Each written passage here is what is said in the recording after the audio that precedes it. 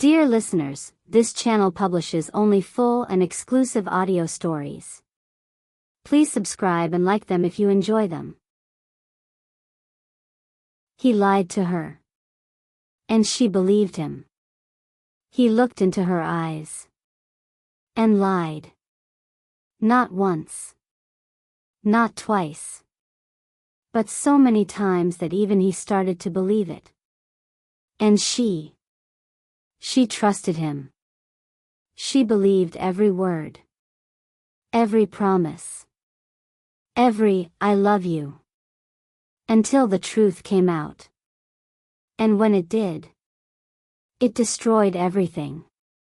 Chapter 1, The First Lie. The rain began just after midnight. Not a storm, not the kind that rattled shutters or cracked the sky in half, but a softer thing. A patient rain. A silver, whispering rain that touched the old seaside town as though it had all the time in the world. It glazed the narrow streets, darkened the stone walls, and blurred the lamps until each one shone in a halo of amber mist. The town of Verena Bay had always seemed half asleep even in daylight. At night, it became something else entirely. The inns quieted. The harbor ropes creaked with a slow, tired rhythm. The tide moved in long breaths against the docks. Window panes glimmered. Chimneys exhaled pale ribbons into the damp dark. And beyond it all, just past the black line of the sea, fog pressed against the shore like a secret trying not to be heard. Evelyn Maris arrived there on such a night, with one suitcase, a wool coat still carrying the scent of the train, and a letter folded inside her handbag that she had already read too many times. She stood beneath the station awning for a moment after the last passengers had gone, listening to the rain strike the iron roof above her. The station was small, hardly more than one platform and a waiting room with peeling green paint. A clock hung over the door. Its hands ticked forward with solemn purpose, as though time in Verena Bay moved more carefully than elsewhere. It was nearly 1 a.m. She should have waited until daylight. She knew that. But there had been something about the letter, something in the sharp slant of the handwriting, in the odd restraint of the words, that had unsettled her more than she wanted to admit. If you still wish to know what happened to your aunt, come to Verena Bay. Ask for Blackwater House. Trust no one who tells you the past is dead. There was no signature. No date. Only her name on the envelope, written in ink so dark it looked almost wet. Evelyn had kept the letter for 3 days before coming. 3 days of telling herself it was absurd, likely cruel, likely meaningless. 3 days of trying to remember how much she truly knew about her Aunt Margaret, who had vanished 20 years ago and left behind no body, no confession, no explanation. Only silence. A silence so complete that over time the family had stopped speaking of her altogether, as families sometimes do when grief hardens into inconvenience. And yet Evelyn had never quite forgotten. As a child, she used to imagine Margaret walking somewhere far away beneath foreign skies, alive and glamorous and untouchable. As she grew older, those fantasies thinned. Life crowded in. Work, rent, routine. Still, the unanswered question remained under everything, like a stone beneath a carpet. Not always visible. Never truly gone. So here she was. 28 years old. Sensible by most measures. Standing in a sleeping coastal town with wet hems and cold hands because of one unsigned letter. Miss? She turned. A porter stood in the station doorway, an elderly man with white brows and a cap too large for his head. He held a ring of keys in one hand. "We're closing up," he said gently. Will someone be meeting you? The answer should have been yes. Or at least maybe. But there was only the rain, and the empty road beyond the platform, and the faint unease that had settled between her shoulder blades when she stepped off the train and found no one there. I don't think so, Evelyn said. The porter glanced toward the road, then back at her suitcase. There's one in open late, he said. The Gull and Lantern, down on Market Street. 5 minutes if you take the hill, 7 if you're carrying that. Thank you. He hesitated. You're not bound for Blackwater House tonight, are you? The names seemed to cool the air around them. Evelyn tightened her grip on the handle of her suitcase. Why do you ask?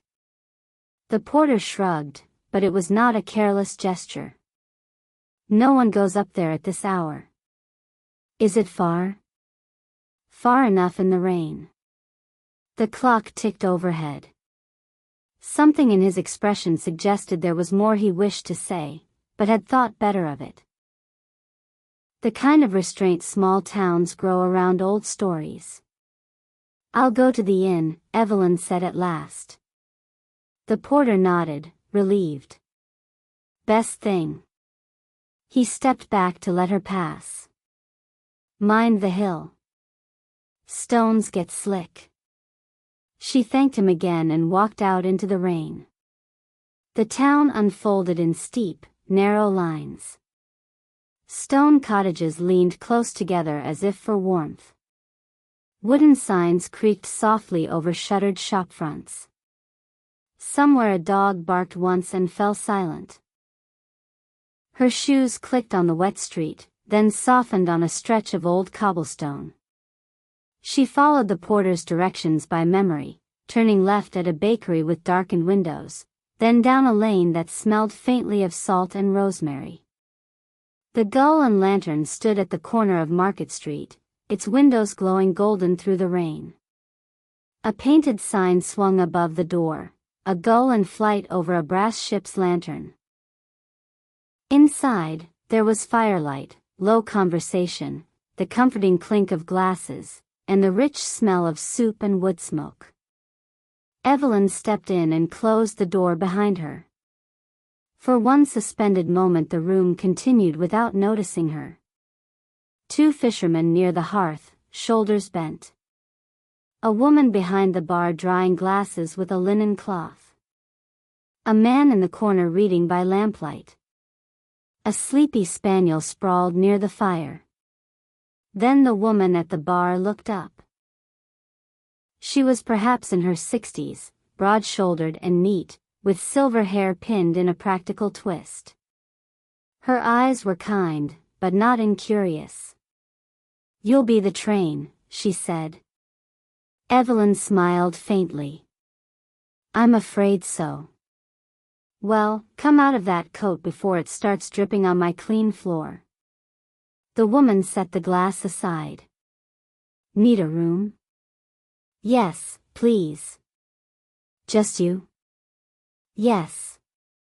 The woman's gaze lingered on her face for a second, then shifted to the suitcase, the coat, the city cut of her clothes. She nodded once, as though confirming a quiet suspicion. I'm Mrs. Vale, she said. You can sign after you're warm.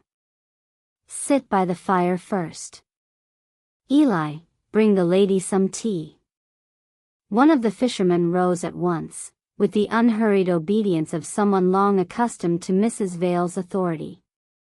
He fetched a chipped blue teapot and carried it to a small table near the hearth. Evelyn murmured thanks and sat, letting the heat loosen the chill from her fingers. For the first time since arriving, she allowed herself to breathe. Rain tapped the windows.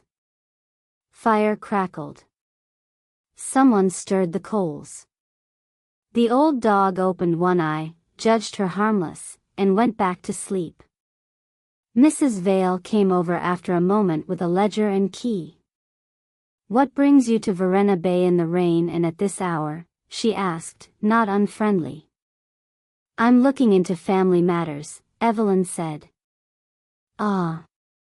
That was all. Yet in that single syllable there seemed a whole shelf of private thoughts. Mrs. Vale set down the ledger. Name? Evelyn signed. The innkeeper read it, and something very slight changed in her face. Maris, she repeated. Evelyn looked up. Yes. Mrs. Vale's fingers rested flat on the counter. Any relation to Margaret Maris? The room grew smaller. My aunt, Evelyn said. You knew her? One of the fishermen glanced over. The man in the corner lowered his book a fraction. Even the inn seemed to listen. Mrs. Vale's expression smoothed almost at once. Everyone here knew everyone, once. Then perhaps you can tell me. Not tonight. Mrs. Vale placed the brass key beside the ledger. Tonight you're wet and tired, and it's not kind to begin old stories after midnight. Room 3. Breakfast at 8. Unless you prefer later. Evelyn stared at the key. A dozen questions stirred at once, but the gentleness in the older woman's tones softened their edges. There would be time in the morning, she told herself. The town was small. Answers, if they existed, would still be there when the rain stopped. Thank you, she said. Mrs. Vale gave her a brief nod.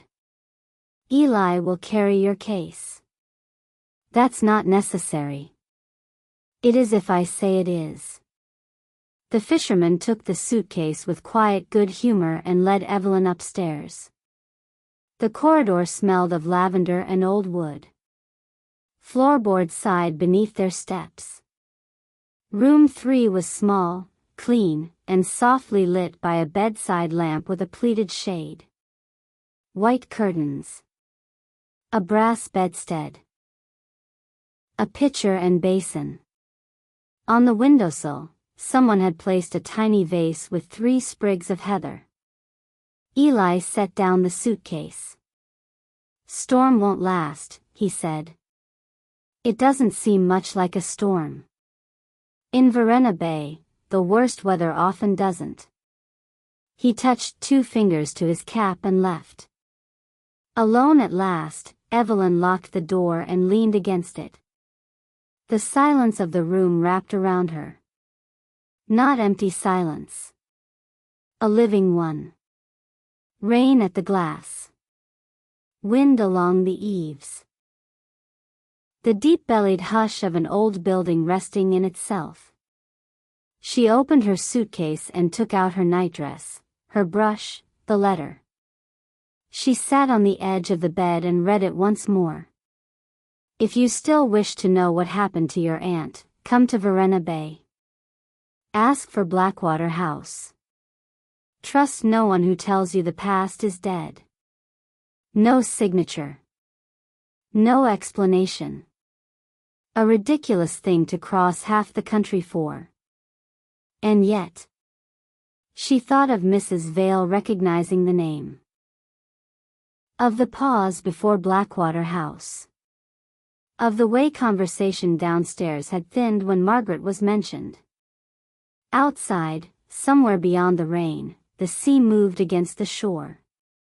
Evelyn folded the letter and slid it back into her bag. Then she undressed, blew out the lamp, and slipped into bed. Sleep did not come at once. The mattress was comfortable, the linens cool and clean, but her mind was too alert. It turned over names, faces, scraps of half-remembered family conversation. Margaret laughing in an old photograph, one hand lifted to shield her eyes from sun. Her mother refusing to answer questions. Her father saying only, once, some disappearances are chosen. Then never speaking of it again. At some point the rain softened further. The town settled. And Evelyn drifted into a sleep so light that when the knock came, she was not sure at first whether it belonged to the dream. 3 soft taps. Then stillness. Her eyes opened to darkness. The bedside clock glowed faintly. 2:17. She sat up. Another knock. Not loud. Not urgent. Deliberate. Evelyn pushed back the covers and crossed the room, her pulse suddenly awake. The corridor beyond the door was silent. "Who is it?" she whispered. No answer. She waited. Nothing. Perhaps an old pipe. A shifting beam. A dream wearing the shape of sound. She was reaching for the lock when a voice spoke on the other side of the door. A man's voice. Low. Calm. "Don't go to Blackwater House." Evelyn froze. The words were quiet, but perfectly clear. She stared at the door, every muscle gone still. "Who are you?" she asked. No reply. She unlocked the door and pulled it open. The corridor was empty. Only the long runner, the dim wall lamps, the old wood breathing its ancient breath. At the far end, the staircase curved down into shadow. A window overlooked the harbor, where one lantern moved faintly through the rain. Nothing else. No footsteps. No retreating figure. No one. She stepped into the corridor, heart beating hard enough to hurt. "Hello?" Silence answered. She walked as far as the stairs and looked down. The hall below was dark. No movement. No voice. Only the soft groan of the inn settling deeper into the night. Eventually she returned to her room and closed the door again. This time she locked it carefully. Then she stood with her back against the wood, listening. Nothing. It was absurd. Entirely possible she had dreamed it. The journey had been long. The letter unsettling. The town strange. A tired mind could put a voice anywhere. But she had not imagined the words. She knew she had not. "Don't go to Blackwater House." At last she returned to bed, though sleep now stayed far away. When dawn came, it entered quietly. The rain had passed. A clear gray morning spread over the bay, cool and luminous. Gulls wheeled over the harbor. From below came the clink of cups and the faint comforting sounds of breakfast being laid. Evelyn dressed quickly and went downstairs. The dining room was warm with morning light. Mrs. Vale moved between tables with a coffee pot. Fresh bread sat beneath linen cloths. Marmalade gleamed in small glass jars. The fishermen from the night before were gone, replaced by 2 elderly women in hats and a young mother feeding porridge to a child with determined patience. "Sleep well?" Mrs. Vale asked. Evelyn hesitated. "Mostly." That earned her a brief, sideways look, but no question. "Sit. You'll want eggs." Evelyn sat near the window. Breakfast arrived in quiet stages: tea, eggs, toast, preserves. The ritual of it soothed her more than she expected. Sunlight brightened the harbor outside. The wet roofs shone silver. A delivery cart rattled up the street. For a little while the previous night's unease thinned under ordinary things. Until Mrs. Vale returned with the coffee. "You knew my aunt," Evelyn said. Mrs. Vale poured neatly into the cup. "I knew of her." "Then tell me about her." The older woman set down the pot. Why now? Because someone sent me here. That's rarely a good sign. I received a letter. Evelyn reached into her bag and placed it on the table. Unsigned. Mrs. Vale read it without touching it. Her mouth tightened almost invisibly. I see. Do you? No, she said. But I know enough to wish you hadn't come. Evelyn leaned forward. Why? Mrs. Vale looked toward the other tables, then drew out the chair opposite and sat down. Your aunt came here in the spring of 1986, she said. She stayed 6 weeks. Blackwater House was let in those days, before it was shut. She arrived alone. Beautiful, self-possessed, carrying more books than clothes. Men noticed her. Women too, in their own way. She walked every morning by the cliffs, even in bad weather. Wrote letters constantly. Burned most of them. Evelyn listened without moving. Did she have friends here? A few. Enemies? Mrs. Vale gave a humorless little breath. That depends how large a town you think this is. In places like Verena Bay, friendship and resentment sit very close together. What happened to her? Mrs. Vale's face closed. That, she said, is the question. She vanished. Yes. From Blackwater House? No one could prove where from. The room seemed to tilt slightly. Was there an investigation? There was a search. Men with boots and dogs. Boats on the water. Questions in every parlor and lane. For a week the town forgot everything else. Then the search ended, and people returned to their own lives. That's all? Mrs. Vale met her eyes. It is never all. But it may be all that remains. Evelyn took a slow breath. Last night someone knocked on my door. Mrs. Vale's hand stopped midway to the coffee pot. A man, Evelyn continued. He said, "Don't go to Blackwater House." When I opened the door, no one was there. The innkeeper's expression did not change, but something in her became very still. Did anyone else hear it? I don't know. Mrs. Vale rose from the chair. Dreams sound strange in old buildings. It wasn't a dream. Perhaps not. She picked up the coffee pot. But if someone wished to frighten you off, that would only make me ask why. So would I. Yes, Mrs. Vale said quietly. That is what concerns me.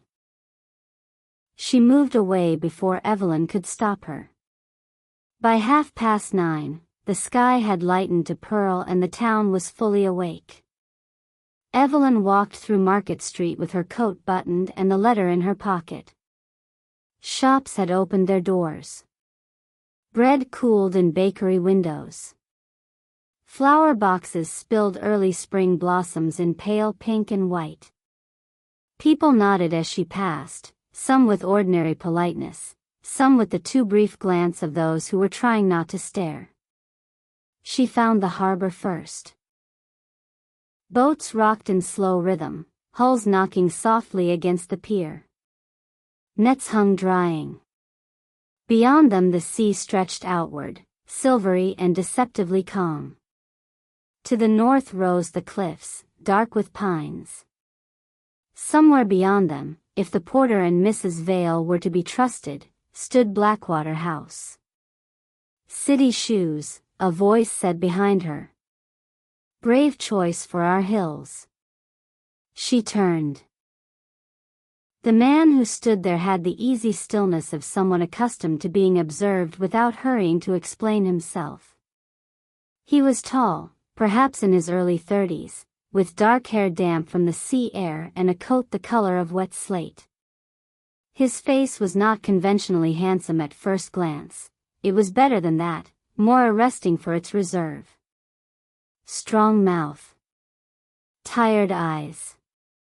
A scar, faint and white, near one temple. He held no umbrella though the air still carried droplets.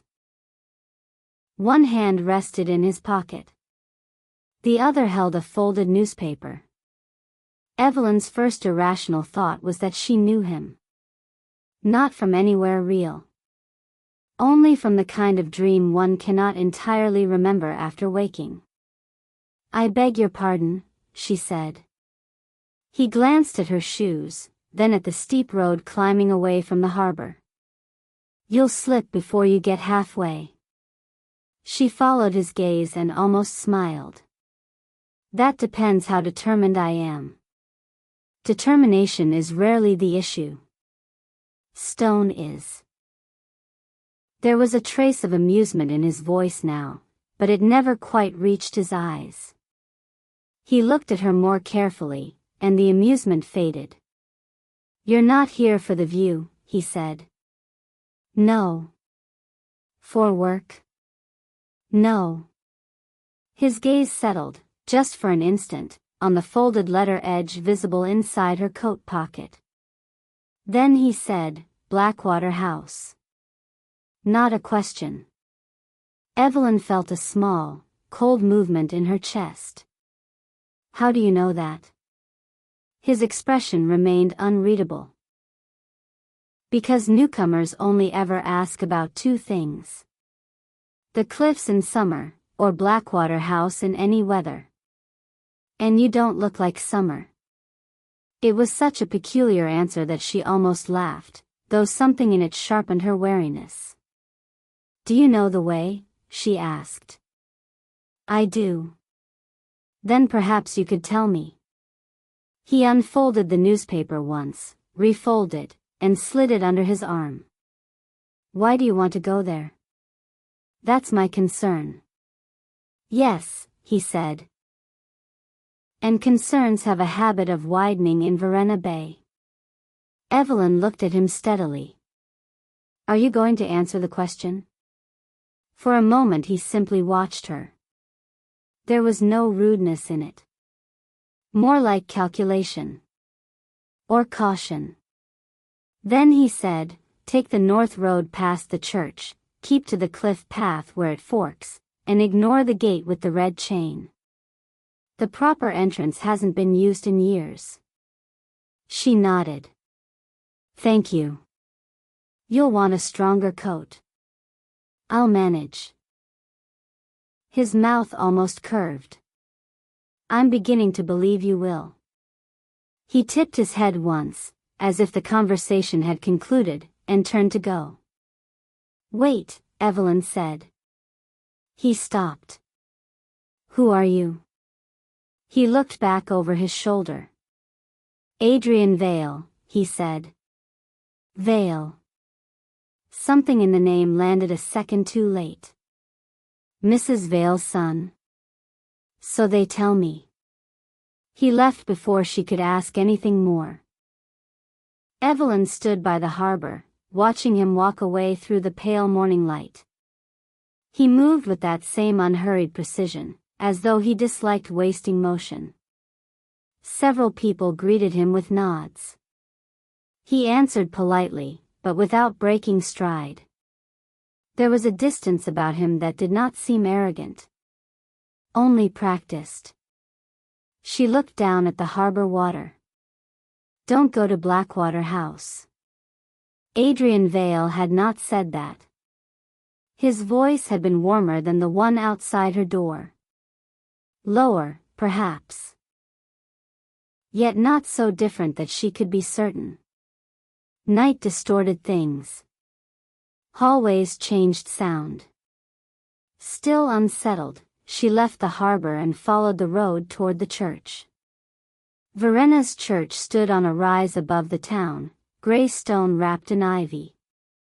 The bell tower cast a long shadow over the graveyard, where slate markers leaned among white daisies and damp grass. From there the road narrowed, climbing between hedges and old walls mottled with lichen. The houses thinned. Trees thickened. The sea appeared and disappeared to her right in flashes of steel blue light. She walked for nearly 40 minutes. At the fork she saw the gate with the red chain exactly where Adrian had said it would be. Rusted iron. A weather-worn sign half concealed by ivy, private property. She ignored it. The cliff path beyond was narrower than she expected, edged with bracken and low pines bent inland by years of wind. The air smelled of salt, wet earth, and something faintly sweet she could not name. Birds wheeled overhead, their cries thin and far. Down below, the sea struck the rocks in measured pulses. Then Blackwater House appeared. It stood set back from the cliff among dark cypress trees, larger than a house had any right to be and too graceful for ruin. A late 19th century place, perhaps, built of stone that had weathered to the color of ash. Tall windows. Sloped roofs. A central tower with a narrow balcony. Most of the glass remained intact, though several panes on the upper floor were clouded or broken. Ivy clung to one side. The grounds had once been formal. She could see the ghosts of gardens in the wild geometry of hedges and paths. The house was silent. Not deserted in the obvious way, not collapsed or ravaged, but watchful. As though it had simply withdrawn from the world and preferred not to be disturbed. Evelyn stopped at the edge of the overgrown drive. Her aunt had lived here. Walked these grounds. Opened these doors. Looked from those windows. Perhaps stood exactly where Evelyn stood now, listening to the sea. A strange tenderness rose in her, mixed with dread. She went to the front steps. The brass knocker was green with age. She lifted it and let it fall. The sound echoed through the house like a submerged bell. Nothing. She tried again. Still nothing. She tested the handle. The door opened. Not wide. Only enough to reveal a long entrance hall lined with dark wood paneling and a tiled floor patterned in black and cream. Dust lay everywhere, but lightly, as if the house had not been wholly abandoned. The air smelled dry and old, with faint undertones of wax and cold stone. "Hello?" Evelyn called. Her voice traveled upward and away. No answer. She stepped inside. The silence of Blackwater House was unlike the silence of the inn. The inn's quiet held life within it. This was a quieter quiet. A listening one. The kind that made each footstep sound intrusive. A staircase rose from the hall in a graceful curve. To the left stood a drawing room with tall windows overlooking the sea. White sheets covered the furniture, their shapes soft and ghost-like in the muted light. To the right, a dining room held a long table stripped bare except for a single vase full of dead stems. Evelyn moved slowly from room to room. There were signs of former elegance everywhere. Fireplaces carved with lilies and swans. Chandeliers wrapped in gauze-like webs. Wallpaper faded into uncertain shades of blue and green. In the library she found empty shelves interrupted by a few abandoned volumes, swollen by damp. In the conservatory, cracked glass let in vines and pale spring air. A chessboard sat on a low table, the pieces arranged mid-game beneath a layer of dust. It did not feel entirely empty. Once or twice she had the distinct sensation that someone had just left the room ahead of her. Not a sound exactly. More a shift in presence, a subtle displacement, as though the house still remembered occupancy and kept repeating it by habit. On the second floor, the corridor stretched long beneath dim windows. Doors stood half open on bedrooms, sitting rooms, storage rooms. Most had been cleared. A few still contained dressers, mirrors gone mottled with age, and old curtains hanging in tired folds. At the end of the hall, one door was locked. It was the only locked door she had found. Evelyn tried the handle twice. Firm. She glanced around. The corridor windows gave onto the sea, and below them the cliff dropped sharp and dark to the rocks. Wind moved through a cracked pane somewhere nearby with a soft, intermittent sigh. Beside the locked door stood a narrow table, and on it, a small silver frame turned face down. Evelyn picked it up. The photograph inside had faded at the edges, but the faces remained. A woman in a pale summer dress stood on the front steps of Blackwater House, smiling into bright sun. Beside her was a man in shirt sleeves, his expression harder to read because one corner of the image had bleached. Behind them, half out of frame, another figure stood in shadow near the doorway. Evelyn looked closer.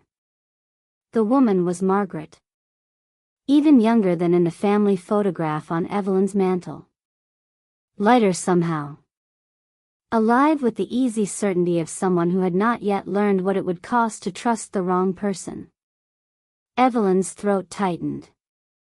She turned the frame over. On the back, in fading ink, were 3 words. June. Don't forget. A floorboard creaked behind her. She spun around so fast the frame nearly slipped from her hand. A man stood at the far end of the corridor. Adrian Vale. He was leaning one shoulder against the wall as though he had been there only a moment, though she had not heard him approach.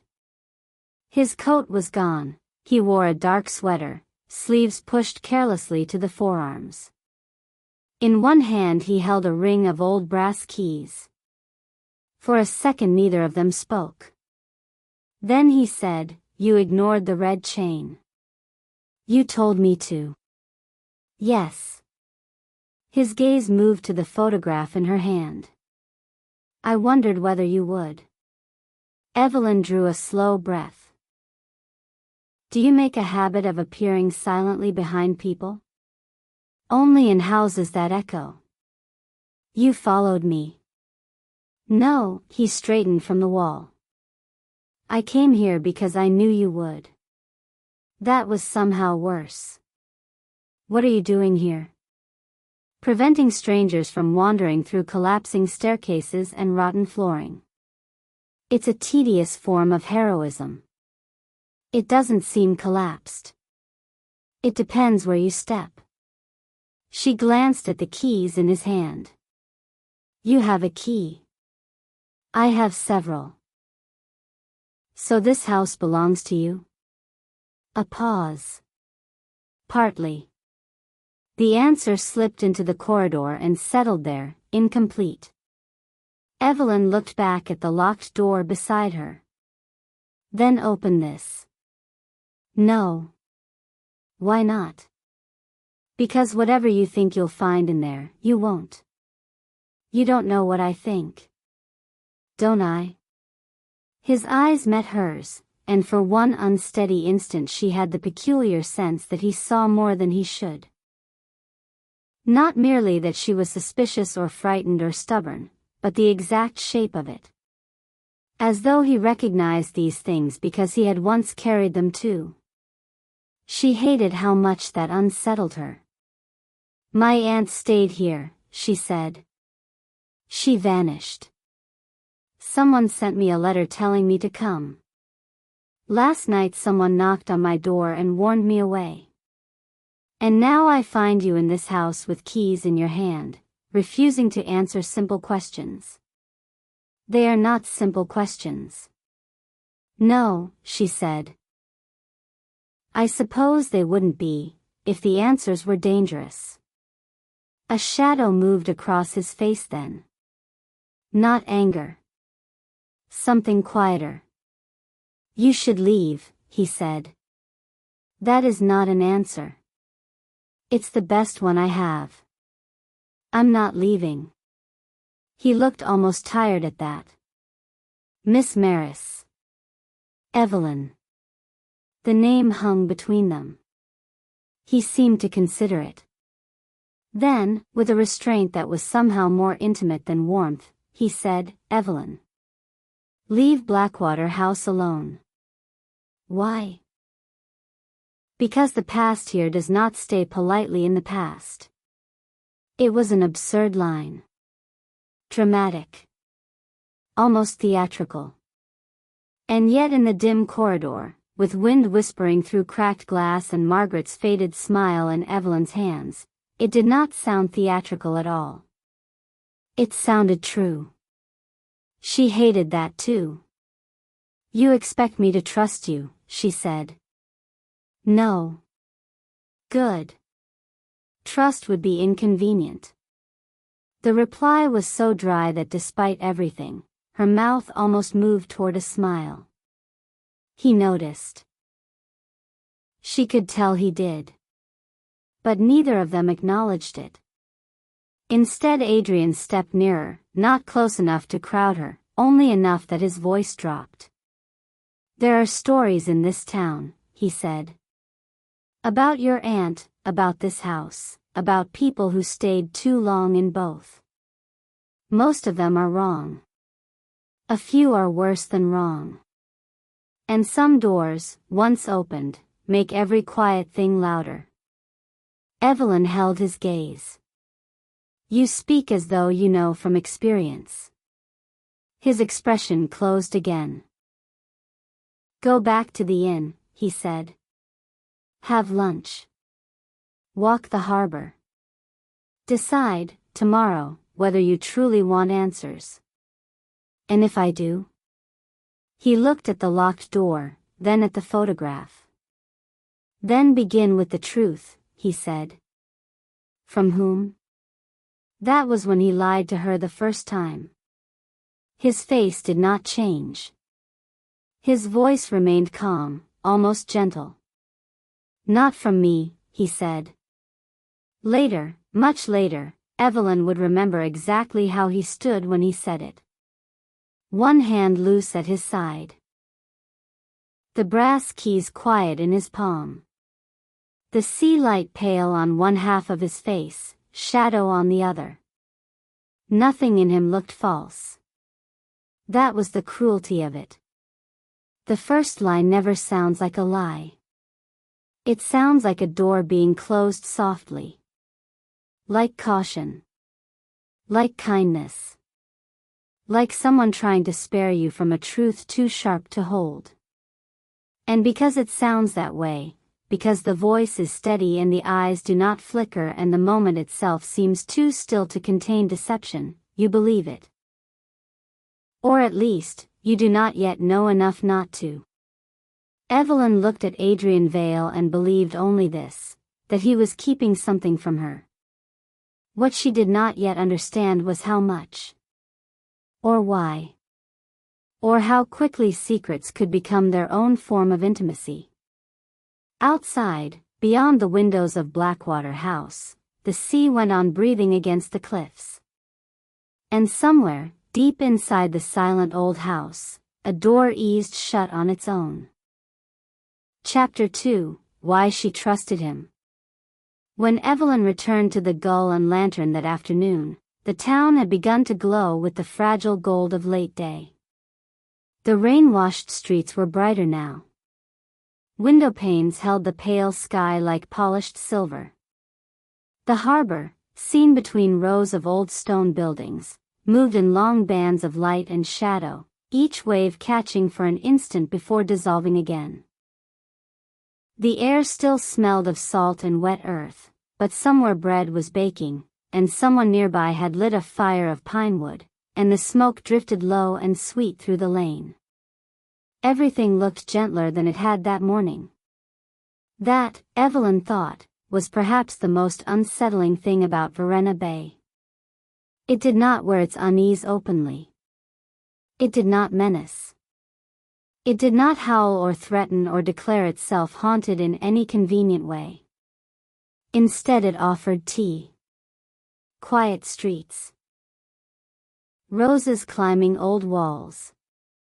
A harbor full of rocking boats and gulls with soft gray wings. It let suspicion arrive in the calmest possible rooms. It placed secrets in daylight and made them seem almost reasonable. By the time she stepped back inside the inn, her shoes were damp again, her thoughts untidy, and her mind fixed too sharply on Adrian Vale's face when he had said, "Not from me." Mrs. Vale was in the front room arranging cut flowers in a blue ceramic jug. White narcissus, several stems of rosemary, and 2 branches of something with tiny pink buds just beginning to break open. She looked up as Evelyn entered. "So," she said. "You went." "Yes." Mrs. Vale adjusted one of the narcissus stems. "I assumed you would." Evelyn removed her coat. "Your son was there." At that, the older woman's hands paused only a moment before continuing their work. "He often is. He has keys." "Yes. You didn't mention that." Mrs. Vale set the jug on the mantel and turned. "There are many things I don't mention until I know whether they matter." "They matter." The innkeeper studied her face. "Did he frighten you?" "No." That answer was true, though not entirely complete. Adrian had unsettled her, yes. Frustrated her, certainly. But fear was not the word. If anything, what she had felt in his presence was more disorienting than fear, because it seemed built of opposites. Wariness and curiosity. Irritation and relief. The uneasy instinct that he was dangerous to the simple version of things, not necessarily to her. Or perhaps that distinction was foolish. Perhaps one always became the other in time. Mrs. Vale gestured toward the parlor. "Come sit by the window. You look like someone who spent the day arguing with old walls." Evelyn sat. The parlor was empty except for them and the slow ticking of the mantel clock. Outside, evening leaned across the town. A girl in a red scarf hurried past with a basket on one arm. Somewhere in the kitchen, pans clinked softly. Mrs. Vale brought tea without asking. "You've known all along why I came," Evelyn said. "I suspected." "Because of the letter?" "Because strangers don't appear here with your aunt's face in their bones unless they've been summoned by something." The phrase sat strangely between them. Summoned by something. Evelyn looked down at the tea. "Did you know my aunt well?" "No." "You said everyone knew everyone." In a town this size, one can know a person's habits without knowing their heart. Mrs. Vale folded her hands in her lap. Margaret was courteous. Intelligent. More private than people expected from someone so luminous. She had the sort of beauty that made others careless in her presence. They imagined intimacy where there was none. Evelyn traced one finger along the rim of her cup. Was Adrian one of those people? Mrs. Vale's gaze sharpened. "My son was a boy," she said. And she was already a woman with a life behind her. Whatever else Varenna Bay may be, it is not so dramatic as to confuse that. "I didn't mean." "I know what you meant." The older woman's tone softened a little. "No. Adrian was not part of Margaret's life then. Not in the way that mattered. Then in what way? Mrs. Vale was quiet for a moment. Children notice what adults mishandle, she said. And they remember more than anyone thinks. Evelyn looked up. The innkeeper continued, your aunt came and went under a great deal of silence. Not because silence surrounded her, but because after she disappeared, people spent years carefully choosing which parts of the truth to forget. Adrian was young, yes, but not so young that he failed to see it happening.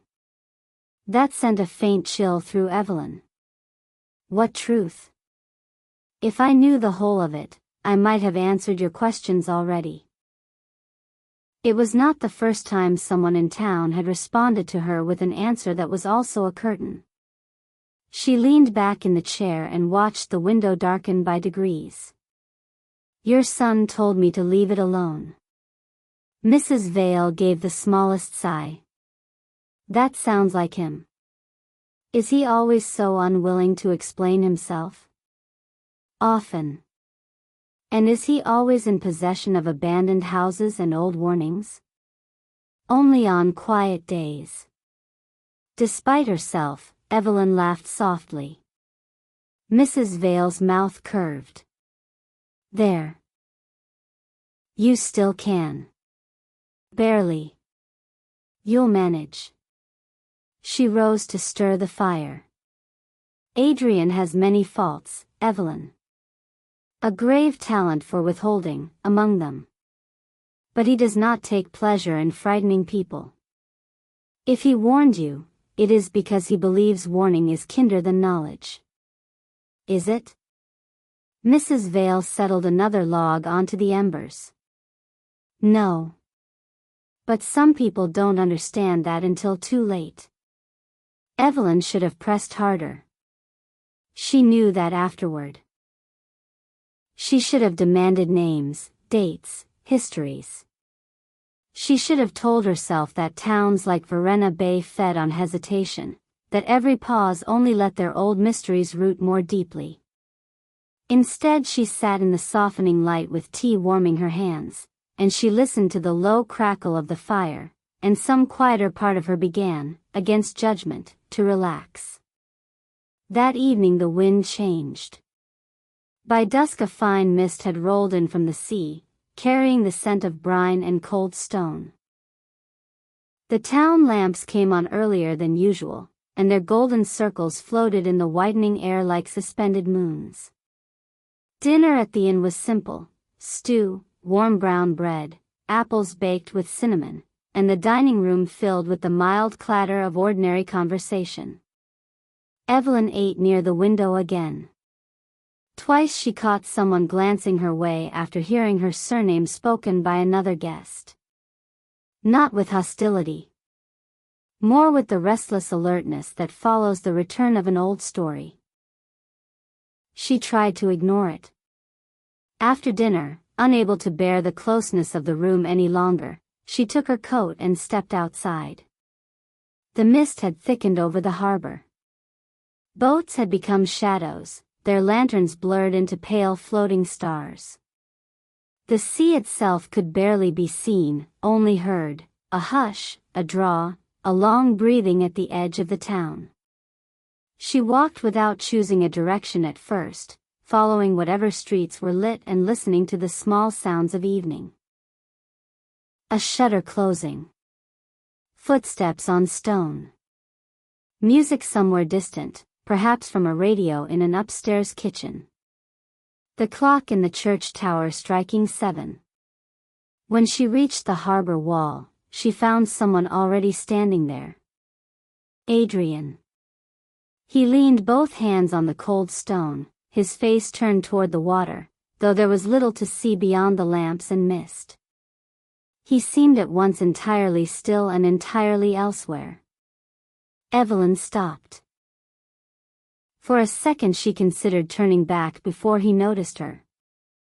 Then he said, without looking around, "You walk quietly for someone in those shoes." She came nearer and stood a few feet away. You seem to hear everything. No, he said. Only what doesn't belong. The answer made her glance at him.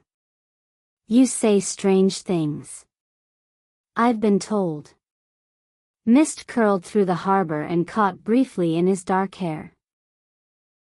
At this distance she could see that his features, which at first seemed severe, were not severe at all when at rest. Only guarded. There was weariness in them.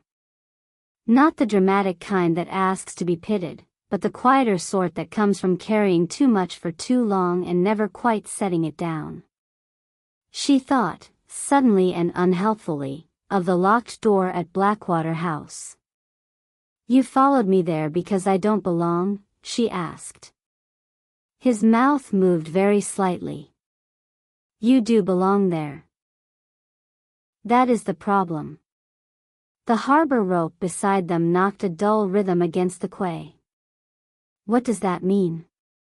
Adrian turned then, resting one shoulder against the wall so he could face her. In the softened fog light his eyes looked darker than they had that morning, though no less unreadable. It means Blackwater House has always belonged more to stories than to ownership, he said. And stories have noticed you. That makes no sense. It will. I'm beginning to dislike how often people in this town say that. Then you should leave before morning. She ignored that. Why were you really there? He let out a faint breath that might have been almost amusement. You ask as if there must be a dramatic answer. There usually is when a man appears in a silent house with keys. That house is not silent. No, she said softly. It isn't. For the first time something unguarded flickered in his expression. Recognition, perhaps. Or approval. It was gone so quickly she could not be sure. He looked back toward the sea. My family has had dealings with Blackwater House for years, he said. My grandfather managed the grounds. My mother looked after part of the estate after it was shut. Now I see that it remains standing, which is a less dignified task than it sounds. That's all? For tonight. His restraint irritated her, but she had begun to understand that pushing him directly only made him retreat more neatly. So she changed the question. Did you know my aunt? The mist drifted between them. No, he said after a moment. Not as a man knows a woman. Only as a boy remembers a face. Did you like her? Yes. The swiftness of the reply surprised her. Why? He looked down at the water below the wall. Because she spoke to me as though I were already real. Something about that answer quieted her. Perhaps because it did not sound rehearsed. It did not sound like something meant to persuade. It was too oddly specific, too private in feeling, to be offered for effect. She was kind to you, Evelyn said. She was attentive. That is rarer. They fell silent. From farther down the quay came the scrape of a chair being brought in from outside a cafe, then the click of its door shutting against the damp. The town seemed to fold itself inward for the night. Evelyn tucked her hands into her coat sleeves. Someone came to my door last night. I know. She stared at him. How? Because my mother heard you in the corridor after. You said nothing. You seemed unsettled enough without 3 more opinions added to it. Was it you? His gaze shifted to her face. No. She searched him, though she could not have said exactly for what. A fracture in tone. Hesitation. The slight evasive pause of someone choosing language too carefully. There was none. And because there was none, because the answer came so simply and because something in him had already begun to feel like the least performative thing in a town full of careful omissions, she believed him. That was one reason she trusted Adrian Vale. Not because he explained much.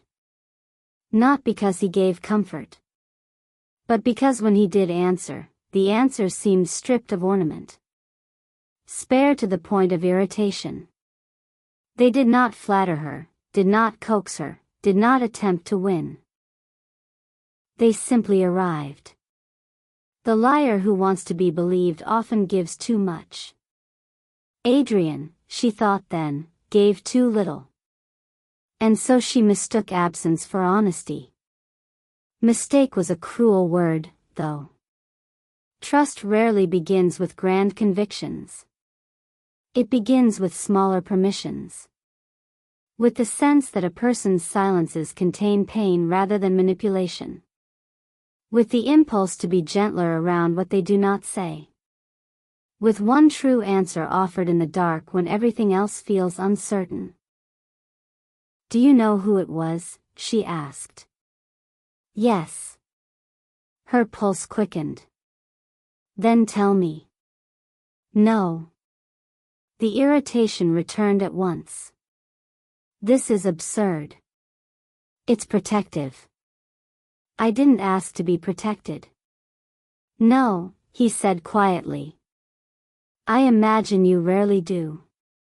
She had no answer for that. He pushed away from the wall. "It's getting colder," he said. "You should go in." That sounds suspiciously like concern. That would be unfortunate. She watched him, frustrated again by the faint shadow of humor that could appear in him without softening anything essential. "Why are you like this?" she asked. He paused. "Inconveniently," he suggested. "No." Half kind, half impossible. He looked almost surprised. Then he said, "Practice." And before she could decide whether that was a deflection or a confession, he inclined his head and walked away into the mist. Evelyn stood at the harbor wall long after he disappeared. The next morning dawned pale and still. A veil of cloud lay over the bay, holding the light close to the earth. The sea was flat as brushed metal. Somewhere beyond the church bells, a gull cried once, sharp and lonely. Evelyn woke with Adrian's voice still threaded through her thoughts, and hated herself a little for it. She dressed slowly, choosing a heavier coat, sensible stockings, and the least impractical pair of shoes she had brought. At breakfast she found Mrs. Vale slicing oranges at the sideboard. "You're going out again," the innkeeper observed. "Yes." "To Blackwater House?" "No." That much, at least, was true. Mrs. Vale looked faintly relieved. "There's a path above the eastern cliffs if you want air. It's steadier than the north road after rain." "Thank you." Evelyn hesitated, then added, "Did Adrian say anything after I came in last night?" Mrs. Vale laid the knife down carefully. "My son does not often report his harbor conversations to me." "I'm not asking for a report." "No," Mrs. Vale's eyes were mild and too knowing. "You're asking whether he seemed troubled." Evelyn reached for her tea. "Did he?" "He usually does." This answer, though perhaps accurate, was not helpful. Mrs. Vale resumed slicing the oranges. "Adrian was not born solemn, if that is what you're trying to determine." "I wasn't." "Of course not." "Why does everyone in this town answer questions by stepping sideways?" Mrs. Vale's mouth twitched. "Because direct answers are what got us into trouble in the first place." That, infuriatingly, was all she would say. After breakfast Evelyn set out toward the eastern cliffs. The path there was narrower but easier than the route to Blackwater House, winding between low stone walls furred with moss and meadows where damp grasses bowed under the remains of morning mist. Wildflowers nodded among the weeds, white campion, pale violets, small bright stars of yellow she did not know the names of. The air was cool enough to sting her cheeks. Every breath seemed to wash the city from her lungs. She walked for almost an hour before the town slipped behind the fold of the land and only the sea remained. It was beautiful in a restrained, northern way. Not bright, not lush, but spacious. Honest. The cliffs fell sharply to dark water striped with foam. Cormorants stood on rocks below like black punctuation marks. Farther off, a single fishing boat moved across the flat silver of the bay. There was a bench at one turn in the path, weathered and half hidden by long grass. Someone was sitting on it. Adrian, again. This time he held an open book in one hand, though from the angle of it Evelyn suspected he had not turned a page in some while. He looked up as she approached, and there was the briefest unmistakable shift in his face. Not surprise, exactly, but recognition softening into something quieter. "Do you always appear where I'm going?" she asked. He closed the book over one finger to keep his place. "You overestimate my planning." "Do I?" "Yes." He glanced at the path behind her. "My mother sent you here." "How do you know?" "She sends anyone restless toward the cliffs. It saves the upholstery." That made her laugh. He seemed to listen to the sound of it more than the words themselves, then looked back out at the sea. "May I sit?" she asked. "If you accept that the bench lists to the left." She sat beside him anyway. The bench did, in fact, list to the left. For a little while neither of them spoke. The silence between them was different outdoors. Easier, perhaps because the sea held part of it. Wind moved through the grass with a long, low hush. Somewhere behind them a hedge sparrow made a series of small bright notes. Evelyn glanced at the book in his hand. "What are you reading?" He turned the cover so she could see. It was a slim volume of poetry, the cloth darkened with age. "I expected ledgers," she said. He raised an eyebrow. "Am I so disappointing?" "I haven't decided." "Take your time." She looked at the title, but the gold lettering had nearly worn away. "You read poetry on cliff paths in the morning," she said. That seems suspiciously unlike a man who tells strangers to leave town. "I contain multitudes." "I doubt it."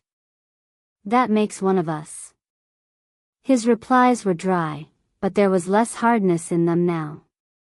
Or perhaps she was only beginning to hear the shape of his reserve properly. It was not coldness. It was caution honed into habit.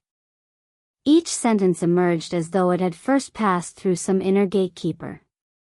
"What kind of poems?" she asked. "The kind that survive being reread."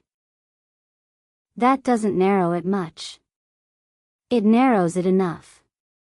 She watched his hands. Strong hands, marked faintly by work rather than vanity.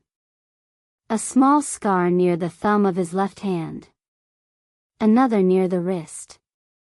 He did not look like a man who spent his days in abstraction, despite the book. "You speak like someone older than you are," she said. He smiled without mirth. "And you ask questions like someone who won't stop until the furniture confesses." "You noticed." "I noticed on the harbor." The wind shifted. A loose strand of Evelyn's hair blew across her cheek, and she tucked it back behind one ear. Adrian's eyes followed the movement for a second, then returned to the sea. This, too, was one reason she trusted him. He noticed small things. Not in the greedy way of men who collect details as leverage, but in a quieter, more careful way. As if attention, for him, was not possession but vigilance. He noticed the weather in her coat, the impracticality of her shoes, the strain hidden beneath her steadiness.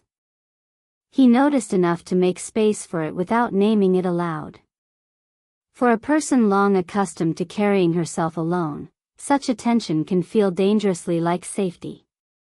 "Tell me something true," she said suddenly. He turned the book in his hands. "That's a broad request." "Then choose." He considered for a moment, then said, "I hated this town when I was 17. The answer was so unexpected that she blinked. "Why?" "Because I thought leaving would solve everything." "Didn't it?" "No," his gaze remained on the horizon. "But it taught me that distance and freedom are not synonyms." She let that settle. "Did you leave for long?" "Years." "And now you're back?" "Yes." "Why?" This time the pause stretched longer. Finally he said, "My father died."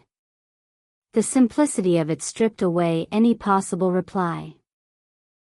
Evelyn looked at him, but his face had gone still again, not closed in refusal, only held away slightly, as one instinctively shields a healing wound from cold air.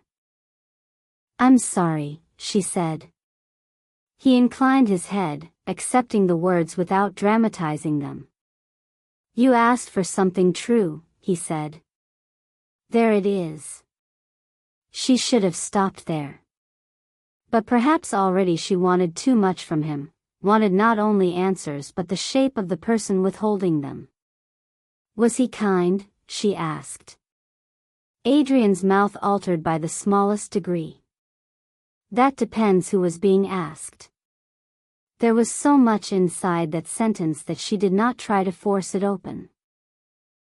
Instead she said, "My mother always answered my questions about Margaret as if she were speaking about weather from years ago. Something that had happened, regrettably, but belonged to no one. She was protecting herself. Perhaps.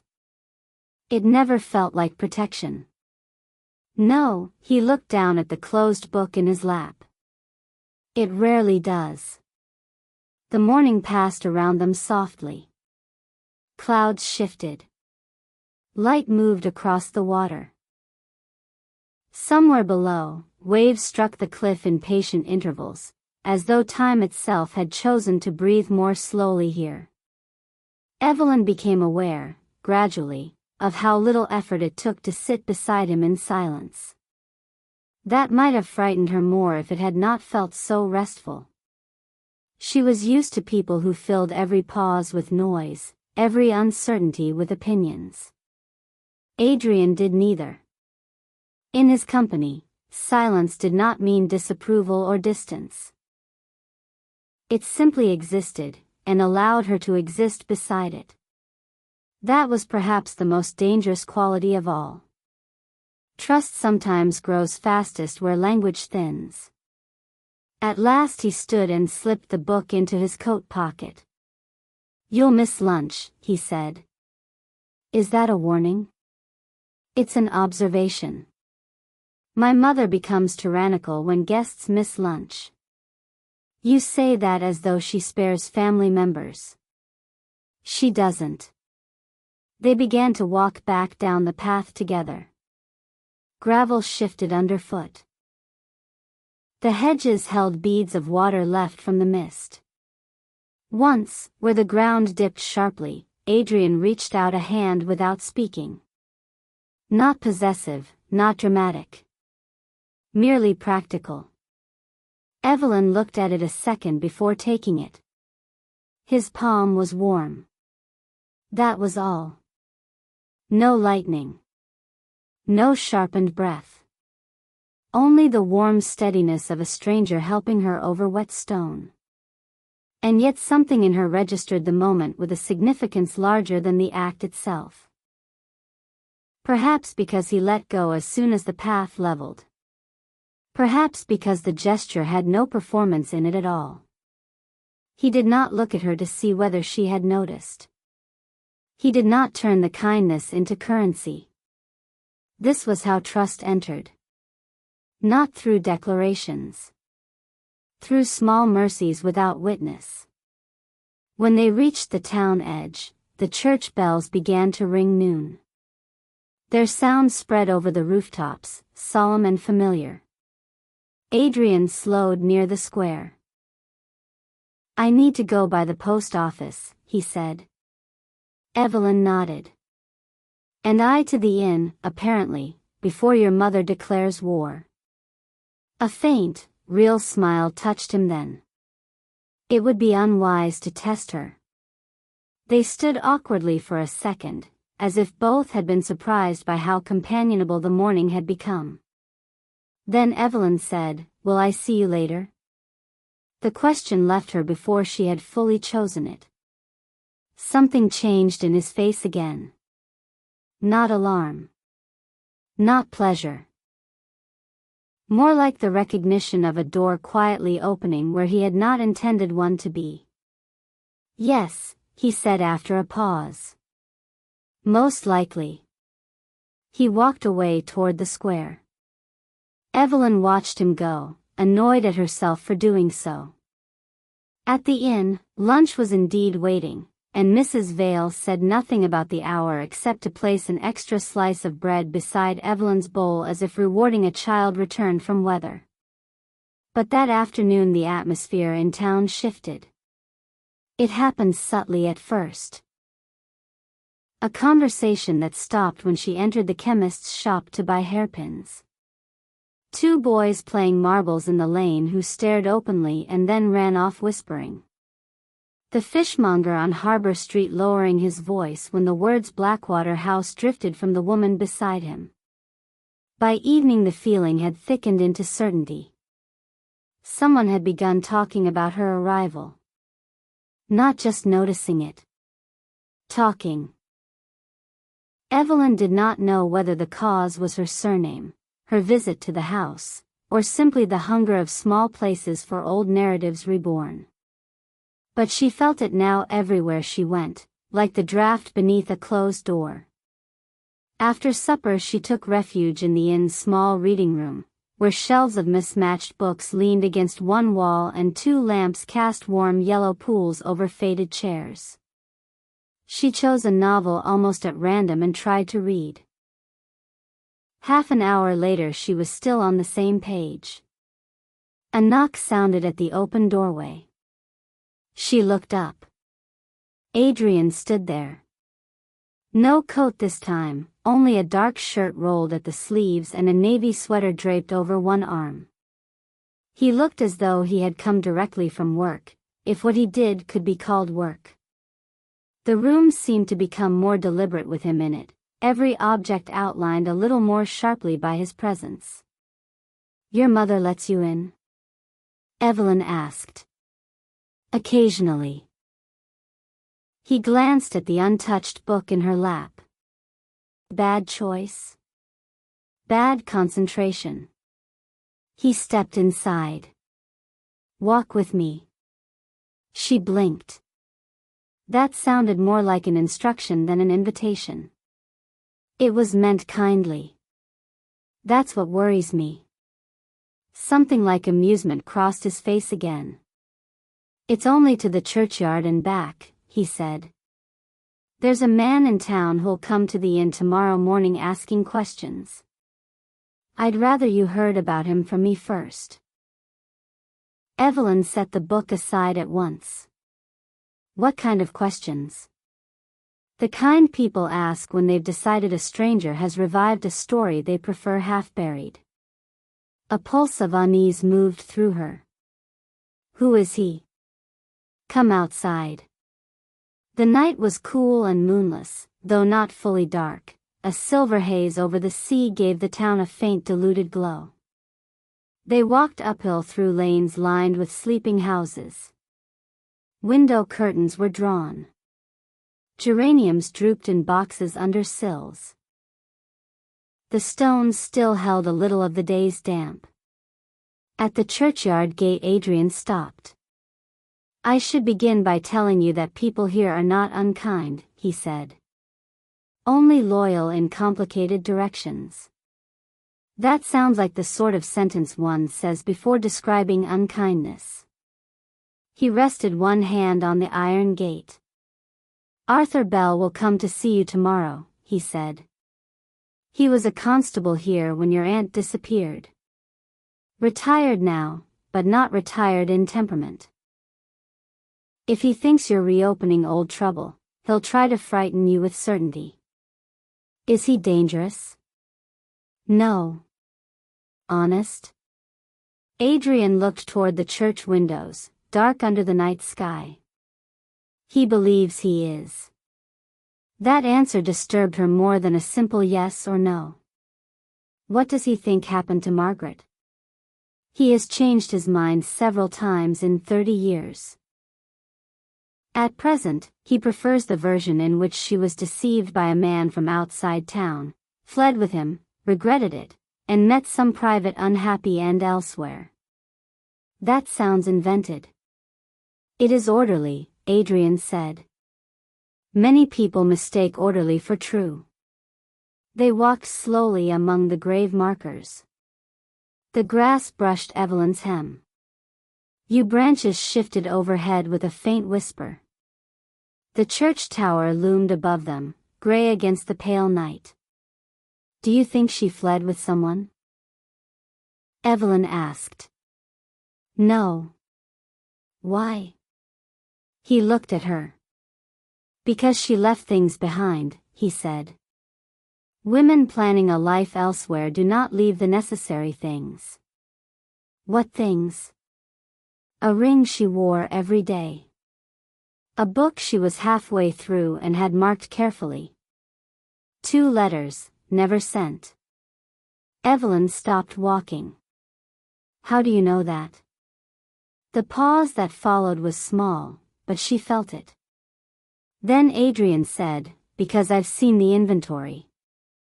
Something in her eased. It was plausible. More plausible, at least, than many other answers he might have given. He continued walking, and after a second she followed. What she did not know, what she would not know for some time, was that this, too, was not the whole truth. But there is a difference between a lie and a truth deliberately kept narrow. At least, that is what she would later tell herself. They reached the low stone wall at the edge of the churchyard and stood looking out over the dark line of the sea. The town below them was almost entirely quiet now. A few lamps burned in upper windows. The harbor lights traced a soft arc against the bay. Far off, beyond the reach of the town, the cliffs faded into darkness. "Why are you helping me?" Evelyn asked. Adrian was silent long enough that she thought he might not answer. Then he said, "Because no one helped her in time." The words entered her like cold water. She turned toward him fully, but he was still looking out to sea, and his face had changed in a way she had not yet seen. Not open, exactly, but undefended for one unguarded moment. The kind of expression people wear only when they have forgotten they are visible. And because of that expression, because of the grief that moved through it like something old and unhealed, Evelyn trusted him more in that instant than she trusted anyone else in Varenna Bay. More than Mrs. Vale with her careful omissions. More than the townspeople with their whispering certainty. More even than her own instincts, which had arrived sharpened for caution and now, traitorously, began to soften around him. She believed his grief. And from there, she began to believe the man. The distinction matters. People do not always trust lies because the lies are clever. Sometimes they trust because something true is standing very near them, close enough to cast warmth, and the falsehood takes its shape from that warmth. Adrian looked down at her then, perhaps sensing the shift without knowing its depth. "You should sleep tonight if you can," he said. "Arthur Bell enjoys early mornings. That's an unattractive trait. One of many." She smiled despite herself. For a moment neither moved. The churchyard held them in its hush. Wind stirred the yew branches overhead. Somewhere down by the harbor a rope struck wood with a hollow rhythmic tap. Evelyn became acutely aware of how near he stood.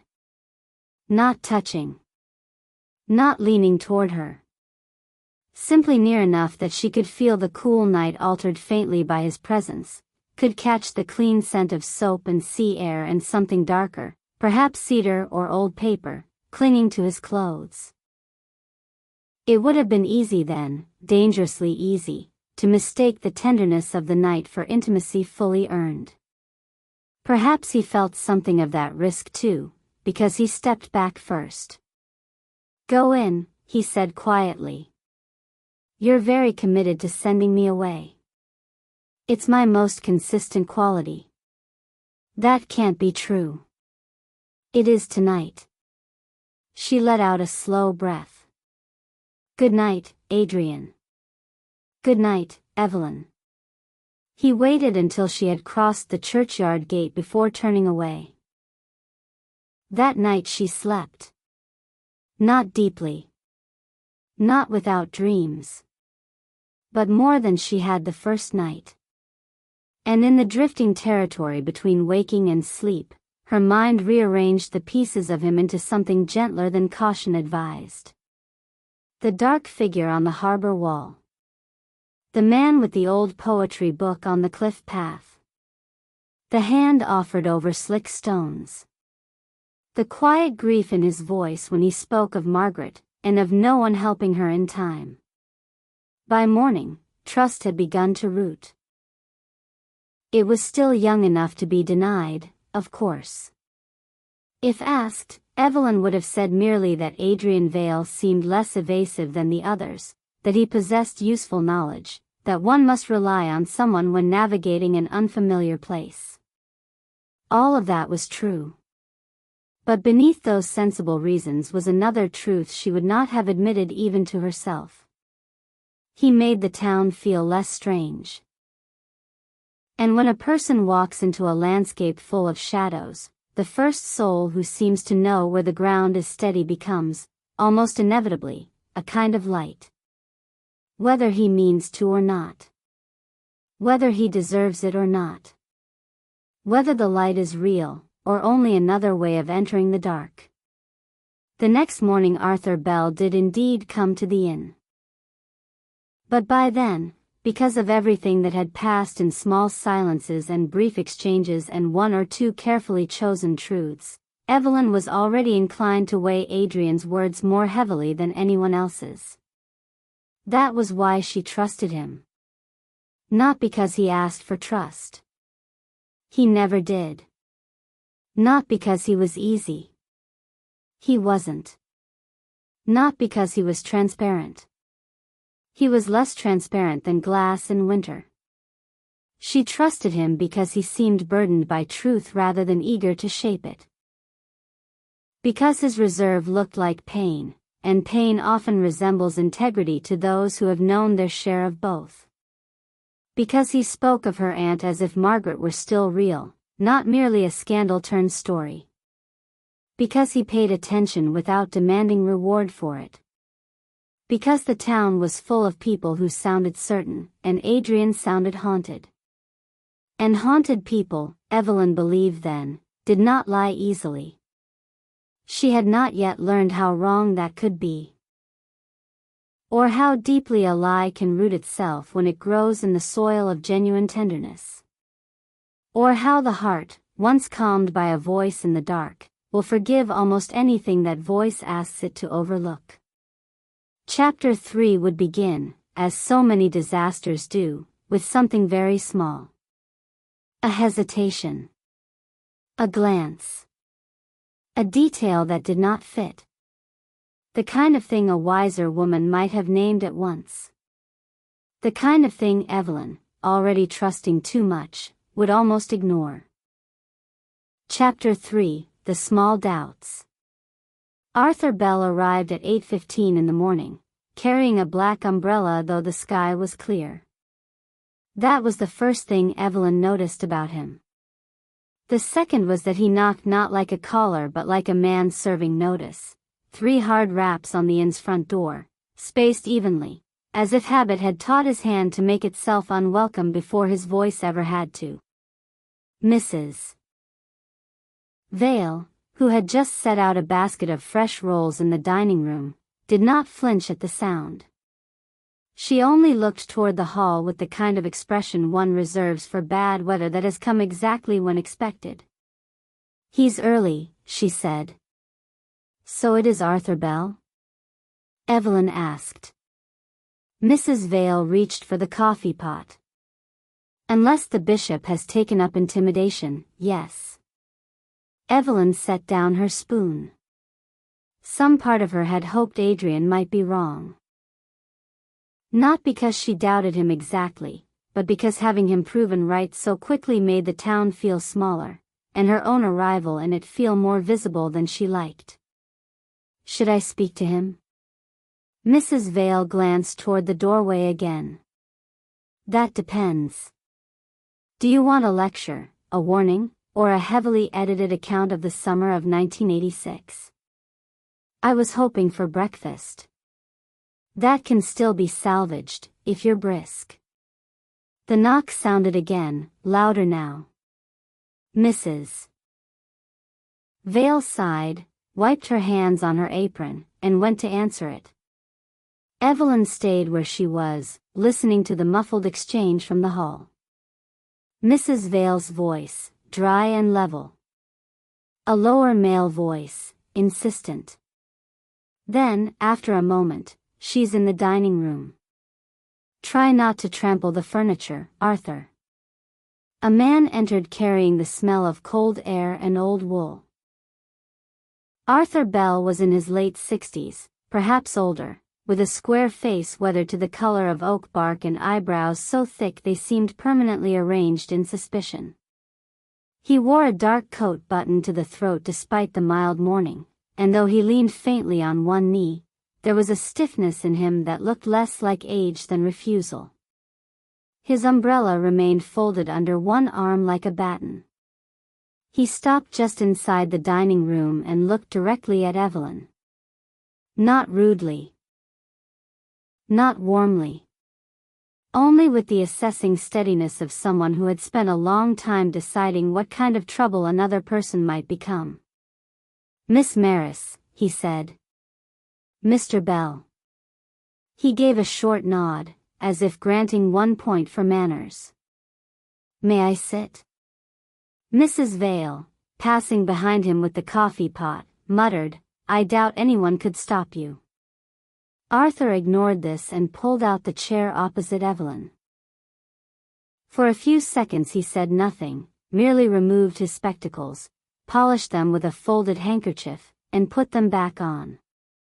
The little ceremony seemed designed not to soothe himself but to remind everyone else that he did not hurry. "I knew your mother," he said at last. Evelyn thought of the way her mother never spoke of Varenna Bay except as a place to be avoided in conversation. "That seems likely," she replied. A shadow of approval passed across his face. "You answer plainly." "I try." "You'll find it an uncommon habit here." Mrs. Vale, at the sideboard, let out a soft sound that might have been amusement or contempt.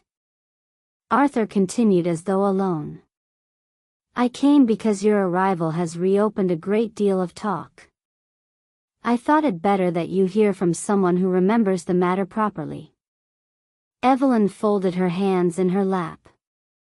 "And do you remember it properly?" "I remember enough." "That is not the same thing." Arthur studied her another moment. "No, It isn't. The morning sun had begun to reach across the floorboards, laying pale gold bars across the room. Dust moved lazily in that light. Outside, a cart rolled over the cobbles and faded into the distance. Ordinary sounds. Calm sounds. It seemed absurd that a conversation capable of unsettling her should occur in such peace. But perhaps that was always how it worked.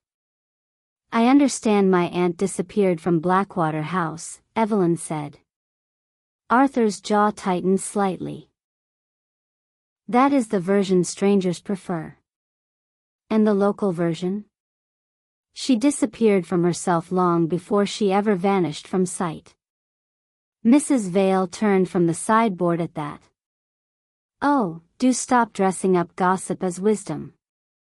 Arthur gave her a flat look.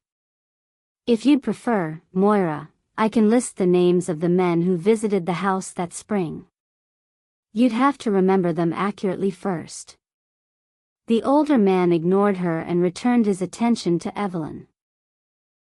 Your aunt came to Varenna Bay under circumstances that were not entirely respectable, he said. Evelyn felt the faint familiar anger that rose whenever a woman's mystery was first translated into morality. That tells me more about the speaker than the subject, she said. To her surprise, Arthur's expression changed, not softened, exactly, but sharpened into something closer to interest. You're not like your mother, he said. No. Your mother avoided offense by swallowing it. You offer it back. I'm touched to be distinguished. One corner of his mouth moved, then vanished again.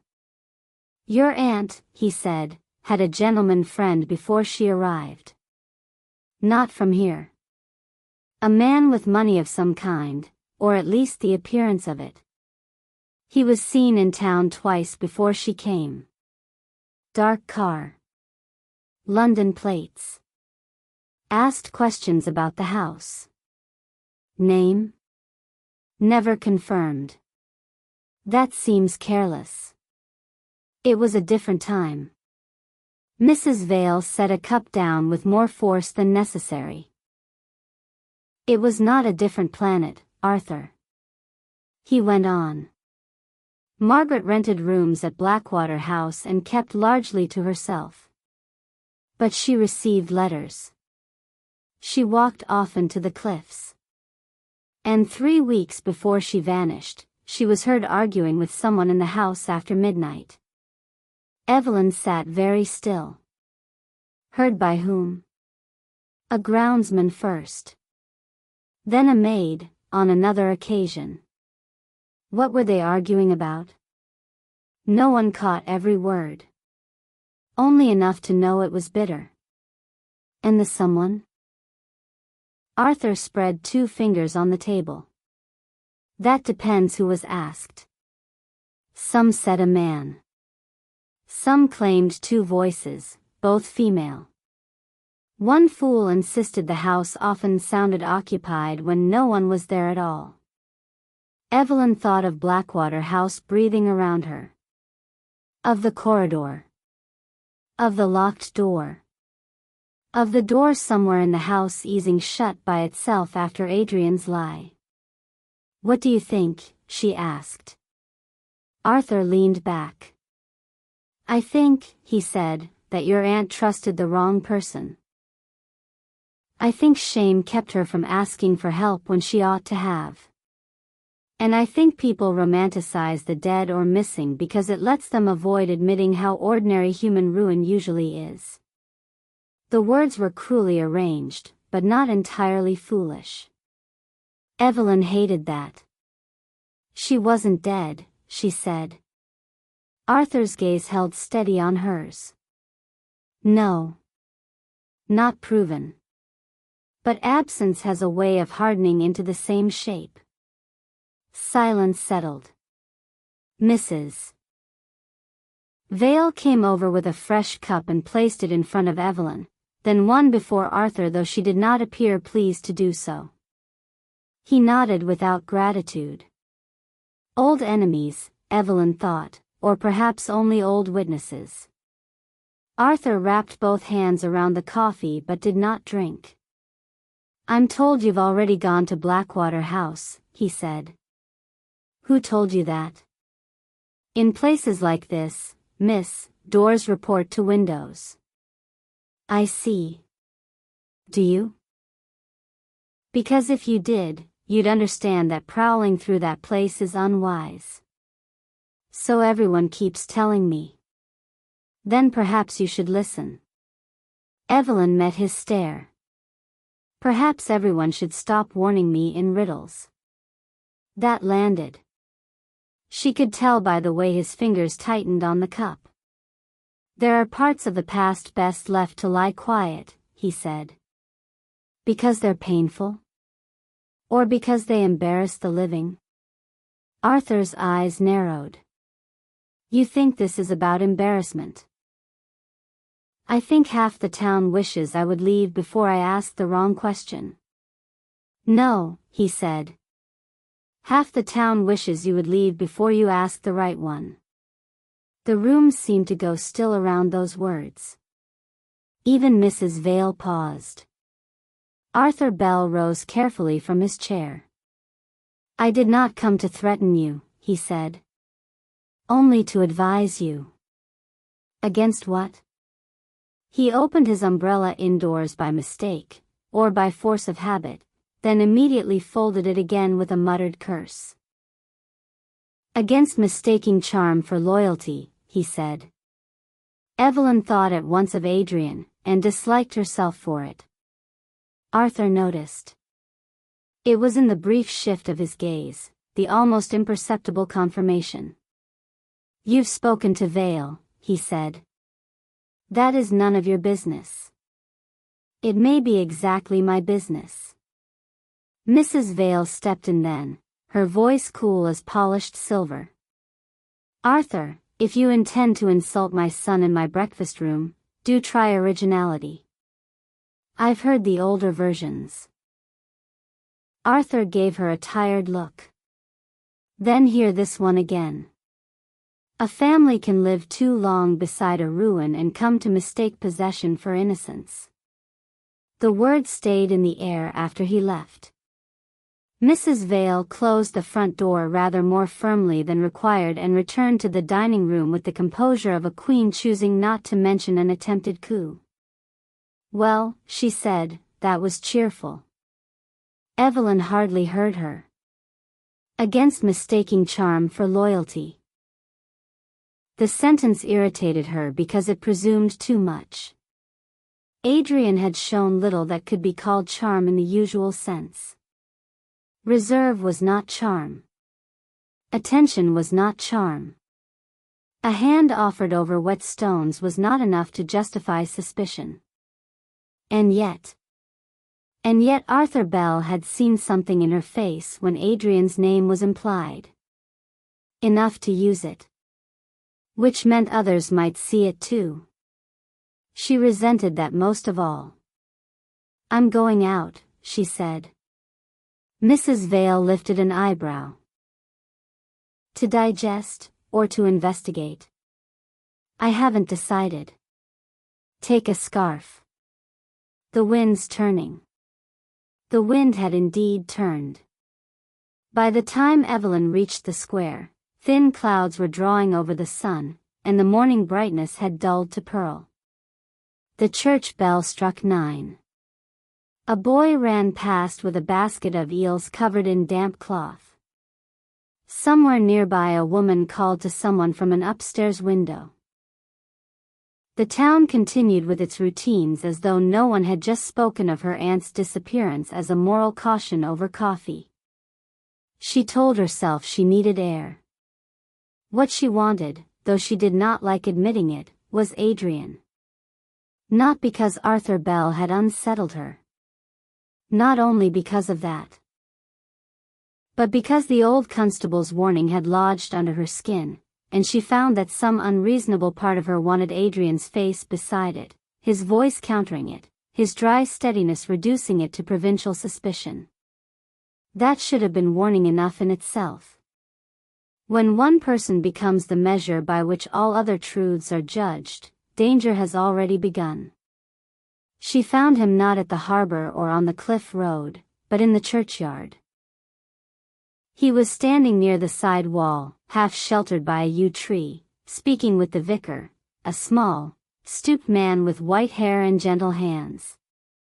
Adrian had his head bent slightly as he listened, one hand in his coat pocket, the other resting on the top of the stone wall as though he had been there some time.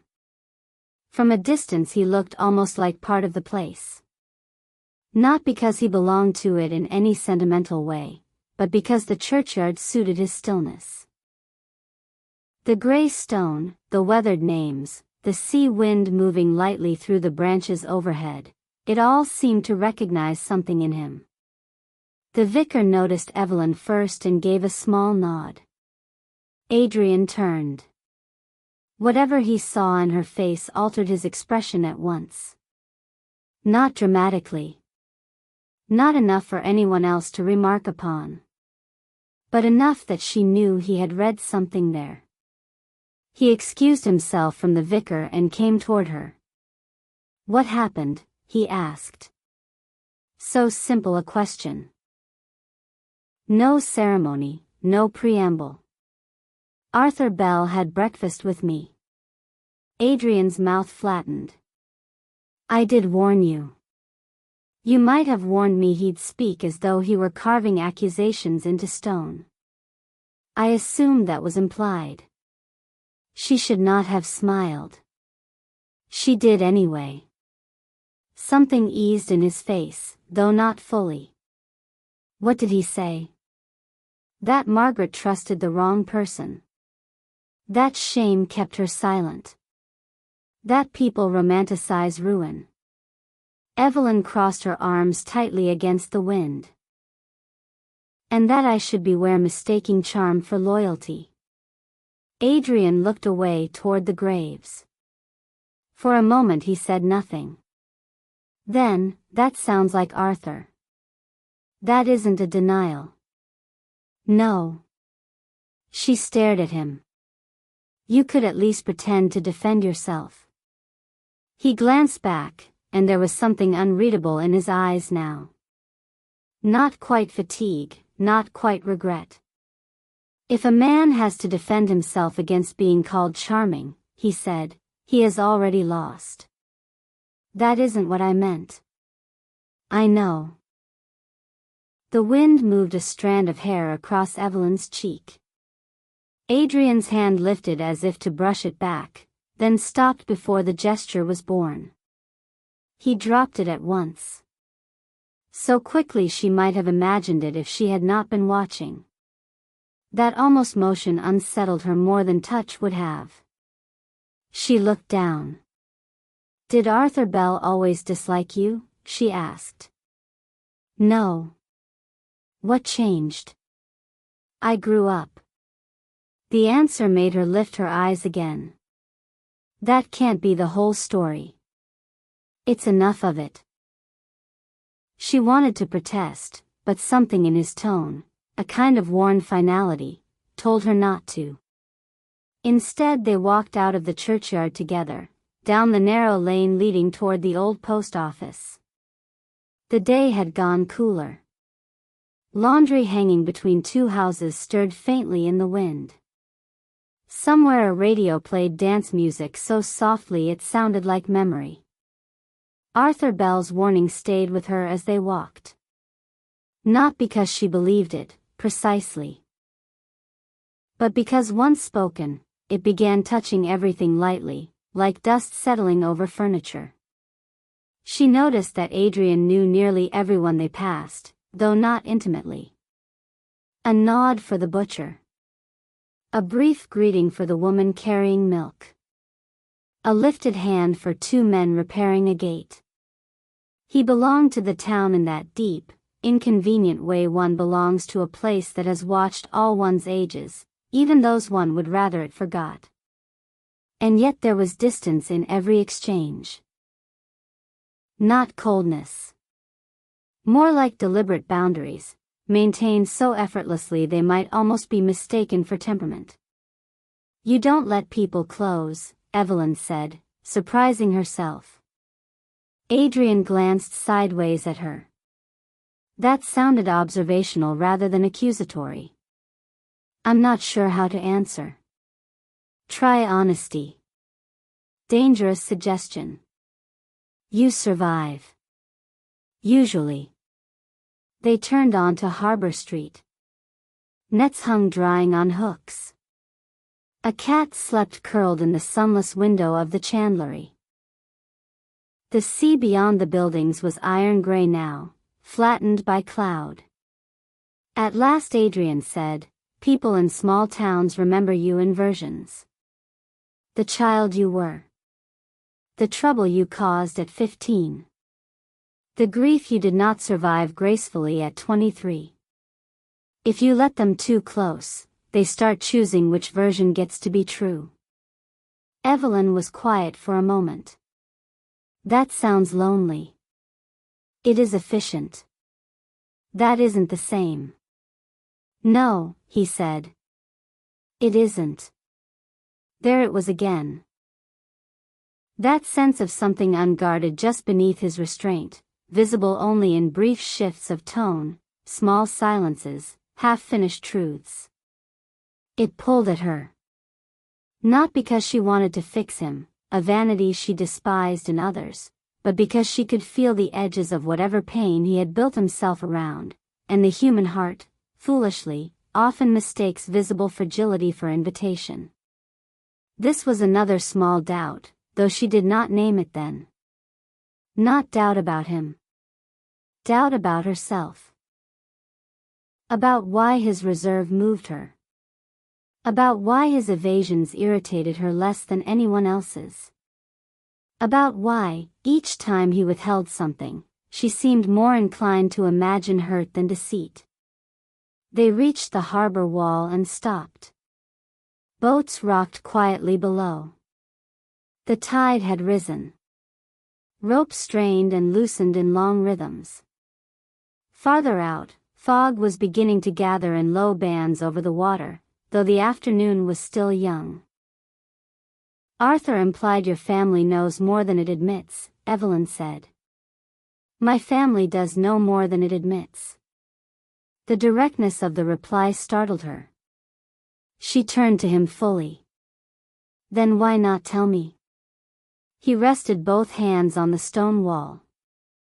"Because knowledge in Varenna Bay rarely arrives cleanly," he said. "Because every fact here drags 3 loyalties behind it. Because people are still alive who built their peace on selective forgetting. Choose whichever answer you find most intolerable." "You make it sound noble." "It isn't." "Then what is it?" His jaw tightened faintly. "Complicated." She laughed once, without humor. "That is everyone's favorite word here. It's often accurate. It's also convenient." At that he looked at her, really looked. Not defensively, but with the sharp still attention she was beginning to know too well. "Yes," he said. "It is." The honesty of that disarmed her. He could have deflected. Could have wrapped himself in silence and let her impatience break against it. Instead he acknowledged the truth plainly enough to leave no easy argument. And because he did, some part of her softened again. That was how the doubts stayed small. Not because they were absent. Because every time one appeared, Adrian met it with just enough truth to keep it from growing. Not the whole truth. Never that. Only enough. They walked along the quay in silence for a while. At the far end of the harbor stood an old warehouse converted into a marine supply shop. Beside it, narrow steps led down to a strip of shingle beach visible only at low tide. The sea there sounded different, closer, more intimate, the pebbles shifting under each wave with a soft dragging hush. Adrian paused. Have you eaten? He asked. It's barely midday. That is not an answer. I had breakfast. You had Arthur Bell for breakfast. Despite herself, Evelyn laughed. There's a bakery at the top of the hill, he said. They make decent cheese tarts. Come on. It was such an unexpectedly ordinary suggestion that for a second she only stared at him.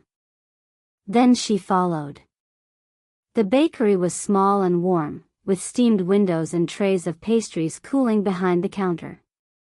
An elderly woman in an apron greeted Adrian by name and set 2 tarts aside before he had spoken, which suggested this was a habit rather than an improvisation. You come here often, Evelyn said as they stepped back into the street. I come here when my mother is making cabbage. That sounds like disloyalty. It's self-preservation. They ate sitting on a bench overlooking the square. The tarts were still warm, the crust crisp and buttery, the filling rich with sharp cheese and thyme. Around them the town moved in modest, quiet patterns. A delivery van idled. 2 schoolgirls walked past sharing a paper packet of sugared almonds. The clouds shifted, letting through a brief clear pane of light that silvered the church windows and made the wet cobbles shine. It would have been easy then, dangerously easy, to forget why she had come. To let the mystery flatten into atmosphere and the days become a sequence of walks, conversations, and careful glances. To turn Varenna Bay into a place of suspension, where the dead, or missing, waited politely off stage while the living discovered each other against a backdrop of salt air and old stone. Perhaps Adrian felt that temptation too. Because midway through the tart, as though pulling them both back from some quieter precipice, he said, You shouldn't return to the house alone.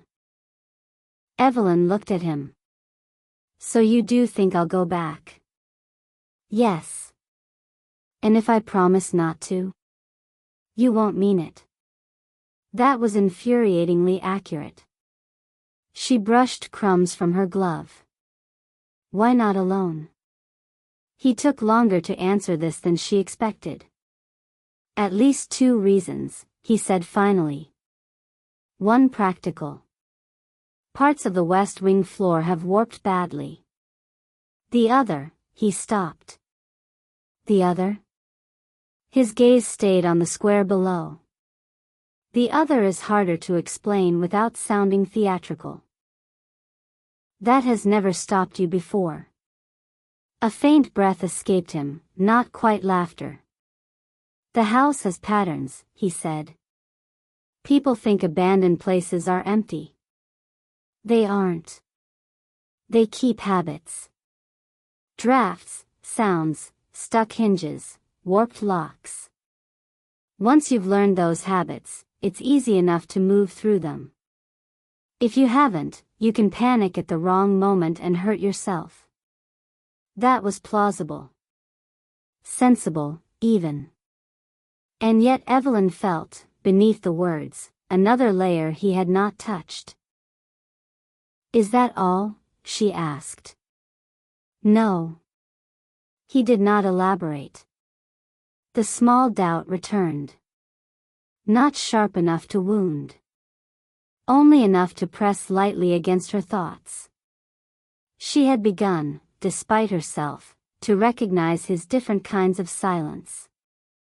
There was the silence of caution, when he withheld because speaking would draw others in. There was the silence of grief, quieter and less defended. And then there was this one.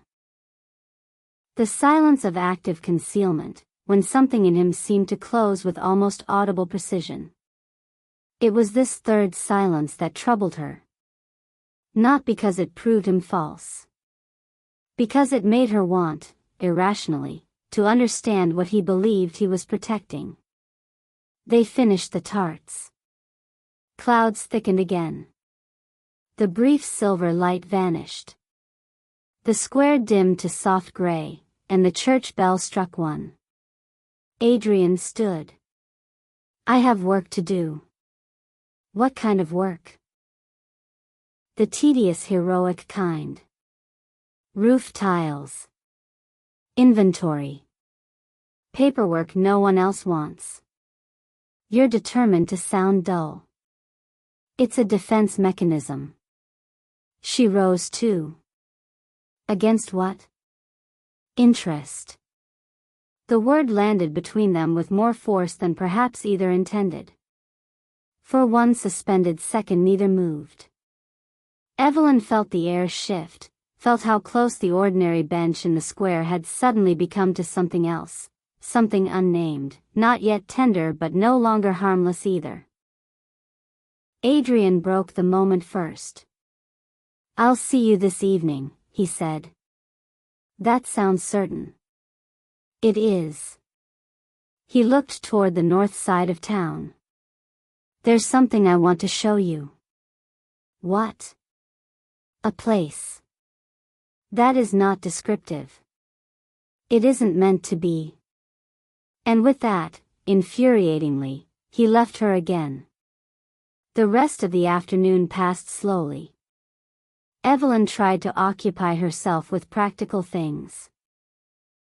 She wrote 2 pages in her notebook, crossed out most of them, rewrote a cleaner version of Arthur Bell's account, then stared at the words until they lost all shape. She walked as far as the edge of town and back. She sat in the reading room with a book open and absorbed almost nothing. Every attempt at focus dissolved under one persistent current of thought. A place. He wanted to show her a place. The promise of it felt more intimate than any compliment might have. That should have warned her. Not because a walk at evening is inherently dangerous. Not because Adrian had earned suspicion by kindness alone. But because secrets and tenderness had already begun to weave themselves together in him. And once those 2 threads twist around each other, it becomes difficult to tell which one is drawing you forward. At 6, dusk began its slow descent over Varenna Bay.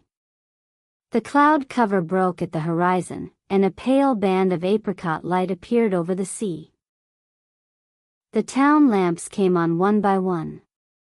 Chimneys sent up thin blue streams into the cooling air. Mrs. Vale, carrying a tray of polished glasses, caught Evelyn pausing in the hall with her gloves in one hand. You're going somewhere. Evelyn tried for casualness. I walk. With Adrian. There was no point denying it. Yes. Mrs. Vale set the tray down. For a moment her face held that familiar composed kindness. Then, very slightly, it changed. Not to alarm. Not to disapproval. To something more difficult and therefore more unsettling, concern mixed with resignation. Take the thicker scarf, she said. The cliff air turns sharp after sunset. Evelyn hesitated. You don't object? Mrs. Vale gave a soft, dry laugh. Objecting to my son has never reliably altered his plans. Or anyone else's. She lifted one glass and checked it against the light. Only mind this, Evelyn. Adrian has a habit of carrying what should have been shared. The sentence made her still. What does that mean? Mrs. Vale looked at her over the rim of the glass. It means he thinks endurance is the same as atonement, she said. And it never is. Before Evelyn could ask anything more, the front door opened. Adrian stepped in with the evening air around him, cool and smelling faintly of brine and pine. He had changed into a darker coat, heavier than the one he wore by day, and there was something in his posture, some quiet decision already made. That told her he had not come casually. He paused when he saw them both in the hall. Am I interrupting? Mrs. Vale picked up the tray again. Only my better judgment.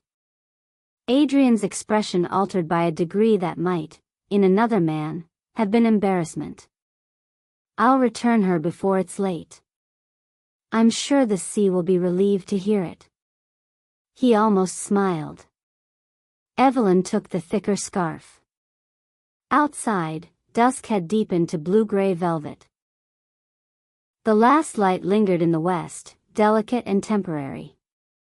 The town seemed hushed in that particular evening way when even footsteps sound more thoughtful. Adrian led her not north toward Blackwater House, but east, along the upper lane past the church and then beyond it, through a gate in a stone wall half hidden by ivy. A private path lay beyond. It wound through an old orchard, now mostly wild. Apple trees twisted under coats of lichen. Long grass silvered in the dim light. The air smelled of leaves, damp earth, and distant salt. Somewhere an owl called once from farther inland. Whose land is this? Evelyn asked. It used to belong to the Blackwater estate. Used to. It was divided. Sold. Neglected. Claimed by weeds. The usual dignities. The path narrowed, then opened onto a bluff above a small crescent cove. Evelyn stopped.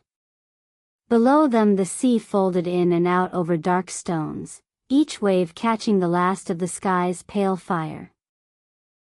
The cove was half ringed by cliffs and half by pines bending toward the water.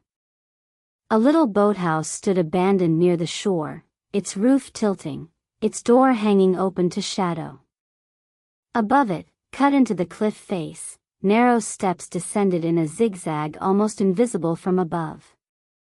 It's beautiful, she said. Yes. He did not look at the view when he answered. He was looking at her. That was another small doubt. Or perhaps not doubt. Awareness. An awareness so soft it might have passed for nothing, and because it was soft, she let it. This belonged to the house, she asked. In a way. Adrian stood beside her at the bluff's edge. Margaret used to come here. The evening seemed to draw closer. How do you know? He looked out to sea at last. Because I saw her. There was no room for evasion in the words. No careful narrowing. They rang too plainly. Evelyn turned to him. You said you only knew her as a boy remembers a face. That was true. Then what is this? He took a breath. When I was 10, he said, I came here often after lessons. My father disliked idleness indoors. He said boys should either work or vanish usefully for an hour. His mouth shifted faintly. I preferred vanishing. The cove below darkened by degrees as twilight deepened. Waves hushed over stone. One evening, Adrian continued, I saw your aunt sitting on those steps. She thought she was alone. She had a letter in her hand and was crying so quietly I only understood it by the way her shoulders moved. He paused. After a while she noticed me. She didn't seem embarrassed. Only tired. She asked whether I knew if the tide would reach the third step by sunset. I said yes. She thanked me, moved up one step, and smiled as though I'd done something heroic. Evelyn listened without breathing. That was the first time, he said. After that, if I came here and she was here too, we spoke. Not much. Weather. Books. Birds. She once told me adults make disastrous choices and then call them fate so they can sleep. I didn't understand her then. He fell quiet. The sea below kept breathing. And now? Evelyn asked softly. Now I think she was right. For a long moment neither spoke. Then Evelyn said, "Why didn't you tell me this before?" Adrian's face was turned toward the cove. "Because once I did, you'd begin asking the questions that follow. That is exactly what I'm doing." "I know." The small doubts, which had drifted all day like fine ash, suddenly settled. Not into certainty. Not yet. But into shape. He had known more than he first said. More personally. More intimately. He had not only remembered Margaret's face, he had remembered her sorrow. Her voice. Her sayings. Her solitude. He had remembered enough to keep that memory hidden until now. Why? Was it simply caution? Pain? Or something else he still refused to name? Evelyn turned toward him fully. "What else haven't you told me?" Twilight held his face in half-light, softening nothing essential. Too much, she thought suddenly. Too much was kept behind those calm eyes, that measured mouth, those carefully weighted silences. And for the first time since meeting him, the trust she had begun to build did not vanish, but it shifted, just slightly, under the weight of what it might be standing on. Adrian did not answer at once. Below them the tide moved higher across the stones. At last he said, "Enough to matter." The words might have been honest. They might also have been another beautiful evasion. And because they might have been either, Evelyn felt the first true edge of unease enter what had until now been only tenderness, curiosity, and the pleasant ache of wanting more. These were the small doubts. Not dramatic enough to send her away. Not sharp enough to break trust. Only small enough, and human enough, to be forgiven. That was their danger. Because when doubt arrives softly, it is easy to mistake it for atmosphere. For caution. For mood. For the harmless shadow cast by feeling. And if, at the same time, the person causing it stands beside you in evening light, speaking gently of your lost aunt and the sorrow he once witnessed in secret, then doubt can begin to feel almost disloyal. Almost cruel. Almost like failing to honor something tender that has not yet fully declared itself. So Evelyn did what many hearts do when uncertainty first brushes against attachment. She did not ignore it completely. She only made it smaller. And in making it smaller, she made room for it to stay.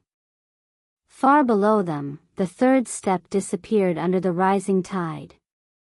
And high above the cove, as the last of the light drained from the sky, Evelyn Maris stood beside Adrian Vale and began, without knowing it, to trust him and question him in equal measure.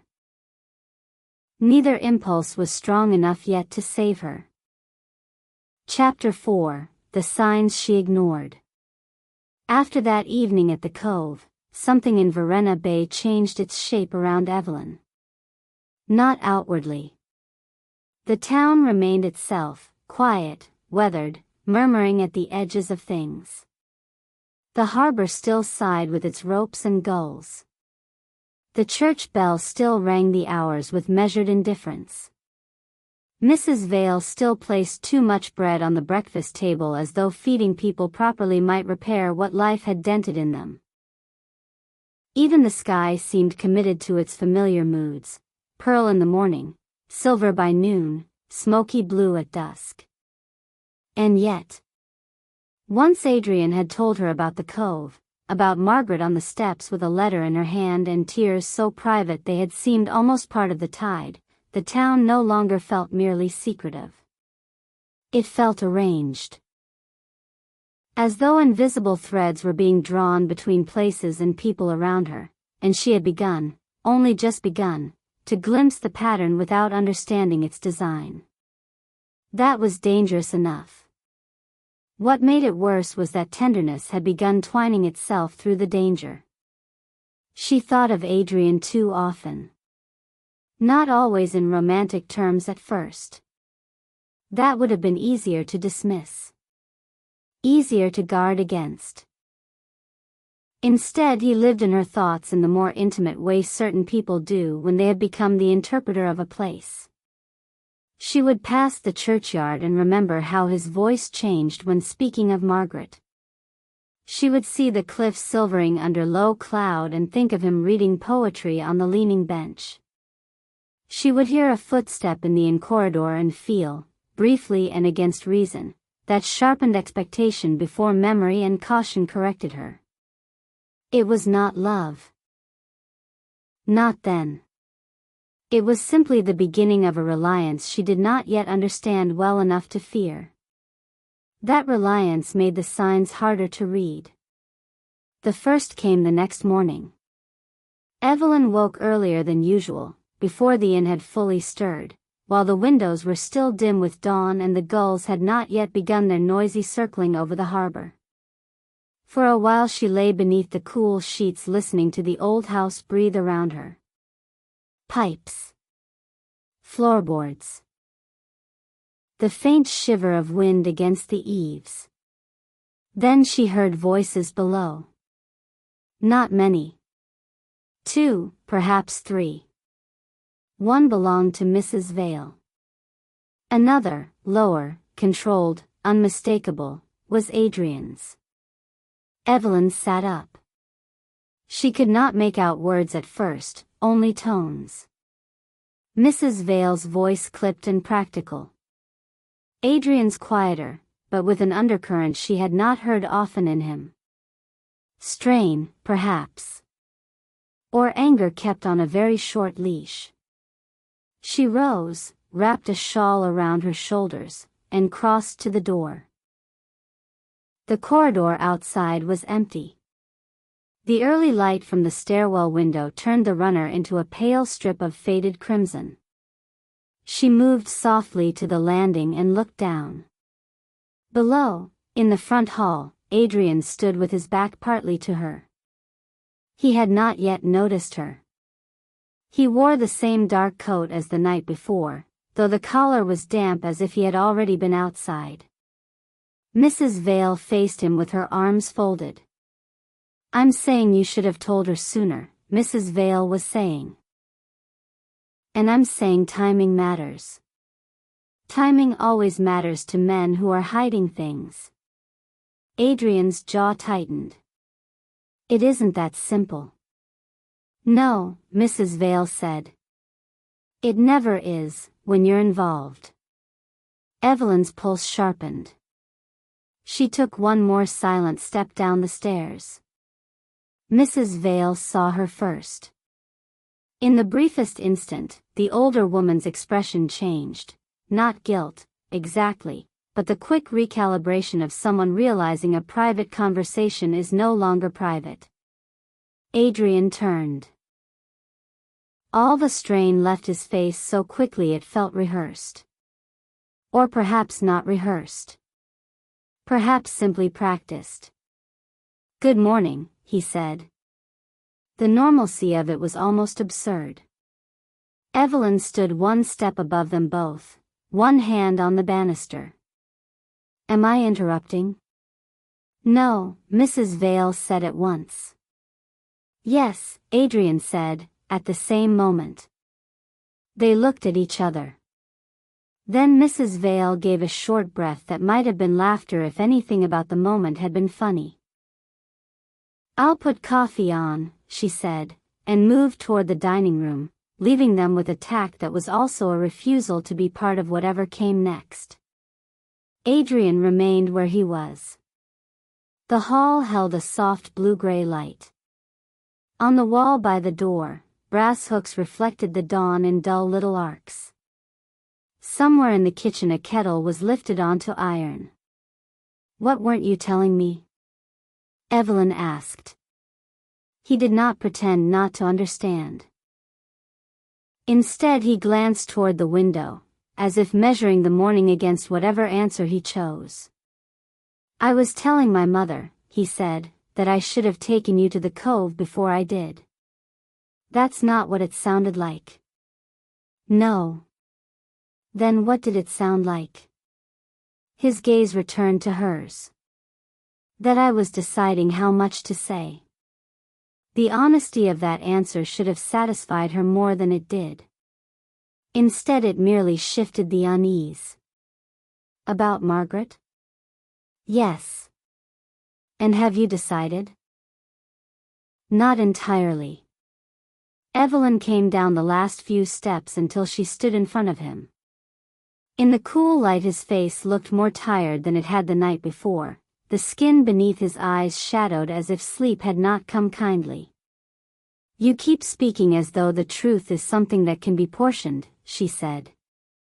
"Measured. Timed. Sometimes it can. Or controlled." That landed.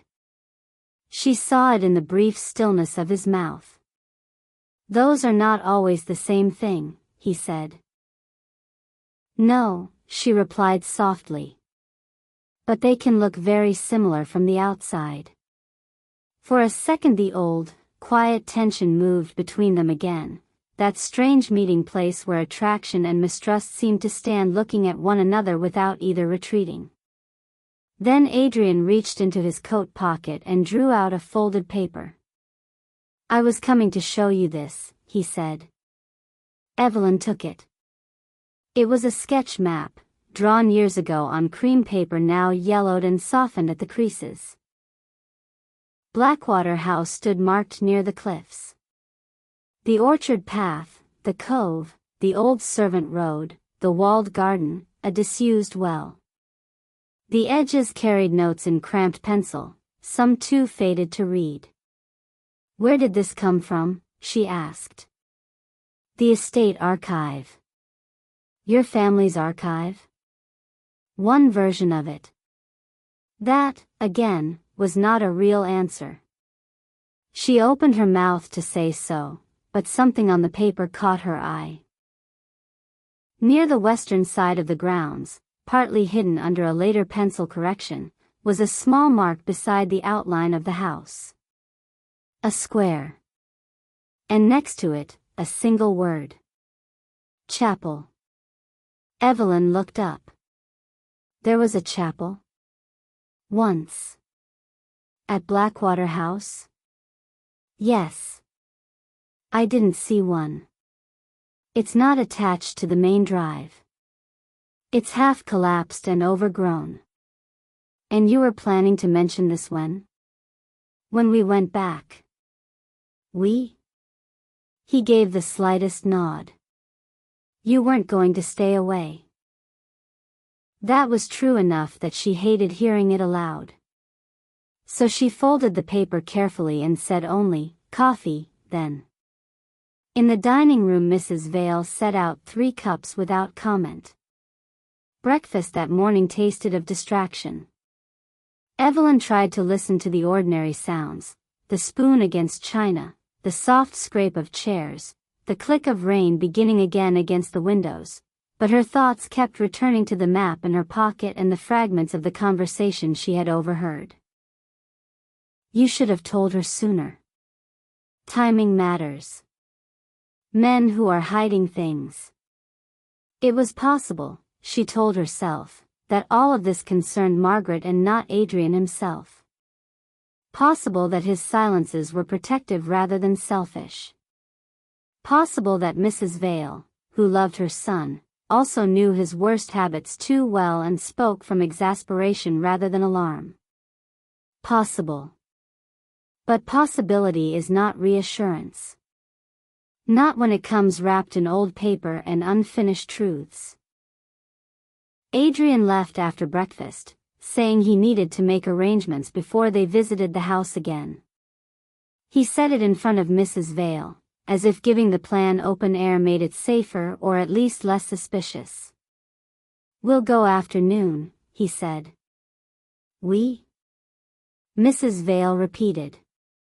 He looked at his mother with dry patience. Unless you'd like to come as chaperone. I'd rather gargle seawater. That seems definitive. Mrs. Vale ignored him and turned to Evelyn. Take boots this time. There's a pair in the back room from a niece who moved to Spain and lost all practical judgment. Evelyn thanked her. After Adrian left, the inn seemed emptier than it had before. That, too, was a sign she ignored. Not because she failed to notice it. Because she explained it away. He had become part of the structure of her days, that was all. A point of movement around which the hours had begun to quietly arrange themselves. There was no danger in admitting that, she told herself. No danger in feeling the quality of a room change when one particular person exited it. And perhaps there would not have been, if everything else had been simpler. But nothing in Varenna Bay was simple anymore. Late that morning, unwilling to sit still, Evelyn walked to the post office. It occupied a narrow building beside the square, its windows full of envelopes, twine, inland forms, and one absurdly cheerful display of painted seashells no one could possibly need. Inside, the air smelled of paper dust and lavender polish. A brass bell chimed softly when she entered. Behind the counter stood a woman in her 50s with sharp dark eyes and a cardigan buttoned to the throat. She looked up at once. Miss Maris. The speed of recognition made Evelyn almost smile. Is everyone in town impossible to surprise? In a place this size? The woman set down a ledger. Only those born deaf. Evelyn approached the counter. I need stamps. You need answers, the woman corrected, reaching for a drawer. The stamps are easier. She selected a sheet without asking what Evelyn meant to post. The woman's name, according to the brass tag pinned to her cardigan, was Helena Shore. You know who I am, Evelyn said. Yes. Did you know my aunt too? Helena gave one neat nod. She once mailed 6 letters in a single morning and looked as though each had cost her blood. The image struck so cleanly that Evelyn felt it under her ribs. Do you remember who they were to? No, Helena slid the stamps across. Postmistresses are given many temptations and few permissions. Did she receive many letters? Enough. From one person? Helena considered. Mostly from one hand, yes. A small silence. Then Evelyn said, a man? The postmistress's expression altered almost imperceptibly. That, she said, depends on whether you believe handwriting reveals sex. It can reveal habits. Indeed. Evelyn waited. Helena lowered her voice, though the post office was empty except for them. Your aunt received letters from someone educated, careful, and fond of expensive stationery, she said. Cream stock. Dark blue ink. Never scented. Envelopes addressed precisely. No flourishes. She folded her hands over the ledger. I always thought whoever wrote them was trying very hard to appear respectable. That sounds like disapproval. It is observation. Did you ever see a name? No. Evelyn hesitated. Did Adrian Vale ever post letters for Margaret? Helena's eyes sharpened. Why do you ask that? Because he's involved. That's obvious. In what way? Helena looked at her for a long moment. Then she said, be careful not to confuse involvement with guilt. Before Evelyn could press her, the post office bell chimed again and an old man entered carrying a parcel wrapped in brown paper and string. Helena straightened at once into professional neutrality. The conversation was over. Outside, the sky had darkened further. Rain moved in fine silver diagonals across the square. Evelyn stood under the awning and looked down at the stamps in her hand as though they might yield something more. They did not. But Helena's answer lingered. Be careful not to confuse involvement with guilt. It was such a peculiar sentence. Not an absolution. Not a warning away. Merely a distinction. And distinctions, Evelyn was beginning to learn, mattered terribly in this town. By noon the rain had thickened into a steady curtain. Adrian returned in it. He came through the indoor carrying a lantern, a coil of rope, and an expression that suggested the weather had worsened only to irritate him personally. Drops shone darkly on his coat and in his hair. Mrs. Vale looked up from polishing silver. Of course, she said. Nothing says sound judgment like taking a guest into a ruined estate in the rain. Adrian set the rope by the door. It's only drizzle. The windows behind him blurred almost white with water. Mrs. Vale gave him a look. You inherited your father's relationship with facts. He ignored that and turned to Evelyn. Boots, he said. It was not a question. The niece's boots, though slightly too large, were warm and sturdy. Evelyn laced them in the back room and met Adrian in the hall, where he handed her a heavier coat than her own. This is yours, she asked. My sister's. She left it before deciding cities were more flattering.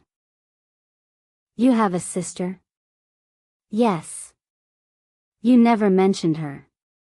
You never asked. This was technically true and deeply irritating. The signs, again. How easy it was for him to make omission look like circumstance. They set out under one umbrella at first, then abandoned the attempt when the wind kept turning the rain sideways. By the time they reached the upper road, both were damp to the knees. The sky hung low over the bay, making sea and cloud nearly the same color. Pines hissed softly in the wet wind.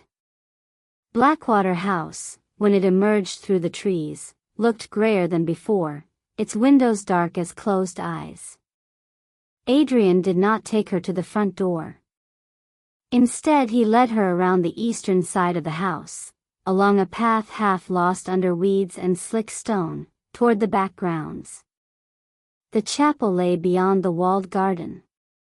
At first she thought it was only a collapsed outbuilding. Then the shape resolved. A narrow stone structure with a steep roof mostly fallen in, one pointed window still holding fragments of colored glass, and an arched doorway choked with ivy. Rain slid over the stones in thin gleaming threads. It's smaller than I expected, Evelyn said. Private chapels usually are. Who used it? The Blackwaters, when they were feeling guilty. She glanced at him. You really do keep your humor in odd cupboards. I find it useful in the rain. The door stuck, but yielded after Adrian forced it with one shoulder. Inside, the air smelled of moss, wet stone, and old dust. Half the roof had indeed caved in, leaving the rear pews exposed to the gray sky. Ferns grew through cracked flagstones.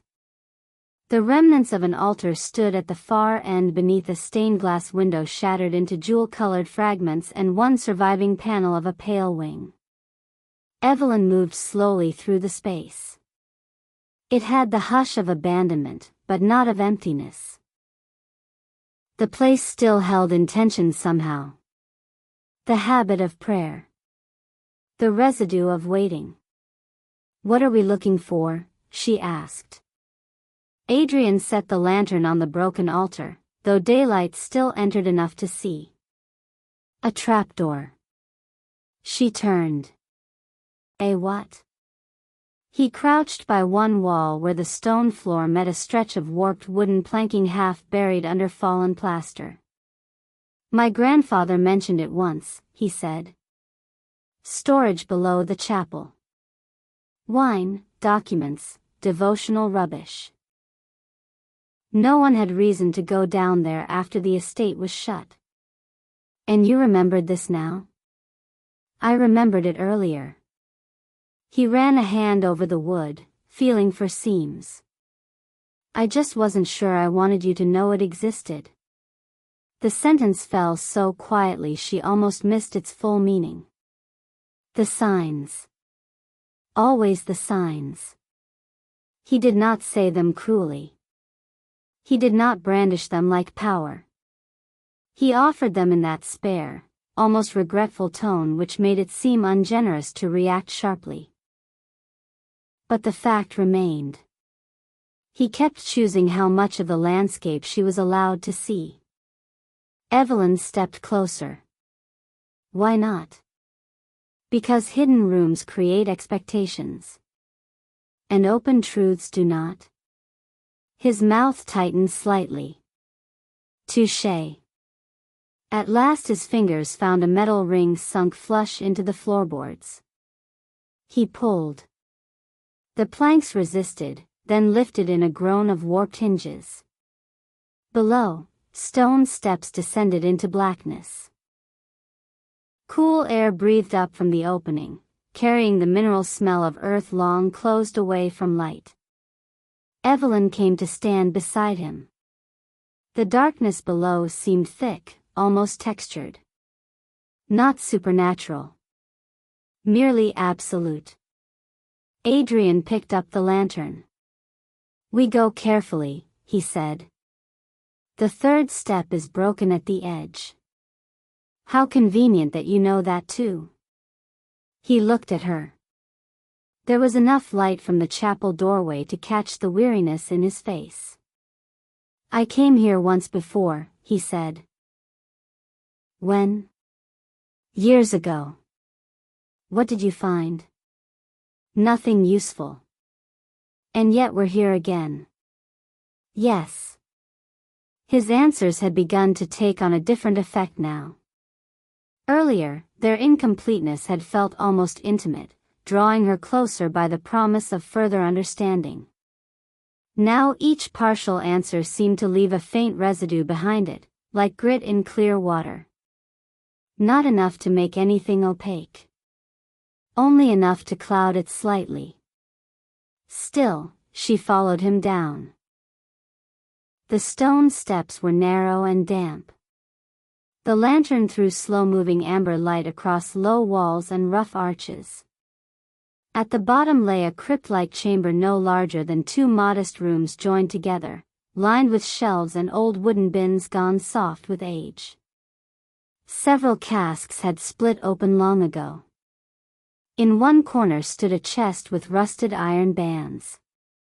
In another, a stack of ledgers mouldered under fallen plaster. Rain drummed faintly overhead through the broken roof of the chapel. For a while they searched in silence. Evelyn opened the chest and found only disintegrating cloth, church records, and candle stubs fused together by damp. Adrian went through the ledgers with practiced care, lifting pages that crumbled at the edges and setting aside those beyond saving. What exactly are we hoping for? She asked eventually. A name, he said. For the letter writer? For anyone. He sounded tired, and suddenly she understood that this room was not new to him in the way it was new to her. It belonged to some older effort. Some older failure. The thought softened her again despite herself. Perhaps that was the cruelest sign she ignored, how quickly sympathy undid suspicion. She moved to the stack of ledgers near the wall and gently separated one from the rest. It was drier than the others, its leather warped but intact. On the inside cover someone had written a date. 1985 to 1987. Her pulse quickened. Adrian. He crossed to her at once. Together they opened the book on an overturned crate and held the lantern close. It was an inventory ledger for the estate, supplies, maintenance requests, deliveries. Coal. Soap. Repairs to the west windows. 2 missing silver candlesticks. Wine ordered for a dinner that never, perhaps, took place. Then, halfway through, the handwriting changed. The entries became less official, more hurried. Notes in the margin. Initials instead of signatures. And on one page, folded inward as though hidden deliberately, was a sheet of paper not bound into the book at all. Adrian went very still. Evelyn unfolded it carefully. It was a note. Only a few lines, written in dark blue ink on cream paper. The same details Helena Shore had described. The handwriting was elegant, disciplined, and entirely unfamiliar. June 17th. If she asks again, say the room is sealed. No one is to use the west stairs after dark. If Mr. Vale returns, send him away. Below that, no signature. Only an initial. R. For a moment neither of them spoke. Rain tapped overhead. The lantern flame shifted. Then Evelyn looked up. Mr. Vale, she said quietly. Your father? Adrian's face had gone unreadable in a new and deeper way. I don't know, he said. This time she knew in the immediate animal sense that precedes proof. That he was not telling her everything. Not necessarily lying. But not telling. The difference mattered less than it had before. You recognized the handwriting, she said. His gaze remained on the note. No. You did.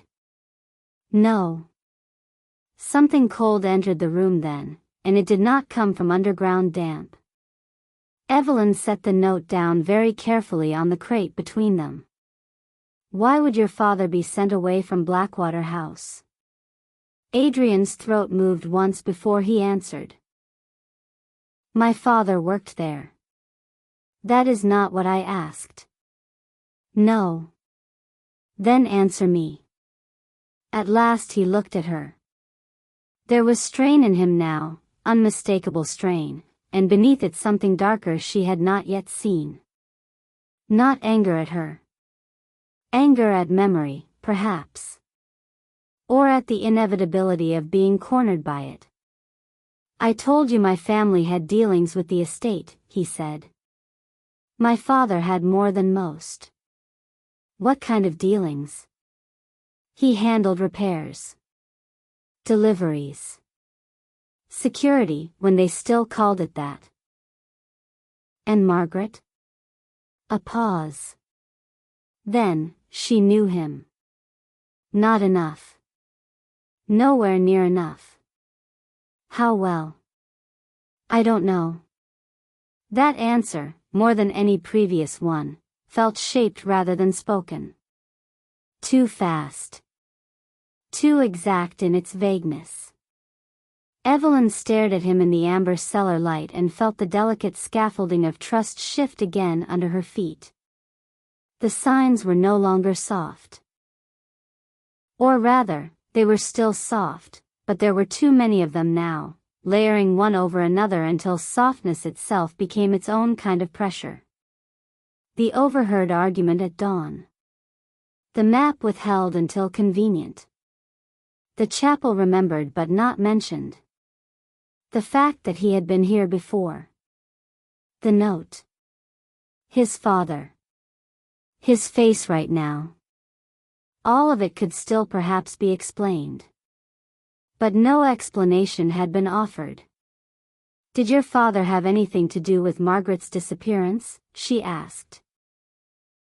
Adrian's expression changed so sharply that for one terrible second she thought he might leave without answering. Instead he said, very low, no. She searched him. Something in the reply was absolutely real. Not only the word but the force under it. And because it was real, because she believed that at least, she let herself breathe again. But truth in one place does not erase shadows in another. What aren't you telling me? She whispered. He did not answer. Above them, the rain grew harder. Water began to drip steadily through one crack in the ceiling and strike the stone floor with patient, accusing taps. At last Adrian picked up the note. We should go, he said. If the weather worsens, the cliff path becomes dangerous. Evelyn did not move. Adrian. Still he did not meet her eyes. That was another sign. Perhaps the clearest one yet. Not the silence itself. The way he withdrew into usefulness whenever emotion threatened disclosure. Weather, paths, logistics, timings. He reached for these as a drowning man reaches for wood. Anything solid. Anything that could not ask him to remember more than he wished to survive. And because Evelyn was already too entangled in pity and desire and anger to step back cleanly, she followed him up the chapel stairs. Outside, the rain had turned the ground slick and shining. Ivy clung darkly to the chapel walls. The sea beyond the trees was nearly white with blown mist. They hurried back toward the house, Adrian keeping one hand lightly but firmly at Evelyn's elbow over the worst of the mud. His touch was careful. Protective. Infuriating. By the time they reached the rear terrace of Blackwater House, Evelyn's hem was wet through. Wind pressed the rain against the stone in whispering sheets. One shutter on the upper floor banged intermittently in the gusts. Adrian stopped beneath the shelter of a crumbling arch. We can wait here until it eases, he said. No. He looked at her. No, she repeated. Not until you tell me why your father's name was in that note. His fingers tightened almost imperceptibly on the folded paper he still held. Because he was often at the house, he said. You keep answering the edges of things. It is all I can answer. That isn't true. He went still. Rain drummed around them. The shutter banged again above, then again. Evelyn stepped closer, the anger and the confusion in her now too interwoven to separate. You asked me to trust that you were helping me, she said. You let me believe you were merely a witness to all this. A boy who remembered my aunt and wanted justice for her. But every day there is another piece you held back. His face looked carved from the same weathered gray as the house behind him. I did want justice for her. Then why make me drag the truth out inch by inch? He shut his eyes briefly. When he opened them, whatever answer lived there was not the one he gave. Because some truths, he said quietly, change what people see when they look at you. The line might have touched her, on another day. It might have made her gentler. But not now. Then perhaps you should have considered that before deciding what I was allowed to know. Something in him flinched. Not visibly, perhaps, to anyone less intent. But she saw it. And she hated that she still cared enough to regret causing it. The rain eased after another 10 minutes.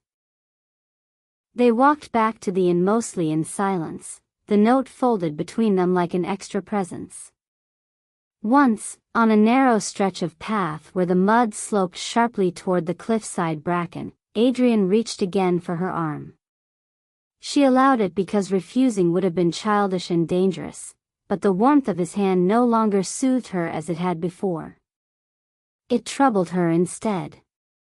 How could the same careful hand belong to someone who withheld so much? How could steadiness coexist so neatly with concealment? The answer, of course, was that it often does. The heart wants consistency because it makes love easier. Life rarely offers it. At the inn, Mrs. Vale took one look at their faces and said nothing at all. She only fetched towels, sent Boots to the kitchen hearth, and informed them both that wet tempers improved nowhere near her clean carpets. Evelyn went upstairs without protest. In her room, she stripped off the damp coat and stood by the window watching rain feather across the harbor. The town below had blurred into watercolor. Roofs, chimneys, lanes, the church tower softened by weather until everything looked almost gentle again. She should have been furious enough to pull away. Perhaps any wiser woman would have been. But anger did not arrive alone. It arrived braided with another ache altogether.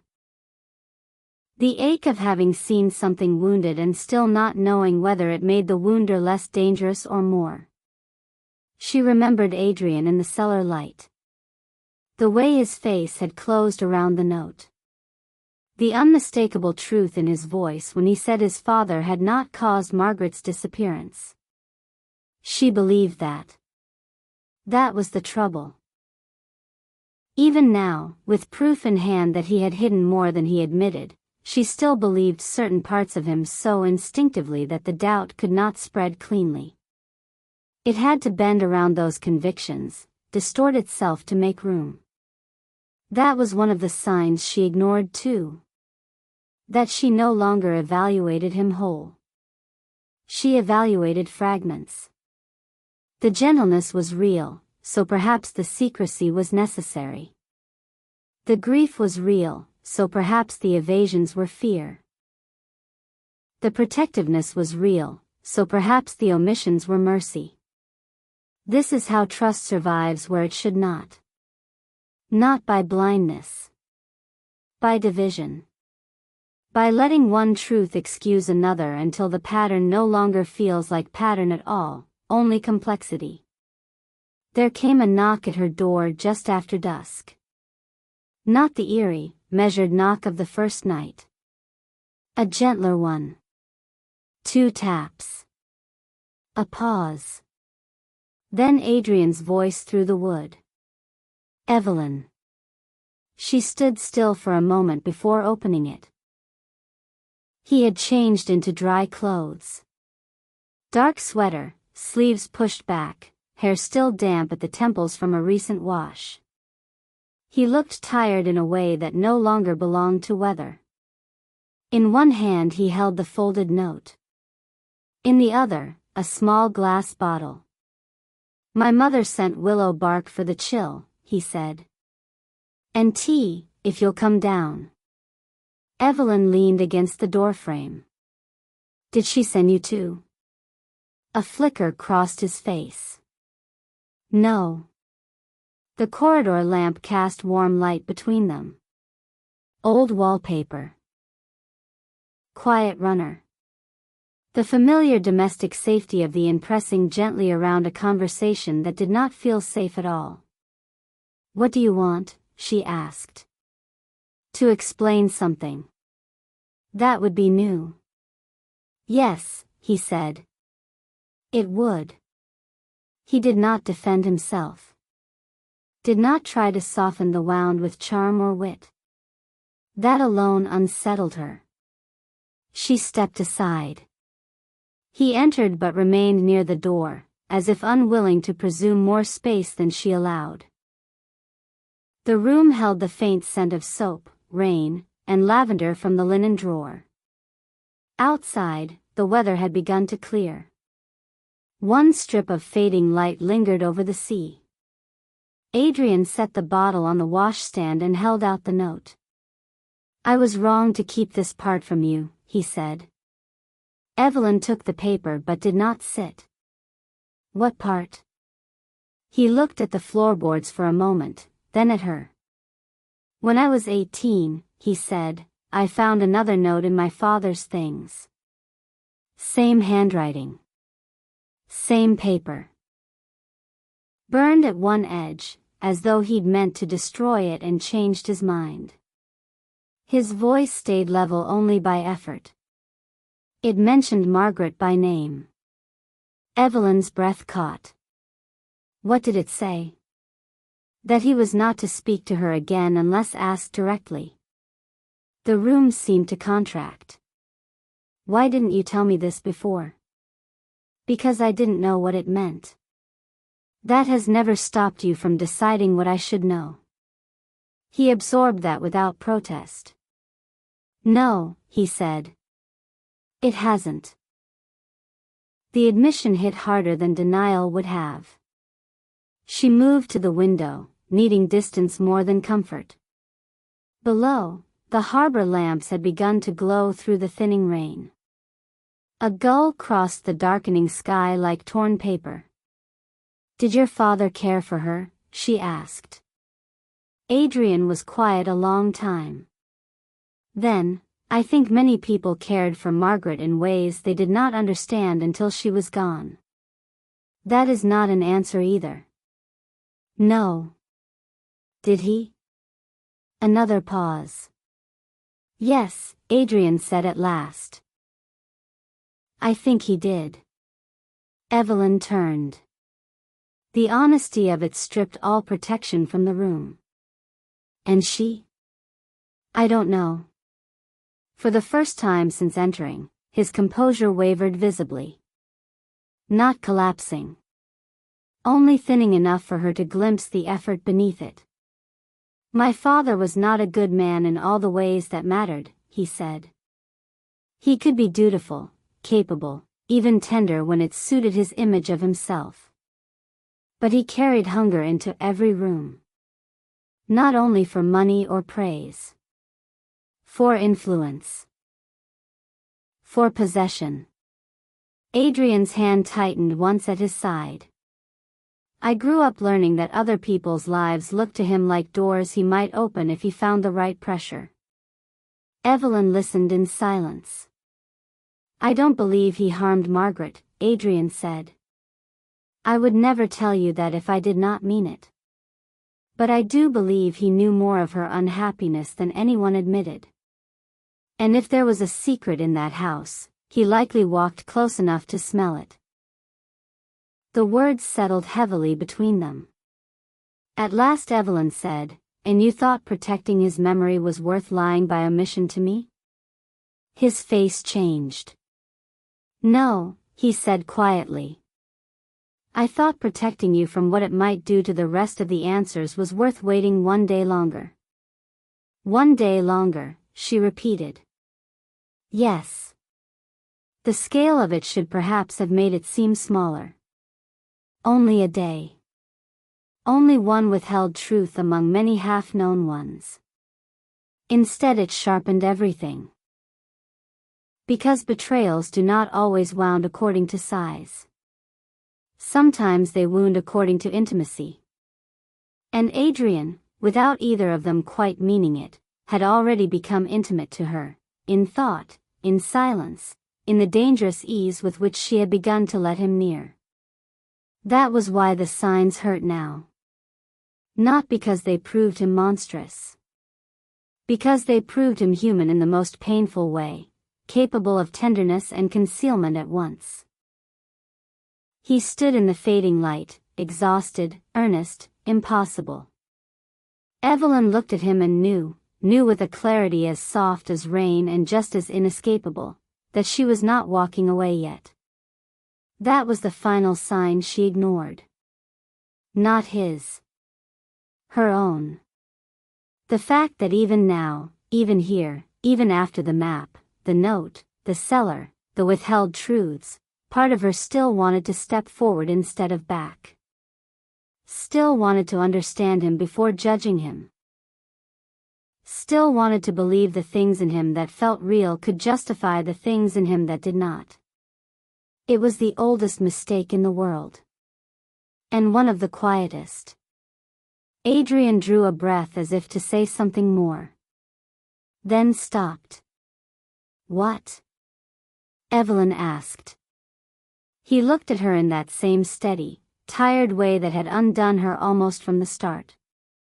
If I tell you the rest tonight, he said, you won't sleep. And if you don't? Neither will I. The answer was so nakedly honest that for one traitorous moment her anger softened again. There it was, the old pattern.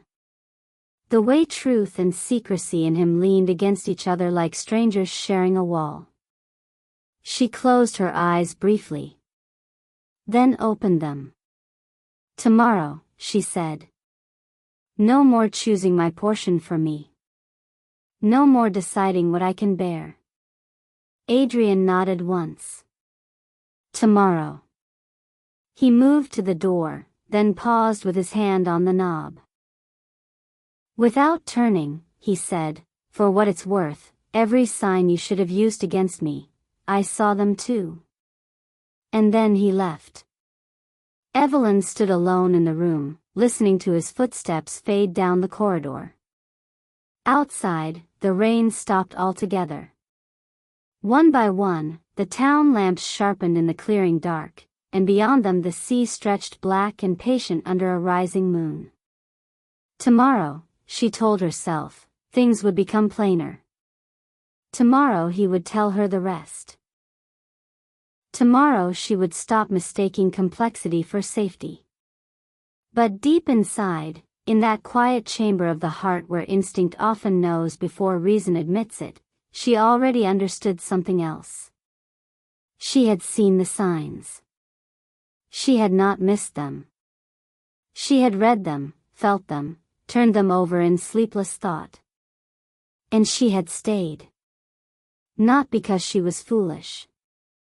Not because she was blind. Because by then leaving him had already begun to feel more dangerous than trusting him. And that, more than any note or map or unfinished confession, was how ruin truly begins. Chapter 5, The Truth. The truth did not arrive all at once. It never does. It came the next day in fragments, quiet, patient, almost reluctant, like light entering a room through shutters that had not been opened in years. Evelyn woke before dawn again. But this time there was no conversation below. No voices threading through the floorboards. Only the hush of the inn before morning, and the faint rhythmic sound of the sea beyond the town, steady and indifferent. For a long time she lay still, watching the pale outline of the window as the sky slowly softened from black to gray. Today, she told herself. Today he would tell her everything. She expected to feel dread. Instead she felt something stranger. A kind of stillness. As though some part of her had already crossed a threshold without quite knowing when. When she came downstairs, the inn was just beginning to wake. Mrs. Vale stood at the sideboard pouring coffee into a row of cups, the steam rising in gentle spirals. The scent of bread and citrus filled the room. "You're early," Mrs. Vale said. "So are you." "I always am." She set a cup in front of Evelyn. "It's the only way to stay ahead of people who wake with questions." Evelyn wrapped her hands around the cup. "Will he come?" she asked. Mrs. Vale did not pretend to misunderstand. "He will," she said. "Whether he'll say what you want is another matter." "He said he would." Mrs. Vale looked at her over the rim of the coffee pot. "My son," she said carefully, "has always believed that telling the truth is a kind of violence." Evelyn frowned. "What does that mean?" It means he thinks truth changes people whether they consent to it or not. And he dislikes being the cause of that change. That sounds like an excuse. It often is. Mrs. Vale paused. But not always. Evelyn stared into her coffee. Outside, the first gull cried across the harbor. He's been lying to me, she said quietly. Mrs. Vale did not rush to correct her. Not entirely, she said after a moment. That isn't comforting. No, the older woman agreed. It isn't meant to be. They drank in silence for a while. When the door opened at last, Evelyn felt it before she saw it. A shift in the room. A small tightening in her chest. Adrian stepped inside. He looked different. Not outwardly, not in any obvious, dramatic way. He wore the same dark coat, his hair still slightly damp from the morning air. But something in him had settled into a kind of quiet resolve. The restless edge she had seen the day before was gone, replaced by something steadier. He closed the door behind him and met her gaze. Are you ready? He asked. The question was simple. Too simple. Evelyn set down her cup. Yes. Mrs. Vale said nothing. She only moved away toward the kitchen, giving them space in the most deliberate way possible. Adrian gestured toward the small parlor. Not here, he said. Somewhere quieter. Evelyn followed him without speaking. Outside, the town had not fully woken. The streets were empty except for a baker carrying trays from one doorway to another. The sky was low and pale, holding the promise of rain that had not yet begun. They walked past the church, past the square, past the turning that led toward the cliffs. This time, Adrian did not take her to Blackwater House. He led her instead toward the cove. The path through the orchard was still damp from yesterday's rain. Drops clung to the grass and soaked the edges of Evelyn's boots as she walked. The apple trees stood silent, their twisted branches holding the faintest hint of new green. When they reached the bluff above the cove, the sea lay calm and gray below, the tide halfway in. The steps were visible. The third one just beginning to darken underwater.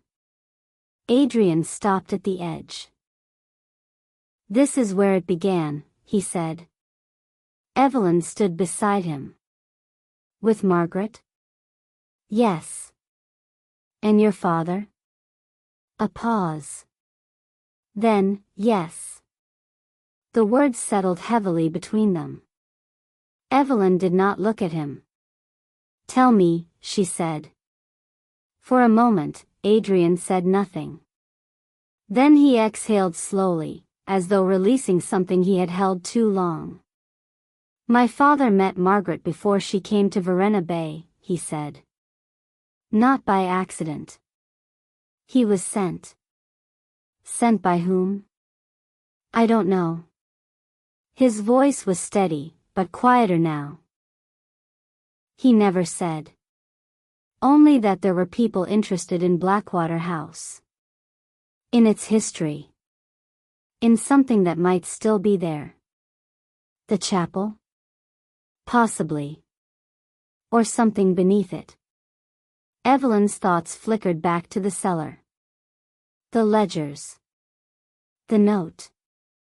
Why Margaret? She asked. Because she had access, Adrian said.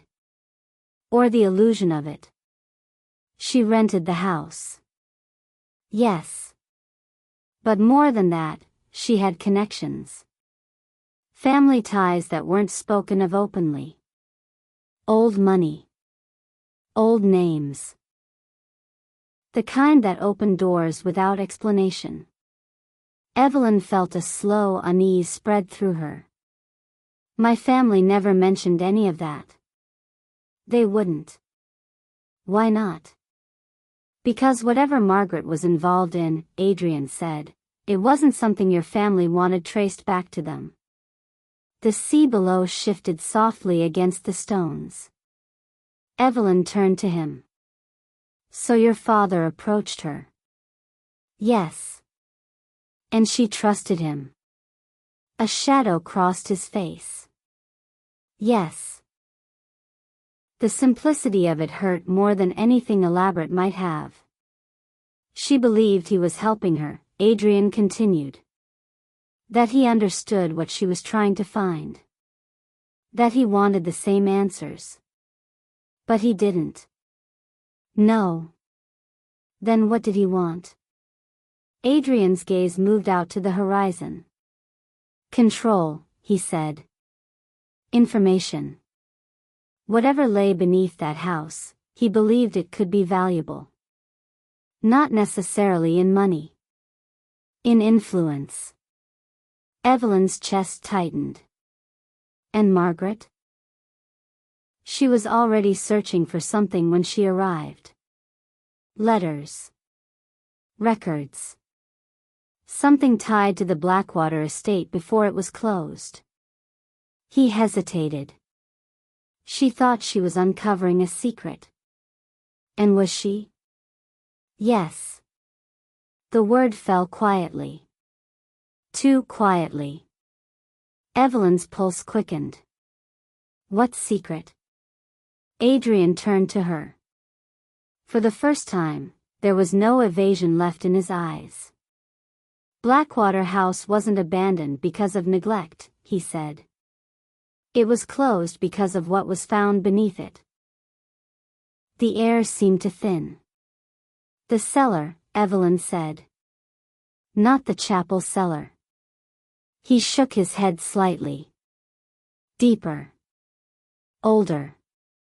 There are tunnels under the estate. Rooms that predate the house itself. Evelyn felt a chill move through her. What was in them?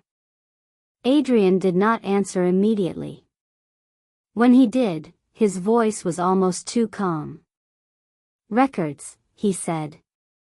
Documents. Names. What kind of names? The kind people would rather stay buried. A long silence followed. The sea moved. The wind shifted. And somewhere, far off, a gull cried once and was gone. Evelyn wrapped her arms around herself. And Margaret found this? She found part of it. And your father? He found her. The words landed like a quiet fracture. Evelyn closed her eyes briefly. What happened between them? She asked. Adrian's jaw tightened. He lied to her, he said. The sentence echoed in the space between them. Simple. Terrible. Familiar. He told her he was there to help, Adrian continued. That he would protect her. That whatever she found, they would handle it together. Evelyn felt something inside her shift. Not break. Not yet. But shift. And she believed him, she said. Yes. Did he love her? Adrian's expression flickered. I think he believed he did, he said. In the way men like him believe in anything that gives them purpose. That isn't love. No. The wind picked up slightly, lifting Evelyn's hair from her face. What happened the night she disappeared? She asked. Adrian looked back at the steps below. The argument you heard about, he said. It was real. She had found something she wasn't meant to see. Something she wanted to take with her. My father tried to stop her. Stop her how? I don't know exactly. His voice tightened. But it wasn't gentle. Evelyn's throat went dry. And then? She left the house. Alone? No. The word hung there. Heavy. Evelyn turned slowly toward him. You were there, she said. It wasn't a question. Adrian did not deny it. I followed them, he said. The world seemed to narrow. You were just a boy, Evelyn whispered. Yes. And you saw. I saw them here. He gestured toward the steps. The tide had climbed higher now. The third step was gone. Margaret was standing on the second step, he said. She was shaking. Not from cold. From anger. From fear. I don't know which. And your father? On the shore. Adrian's voice had gone distant now, as though he were no longer speaking from the present but from a memory that had never fully released him. They were arguing, he said. About what she had found. About whether she would leave. About who she could trust. Evelyn's heart pounded. And then? A long pause. The longest yet. Then Adrian said, very quietly. She stepped back. The sea below seemed to still. Evelyn stared at him. Back, she said. She didn't see the water rising behind her, he said. Or she didn't care. And your father? He tried to reach her. Did he push her? No. The answer came instantly.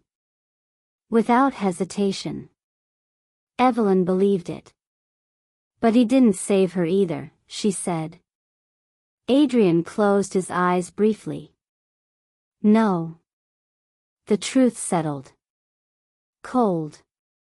Incomplete. Devastating. She fell, Evelyn whispered.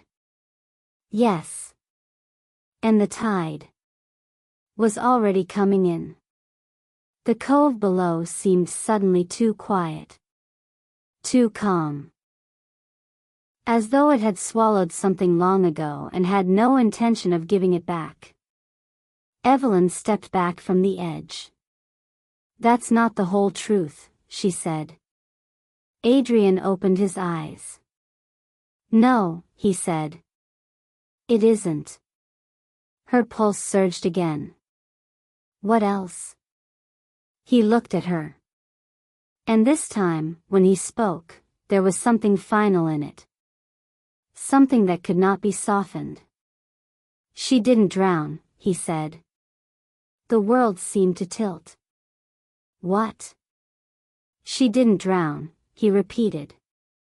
The fall didn't kill her either. Evelyn felt her breath catch. Then what happened? Adrian's gaze did not waver. She came back up the steps, he said. The silence that followed was absolute. Impossible. Evelyn stared at him. That's not possible. I know. You're lying.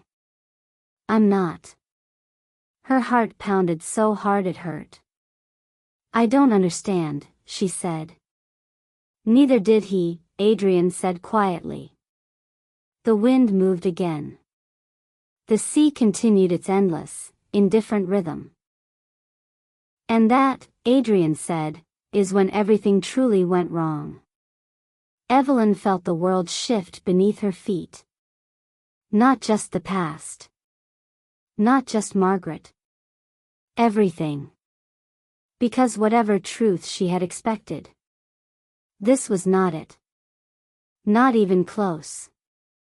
And somewhere deep inside her, beneath fear and disbelief and the growing sense that she had stepped into something far larger than she had imagined, a new realization began to form. Adrian had not lied about everything.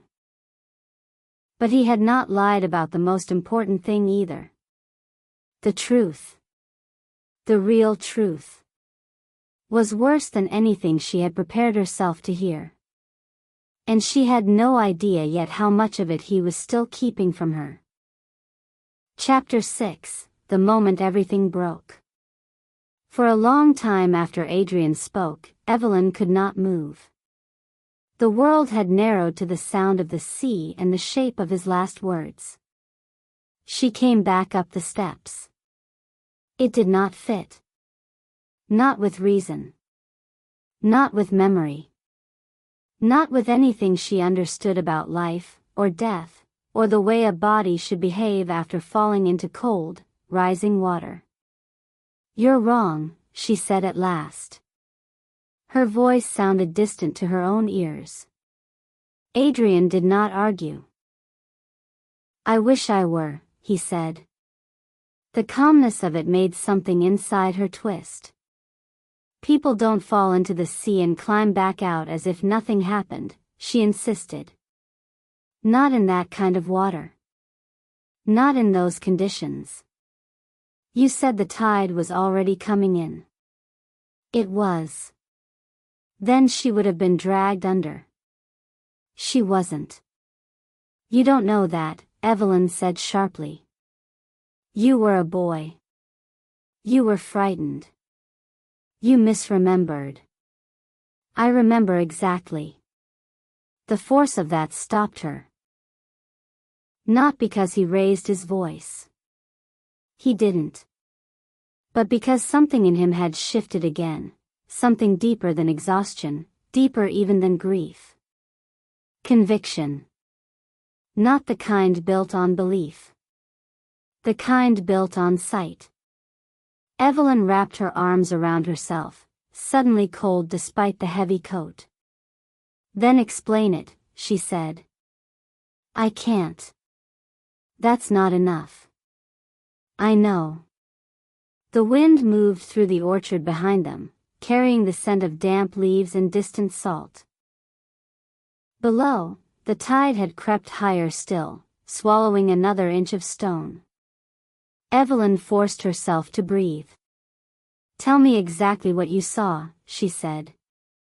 Adrian hesitated. Then, slowly, he began. "She fell backward," he said. "Not far. Just enough to lose her footing. The water caught her at the waist, then pulled her down." His gaze had gone distant again, anchored somewhere in the past. "I thought," he stopped, corrected himself. "I knew she wouldn't come back up." Evelyn said nothing. "But she did," he continued. "A few seconds later. Not where I expected. Not gasping, not struggling. She just stood." The word felt wrong in the air. Too simple. Too impossible. "She stood in the water?" Evelyn asked. "Yes. People don't stand in waves like that." "I know. But you're telling me she did." "Yes." Evelyn shook her head, her thoughts slipping over each other too quickly to hold. "Was she hurt?" she asked. "I couldn't tell." "Was she conscious?" She looked at him. "Your father." "Yes." The silence stretched again. "What did she do?" Evelyn asked. Adrian's throat moved. "She said something." "What?" "I couldn't hear all of it.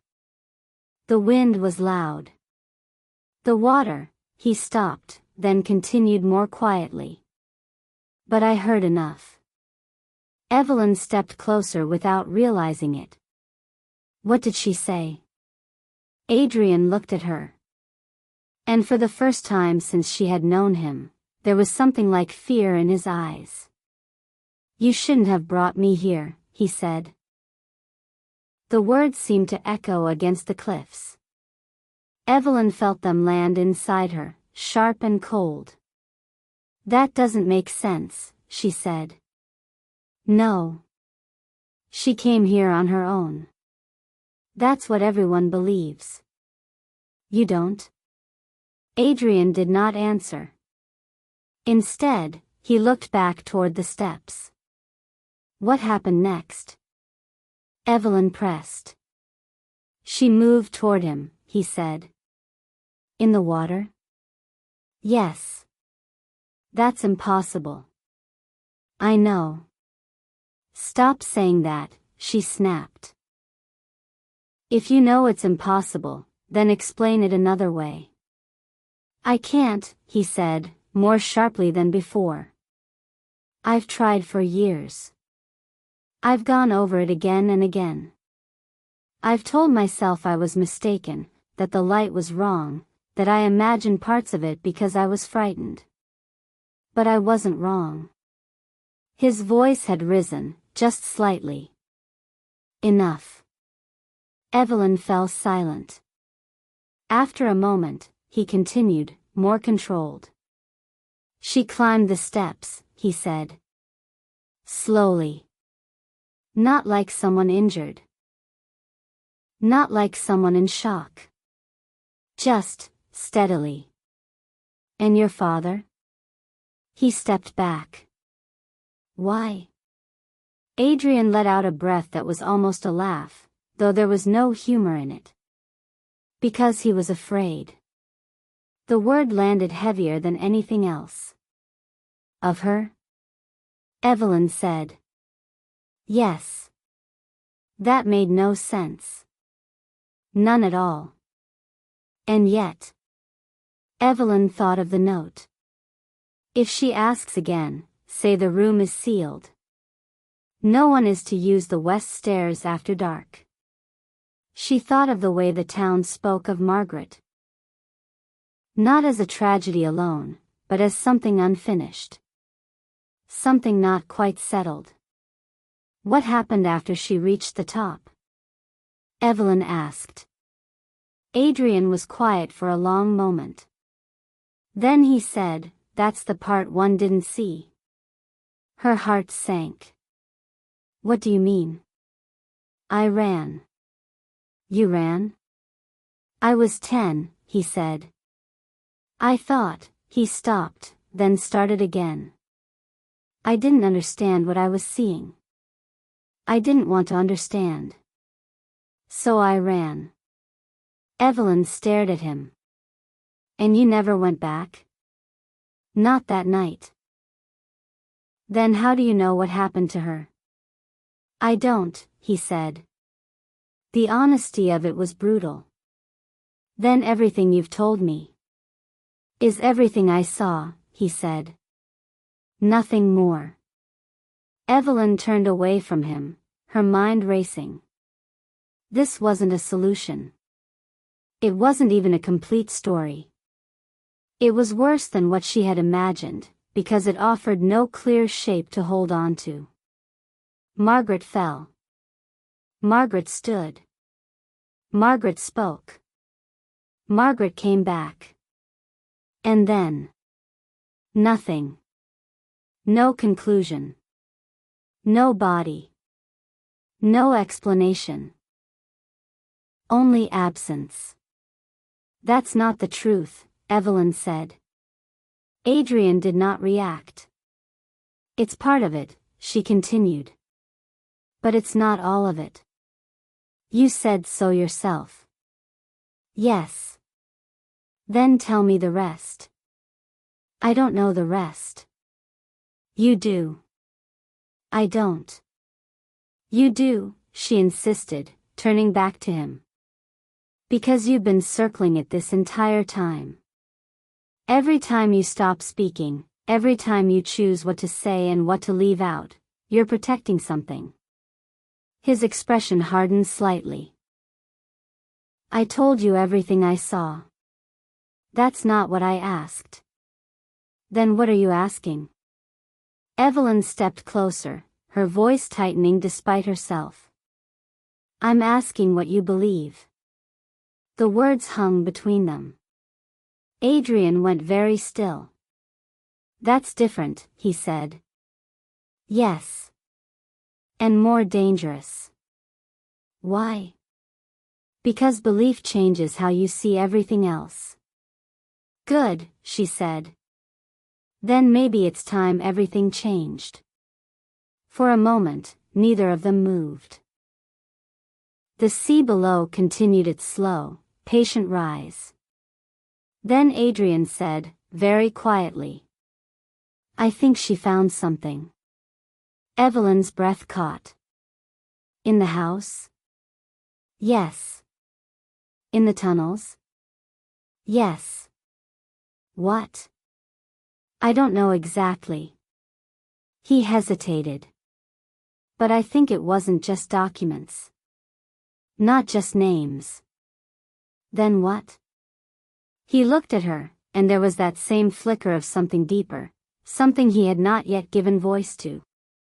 I think it was something that changed her, he said. Evelyn felt a chill run through her. Changed how? I don't know. That's not an answer. No. Then try again. He looked away, toward the horizon. When she came out of the water, he said slowly, she didn't look the same. The words were quiet. But they broke something open. Evelyn shook her head. That's not possible. I know. No, you don't, she said. Because if you did, you wouldn't keep saying it.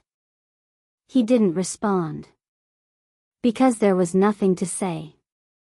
The truth, or whatever version of it they were circling, had reached a point where explanation no longer made it safer. It only made it stranger. And that was the moment everything broke. Not in a single, dramatic collapse. Not in shouting or tears or some clear, irreversible fracture. But in something quieter. More dangerous. Evelyn realized, standing there on the bluff above the cove, that the world she had been building since she arrived. The one where answers existed, where truth could be uncovered and understood and placed neatly into the past, was gone. In its place was something else. Something incomplete. Something that refused to resolve. And Adrian. Adrian was no longer just the man guiding her through it. He was part of it. Deeply. Irrevocably. She looked at him differently then. Not with the same soft trust that had grown over the past days. Not with suspicion alone. But with a new awareness. He wasn't just telling her a story. He was inside it. Bound to it. And whatever had happened to Margaret, whatever she had found, had shaped him too. You're still not telling me everything, she said. His gaze returned to hers. No, he said. The honesty of it hurt more than any lie could have. Why? She asked. Because if I do, he said, you won't see me the same way again. Evelyn held his gaze. I already don't. Something shifted in his expression then. Not anger. Not relief. Something quieter. Almost like acceptance. Then we're closer to the truth than we were, he said. The wind picked up again, colder now. The tide had nearly covered the steps. Soon there would be no trace of them at all. Evelyn turned away from the edge. We're not done, she said. No. And I'm not leaving. I didn't think you would. She looked back at him one last time. Next time, she said, no more fragments. He nodded. Next time, he agreed. But as they walked back toward the orchard, something in the air had changed. The closeness between them was still there. The pull. The quiet, dangerous understanding. But it was no longer simple. It carried weight now. Doubt. Fear. And something else beneath it. Something neither of them had yet named. Behind them, the sea swallowed the last visible step. And with it, whatever illusion of certainty Evelyn had still been holding on to disappeared as well. The truth was no longer something waiting to be found. It was something that had already begun to unravel everything. Including them. Chapter 7, What He Hid. That evening, after he told her about the room beneath the house and the impossible mirror and Margaret's face inside it, Adrian left the inn before supper was served. He did not leave abruptly. That was what troubled Evelyn most. If he had stormed out, or broken off the conversation, or said something cruel in the defense of his own silence, she could have arranged her anger more easily. Anger likes clean edges. It likes spectacle. It likes doors shut too hard and words thrown carelessly into the air so they can later be examined and named and, if one is lucky, condemned. But Adrian did none of those things.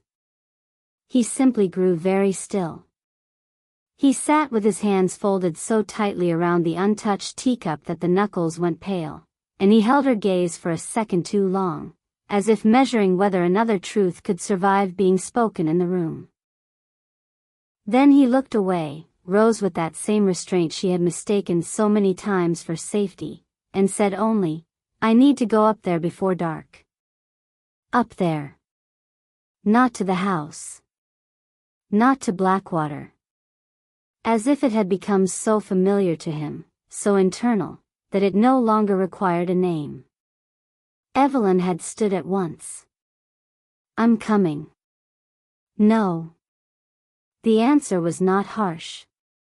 It was immediate. And because it was immediate, because it came without hesitation, she felt it as a wall rather than a refusal.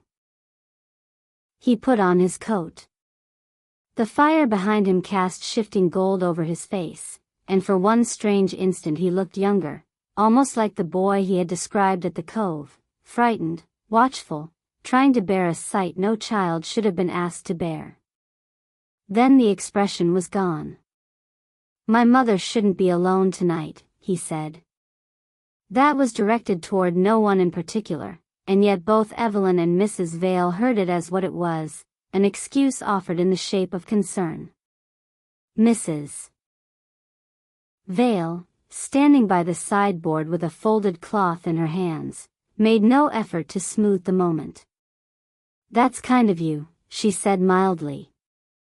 "Since I have lived alone with my own mind for more than 30 years and survived it." Adrian's mouth shifted very slightly. Not toward amusement. Toward pain, perhaps. Or resignation. "I'll be back before midnight," he said. "Then it must be important," Mrs. Vale replied, still mild. He did not answer. He took the lantern from its hook by the door, glanced once at Evelyn, only once, but long enough for her to see that there were words in him still, words he had not chosen, and then left. The door closed.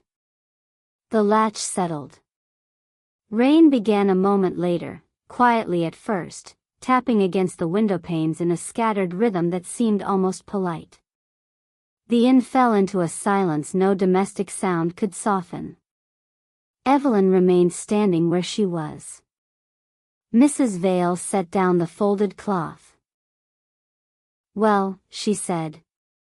Evelyn turned to her so quickly that the room tilted for a second around the movement. "You knew about the mirror." It was not a question.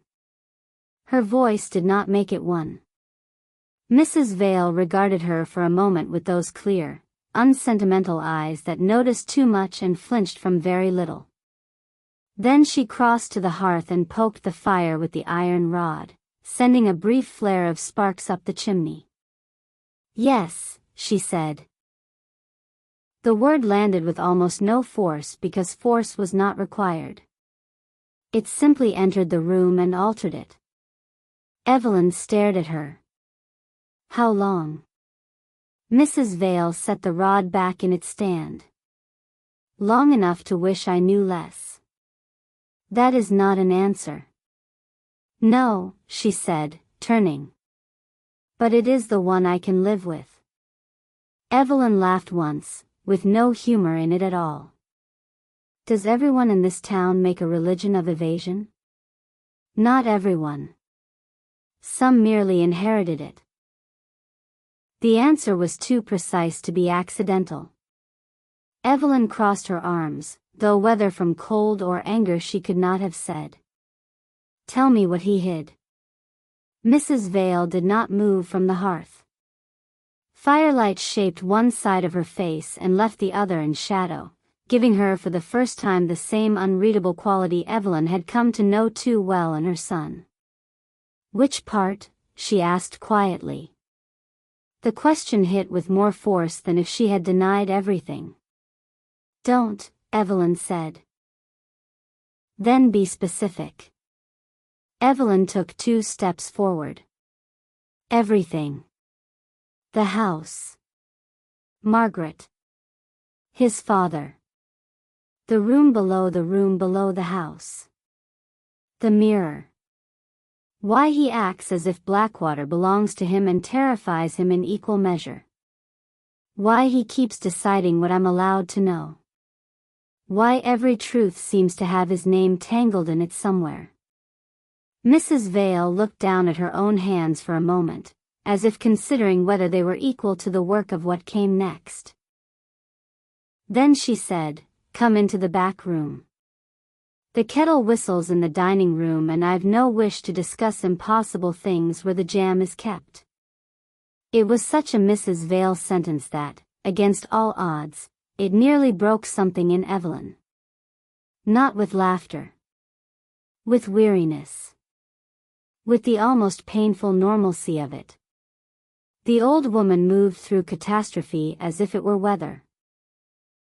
Never denying it, never dramatizing it, simply making room for it alongside polished cutlery and folded linen and tea taken at sensible hours. The back room of the inn had once, perhaps, been used for private dinners.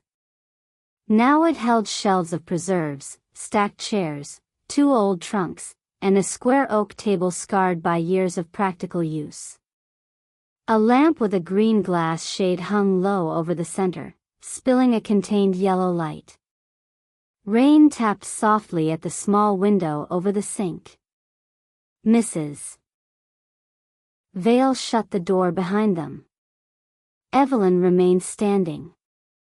She did not trust herself to sit. The older woman, however, took out 2 cups, filled the kettle, and set it on the little iron stove in the corner.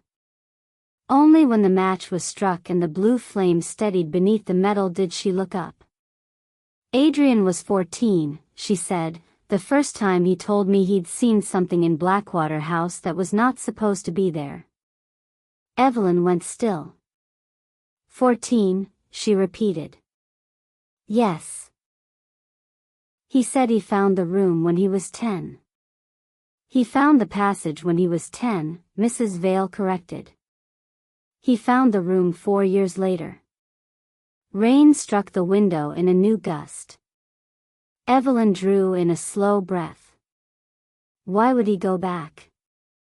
Mrs. Vale's mouth altered faintly, not in a smile. In something gentler and sadder. Because children who lose their trust in adults often begin placing it in places. Houses. Paths. Locked drawers. Ruins. They begin to believe the truth exists somewhere physical and can be recovered if one simply walks far enough into it. She paused, then added, Adrian was not an easy child after Margaret vanished. There was a world inside that sentence. Evelyn sat down slowly. Mrs. Vale remained standing by the stove. He did not speak of what he saw at the cove, she continued. Not that night. Not that year. Perhaps not because he was protecting his father. People are too eager to make noble motives out of silence.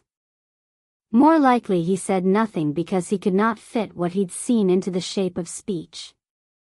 Children understand impossibility better than adults do. They simply don't always have language for it. The kettle began its low pre-whistle hum. "Did your husband know he saw?" Evelyn asked. "No." "And when Adrian did tell you?" Mrs. Vale took the kettle off just before it sang and poured. "He had started waking with his throat raw," she said. "Not from nightmares. From shouting in his sleep. One morning he came down and asked whether mirrors could lie. When I said yes, because I wanted to keep him from asking the next question, he looked at me in a way no child should ever look at a mother and said, 'Then why did it know her face?'" Evelyn felt a cold movement along her spine. Mrs. Vale set the cup in front of her and sat opposite. "I made him tell me everything then," she said. Or what a 14-year-old could tell. He'd gone back to the house because boys are loyal to their own fear. He believed that if he entered it again and found the passage, and if the passage remained ordinary, then what happened at the cove might become ordinary too. But it didn't. No. What did he see? Mrs. Vale wrapped both hands around her cup. He found the locked room open. He found the passage below it. And he found, at the end of that passage, a chamber with a standing mirror taller than himself. It was veiled when he entered. White cloth, dusty but not ancient. He thought perhaps furniture had been stored there. He thought many practical things before he reached for the cloth. Her gaze met Evelyn's. That is how the mind protects itself. It lets us behave naturally just before we discover we have stepped outside nature. Evelyn had not touched her tea. The fire under the kettle clicked softly as it cooled. When he pulled off the cloth, Mrs. Vale said, he did not see his own reflection. He saw the cove. The tide lower than it had been that night. The same steps. The same stones. No one there at first. Then, after a few moments, Margaret. Standing at the waterline as though she had been there all along. Evelyn heard the rain, the crack of the little stove, the slow tick of some unseen clock in another room. All of them too loud and too far away. "What did she do?" she whispered. "Nothing." That was the part that frightened him. She did not lunge, did not speak, did not turn monstrous in any child's convenient nightmare fashion. She only stood, looking out to sea, with her hair moving in the wind. Then, after some time, she turned and looked directly at him. Mrs. Vale's voice grew quieter. "He told me it was not the look of a dead thing.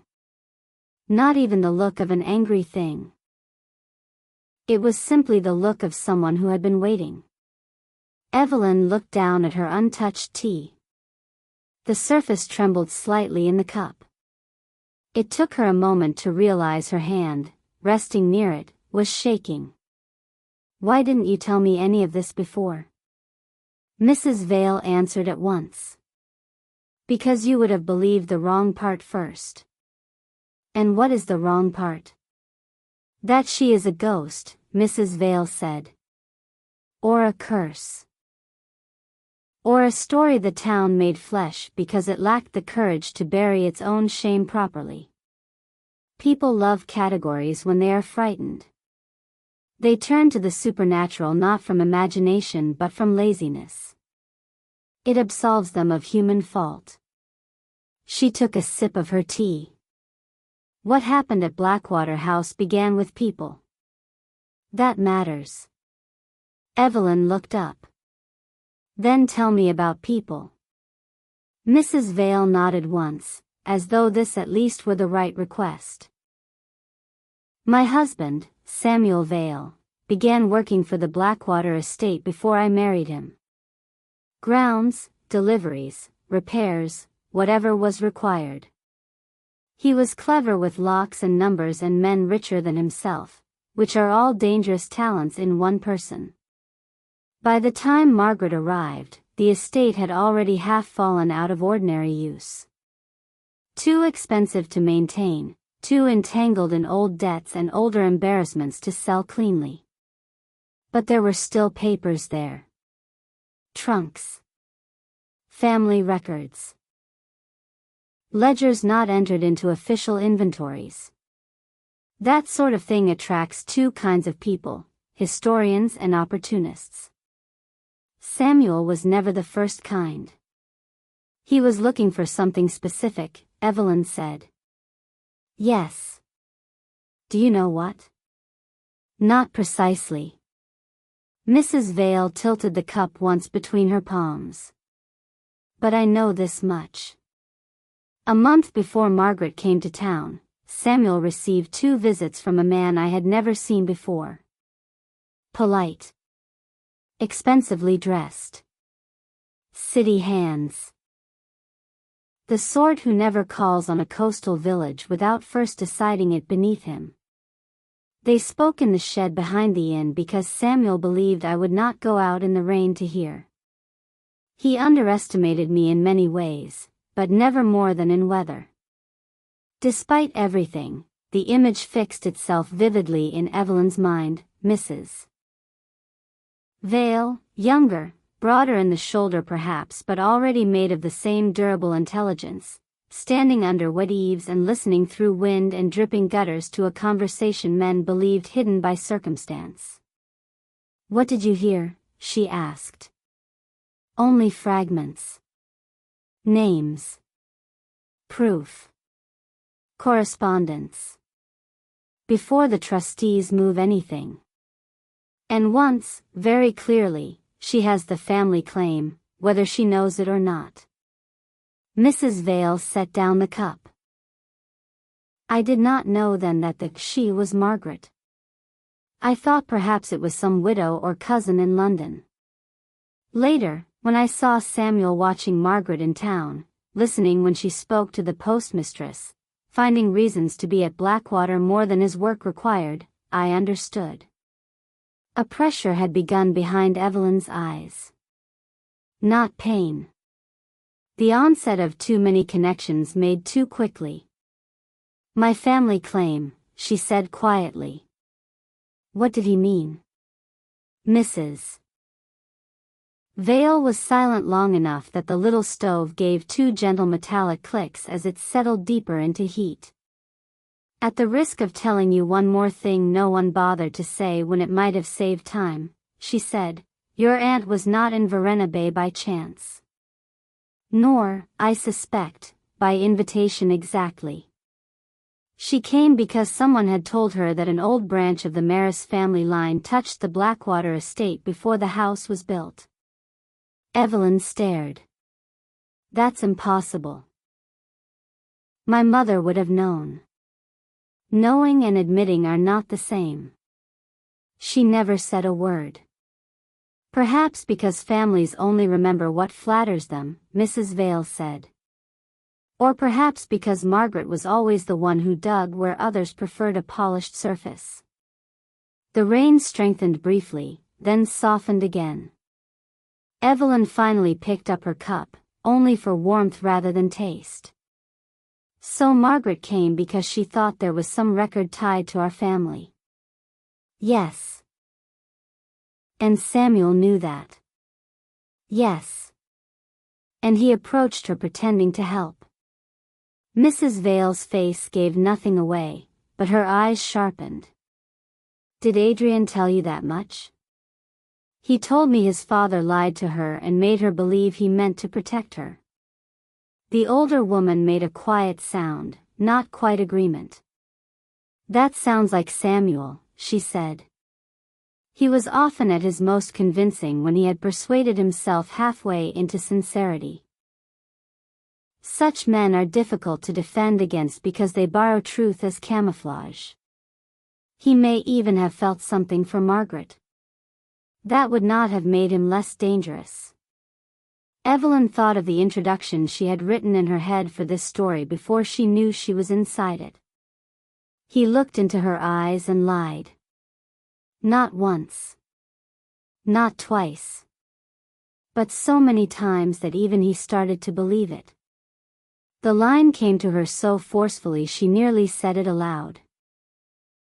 Instead she asked, did Margaret care for him? Mrs. Vale considered. I think she wanted to trust him, she said. That is not the same thing. But it often leads people to stand too near the same cliff edge. The quiet that followed was sharp with recognition. Mrs. Vale saw it. She set down her cup and looked directly at Evelyn. My son is not his father, she said. The words, spoken into that particular silence, landed with more force than any accusation might have. I didn't say he was. No. But you have been wondering whether concealment is hereditary. Evelyn opened her mouth and then closed it. Mrs. Vale gave the smallest, most humorless curve of the mouth. The answer, unfortunately, is yes. The reasons are where men begin to differ. Evelyn leaned back in the chair. The lamp overhead cast a green-gold circle over the table, leaving the shelves and corners half in shadow. It felt, suddenly, as though the little back room had become the truest room in the inn, simply because no one in it had the energy left to maintain politeness.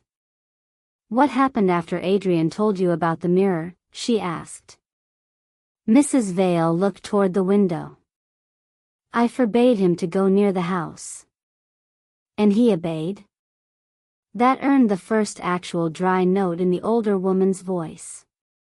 He was 14, grieving, and born with his father's capacity for quietly catastrophic disobedience. So no. Evelyn almost smiled, and hated herself for the tenderness that flashed up through her anger. Mrs. Vale continued. He stayed away for perhaps 2 weeks. Then I found mud on the stair runner and seawater on the hem of the old coat he thought I didn't know he'd borrowed. He kept going back. Yes. Why? Because the mirror changed. Mrs. Vale's eyes returned to her. The first time it showed the cove. The second time, only black water. The third, a corridor that did not belong to the house at all. Then Margaret again. Then nothing. Then his own reflection, but older. She paused. That was when he stopped telling me every visit. Evelyn felt the room narrow slightly around the words. Older? That was how he described it. Not a man fully grown. Only older than he was then. Tired. As if time behaved badly inside that room. For a moment neither of them spoke. At last Evelyn said, Why didn't you destroy it? Mrs. Vale laughed once, a brittle little sound. And how would you suggest I destroy a mirror under a ruined house that does not reliably occupy the same place twice? Evelyn stared. What do you mean? I mean, Mrs. Vale said, with admirable patience, that Adrian could not always find the passage. Sometimes the locked room was only a locked room. Sometimes it stood open onto a bedroom. Twice it led to a narrow stair ending in a dead stone wall. Once, and only once in my own experience, it opened onto the passage he described. Her gaze sharpened. You thought this was going to remain architectural. Evelyn could not remember the last time she had taken a full breath. You've seen it yourself, she said. Yes. Why? Because after months of forbidding Adrian, pleading with Adrian, threatening Adrian, and watching him become thinner and quieter and more divided from himself, I chose the unwise path available to every mother on earth. I followed him. Something in the old woman's voice softened almost invisibly. He was 16 then. I watched him leave after midnight through the back lane in boots he thought did not squeak. I gave him a 10-minute lead so he might preserve some illusion of mystery. Then I went after him with a lantern and a temper I would not recommend to God. Evelyn sat very still, held by the vividness of it. I found him in the locked room, Mrs. Vale said. Standing before a narrow gap in the wall that should not have been there. He turned when he heard me and looked neither surprised nor ashamed. Only tired. We went down together. Her fingers tightened once around the cup. The chamber was exactly as he described. Stone. Cold. The mirror at the far end. No frame. No decorative nonsense. Just a tall sheet of dark glass set upright in a carved niche older than the house above it. There were letters on the stone around it. Not Latin. Not anything I knew. She took a breath. And when I looked into it, I saw Blackwater House burning. The rain seemed to hush itself to hear that. Evelyn whispered, "Did it burn?" "No." "Then what did it mean?" Mrs. Vale gave a small, tired gesture. "If I knew what the thing meant, do you imagine I would still be serving haddock to tourists in a village that prides itself on weather and silence?" Evelyn almost laughed then, but the sound died before it reached her throat. What did Adrian see that night? Not the same thing. He looked after me and saw only the corridor. Empty. That was the first time I understood the mirror did not simply show the future or the past or the dead. It showed something particular to the person before it. Or perhaps it used them to look at something particular in return. A small chill moved through Evelyn's body that had nothing to do with the room. And Margaret? Mrs. Vale's gaze lowered to the table. "We found one of her gloves in the chamber," she said. "Blue kid leather. Damp, though the room was dry." I never told Adrian this, because by then he was already too entangled in the belief that if he kept visiting he might one day receive a clear explanation. Hope is the most dangerous addiction in a house like Blackwater. It keeps people mistaking repetition for progress. Evelyn sat back and covered her mouth with one hand for a second. The glove. A thing so ordinary, so human, in a place no human account had properly contained. "You never told him," she said through her fingers. "No." "Why?" Mrs. Vale lifted her head slowly. Because he had begun to love her memory more than was safe. The room went utterly quiet. Evelyn lowered her hand. "What?" Mrs. Vale did not soften the statement. "My son was a lonely boy, Evelyn. He met your aunt when she was beautiful and unhappy and kind to him in ways that cost her little and him a great deal. She spoke to him as though he mattered, and then she vanished into the center of the worst thing he had ever seen. Some people spend the rest of their lives calling that grief by another name because grief sounds more practical." Evelyn felt heat rise under her skin, sudden and uncomfortable. "That was years ago." "Yes." "You think he's still?" "I think love changes form under pressure," Mrs. Vale said. "It becomes guilt. Protection. Obsession. Refusal. Longing so old it no longer recognizes itself. Choose whichever noun flatters the century." For a moment Evelyn could not speak. She thought of Adrian's face at the cove. The way his voice altered on Margaret's name. The absolute tenderness in his silence whenever speaking of her pain. The instinctive possession with which he moved through Blackwater House, like a man who had spent too many years trying to guard not a place but the site of an injury. Jealousy came so unexpectedly that she almost failed to recognize it. Not pure jealousy. Something messier. The pain of discovering that part of the intimacy she had felt with him was rooted in someone else's ghost. Mrs. Vale saw the shift in her face and said, not unkindly, "That does not mean what you fear it means." Evelyn's head came up at once. "You don't know what I fear." "No," the older woman said. "But I know what women fear when they arrive late to a story and find a dead girl already installed in its center." The accuracy of it was unbearable. "She wasn't a girl," Evelyn said. "Neither are you." That landed too. Evelyn looked away. Rain stitched itself down the window in thin silver lines. Beyond the small pane, the harbor lamps had begun to come on, blurred by weather into pale floating halos. The world outside had narrowed to water and light and dark. "Did he ever find Margaret?" she asked, still not looking back. Mrs. Vale's answer came after a pause. "No. Not in any way that could be lived with."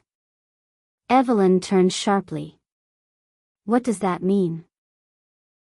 "It means once, when he was 19 and home from his first failed attempt at leaving this town for good, he came back before dawn with blood on his sleeve and seawater in his hair and told me he had followed a woman in a blue coat from the churchyard to Blackwater House and lost her at the locked room door." Blood thudded once in Evelyn's ears. Whose blood? His own. He fell through rotten flooring on the back stair. Nothing dramatic. I was disappointed, frankly. If a son is to return from haunting a forbidden estate, one expects a better story than splinters and stubbornness. Despite everything, the line almost made Evelyn smile. That was the danger of Mrs. Vale. She moved 1 inch from grief to dryness so efficiently that a person's heart never quite knew where to defend itself. "But he thought it was Margaret," Evelyn said. "Yes." "Was it?" Mrs. Vale held her gaze. No one in this town has ever benefited from answering that question quickly. Evelyn pushed back her chair and stood. "I'm tired of being handled." Mrs. Vale did not rise. "So is he." "That does not excuse it." "No," the older woman nodded. "But it may explain the shape of it." Evelyn took 2 steps toward the door, then stopped and turned back. "There's more," she said. Mrs. Vale's face did not change. "Yes." "What?" The older woman looked down into her cup.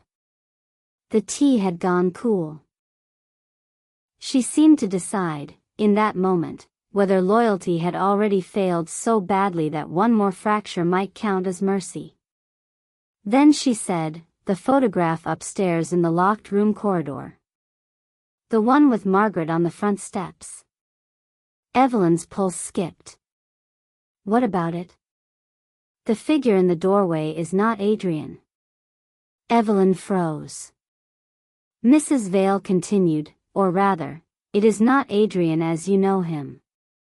The photograph was taken in June of 1986.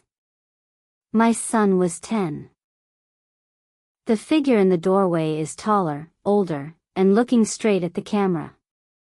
Evelyn's mouth went dry. "That's impossible." "Yes," Mrs. Vale said quietly. "That seems to be Blackwater House's favorite condition." For a moment the room ceased to exist in any ordinary way. The lamp, the table, the shelves, the small stove, All of it seemed to hold itself at a distance while her mind tried to grip the statement and failed. "No," she said finally. "I saw the photograph. It was shadowed. I have seen it in sun." Mrs. Vale's eyes were steady on hers now. "When Adrian was 17, he showed it to me after one of his visits. He believed at first it was his father. Then he believed it was some trick of resemblance. Then he stopped speaking of it altogether, which is how I knew it had ceased to be a theory and become a terror." Evelyn could hear her own pulse. "You're telling me there was another Adrian in that photograph?" "I am telling you, Mrs.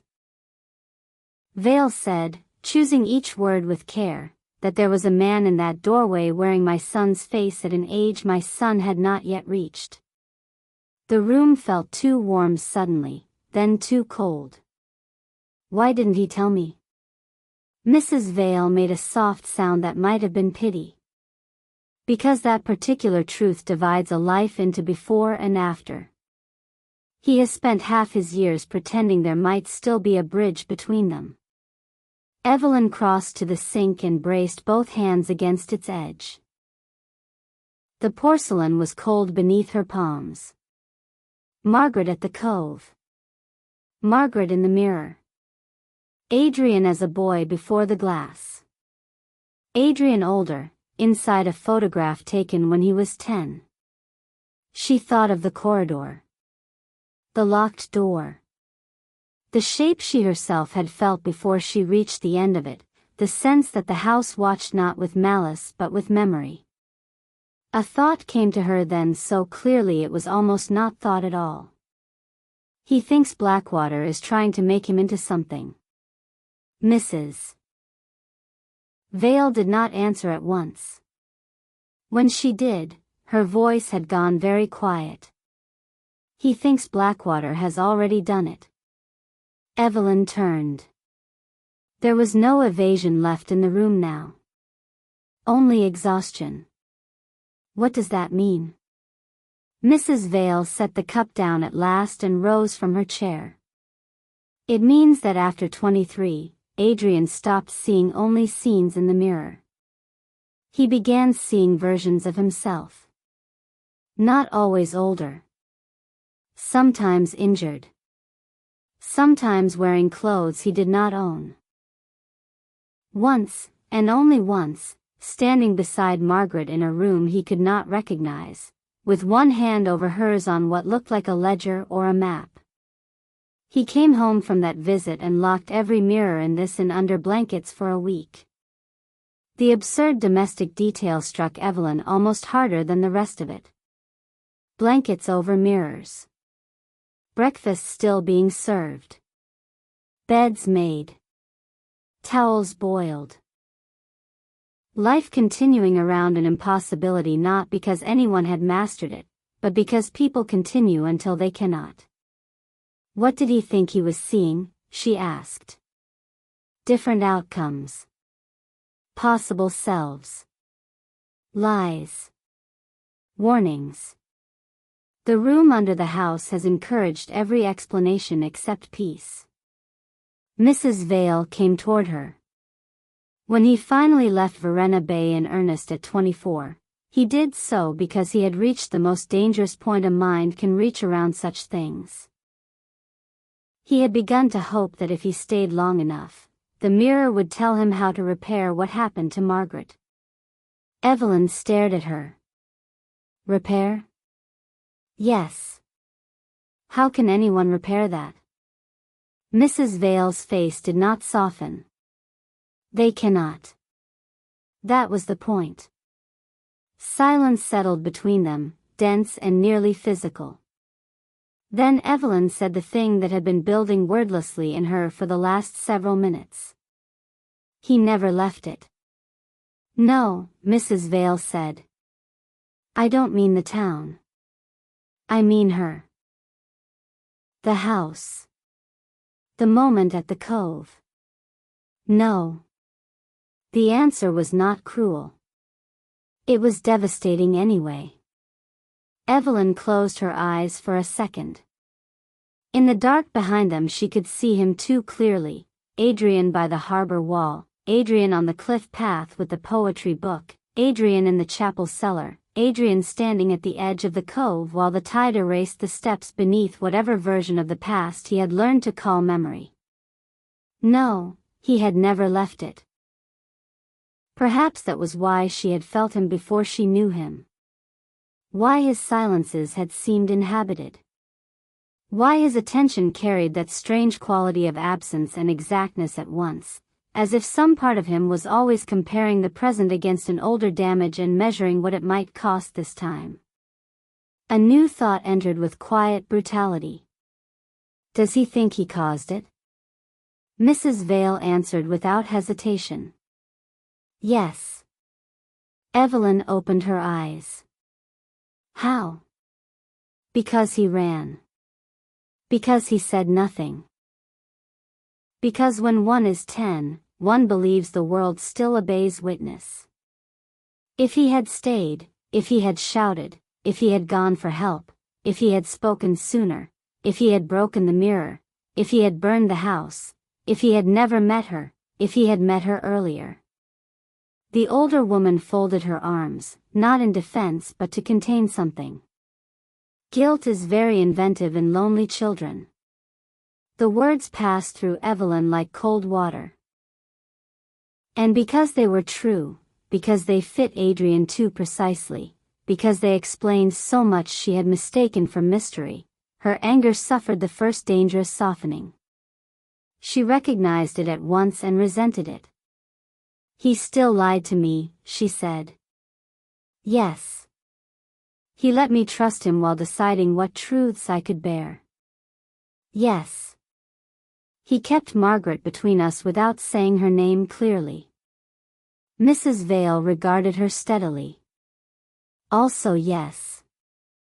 Evelyn laughed once, a breath more than a sound. You are infuriatingly calm. No. Only tired. The older woman moved back to the table and touched the cooling teapot as if deciding whether the leaves deserved a second life. The question now is not whether he hid things. He did. The question is whether you understand what kind of hiding he has practiced. Evelyn did not answer. Because she did understand. At least partly. There was the hiding of a man who wishes to manipulate, and the hiding of a man who believes truth itself is a loaded gun. Adrian had become so skilled at the second kind that from the outside it could resemble the first, particularly when it hurt. And it did hurt. It hurt almost more for being mixed with tenderness. If he had been colder, simpler, more obviously false, she might already have packed and taken the morning train out. Instead she stood in the back room of an inn, listening to rain and impossible stories, with a jealousy she hated and a concern she hated more. She turned back to Mrs. Vale. Where is he? The older woman's gaze sharpened. Do you intend to stop him, or join him? I don't know yet. That is not a reassuring answer. Neither is any answer I've been given since arriving here. Mrs. Vale gave the smallest nod, as if admitting the fairness of that. He said he was going to the west side of the grounds, she said. There's an old gardener's entrance below the cedar walk. If the locked room chooses to be itself tonight, that path will reach it faster than the front stairs. Evelyn stared. You're telling me where to find him? Yes. Why? The older woman was quiet for a moment. Then she said, because if I forbid you, you will go angrier. And because if I send you, you may at least remember to take the stronger lantern. She reached up to a hook by the back door and took down a brass-handled lamp, heavier than the one Adrian had carried earlier. She lit it with one practiced strike. The glass warmed slowly into amber. When she handed it over, her fingers closed briefly over Evelyn's. "Listen carefully," she said. Evelyn met her eyes. "If you find the room, do not step in front of the mirror before he does." The warning was so specific that Evelyn felt its weight before she fully understood it. "Why?" Mrs. Vale released her hand. "Because some questions are safer asked after one knows whether the glass has already taken an interest." Rain had slackened to a fine silver veil by the time Evelyn stepped out of the inn. The town was nearly dark now. Lamps burned behind curtains and in doorways, warm and domestic against the gathering weather. The harbor sounded farther away than usual, though perhaps that was only because her own thoughts were too loud. The lantern swung from her hand, casting a low-moving pool of gold over the wet stones. She did not hurry at first. She wanted to. Her body was all urgency now, anger, dread, the need to find Adrian before whatever old pattern had pulled him out into the rain could tighten around him again. But haste on wet roads led only to twisted ankles and foolishness, and something in her still clung to practicality as if it were the last rope over a dark drop. The west side path of the estate was harder to find than the main approach. She nearly passed it twice.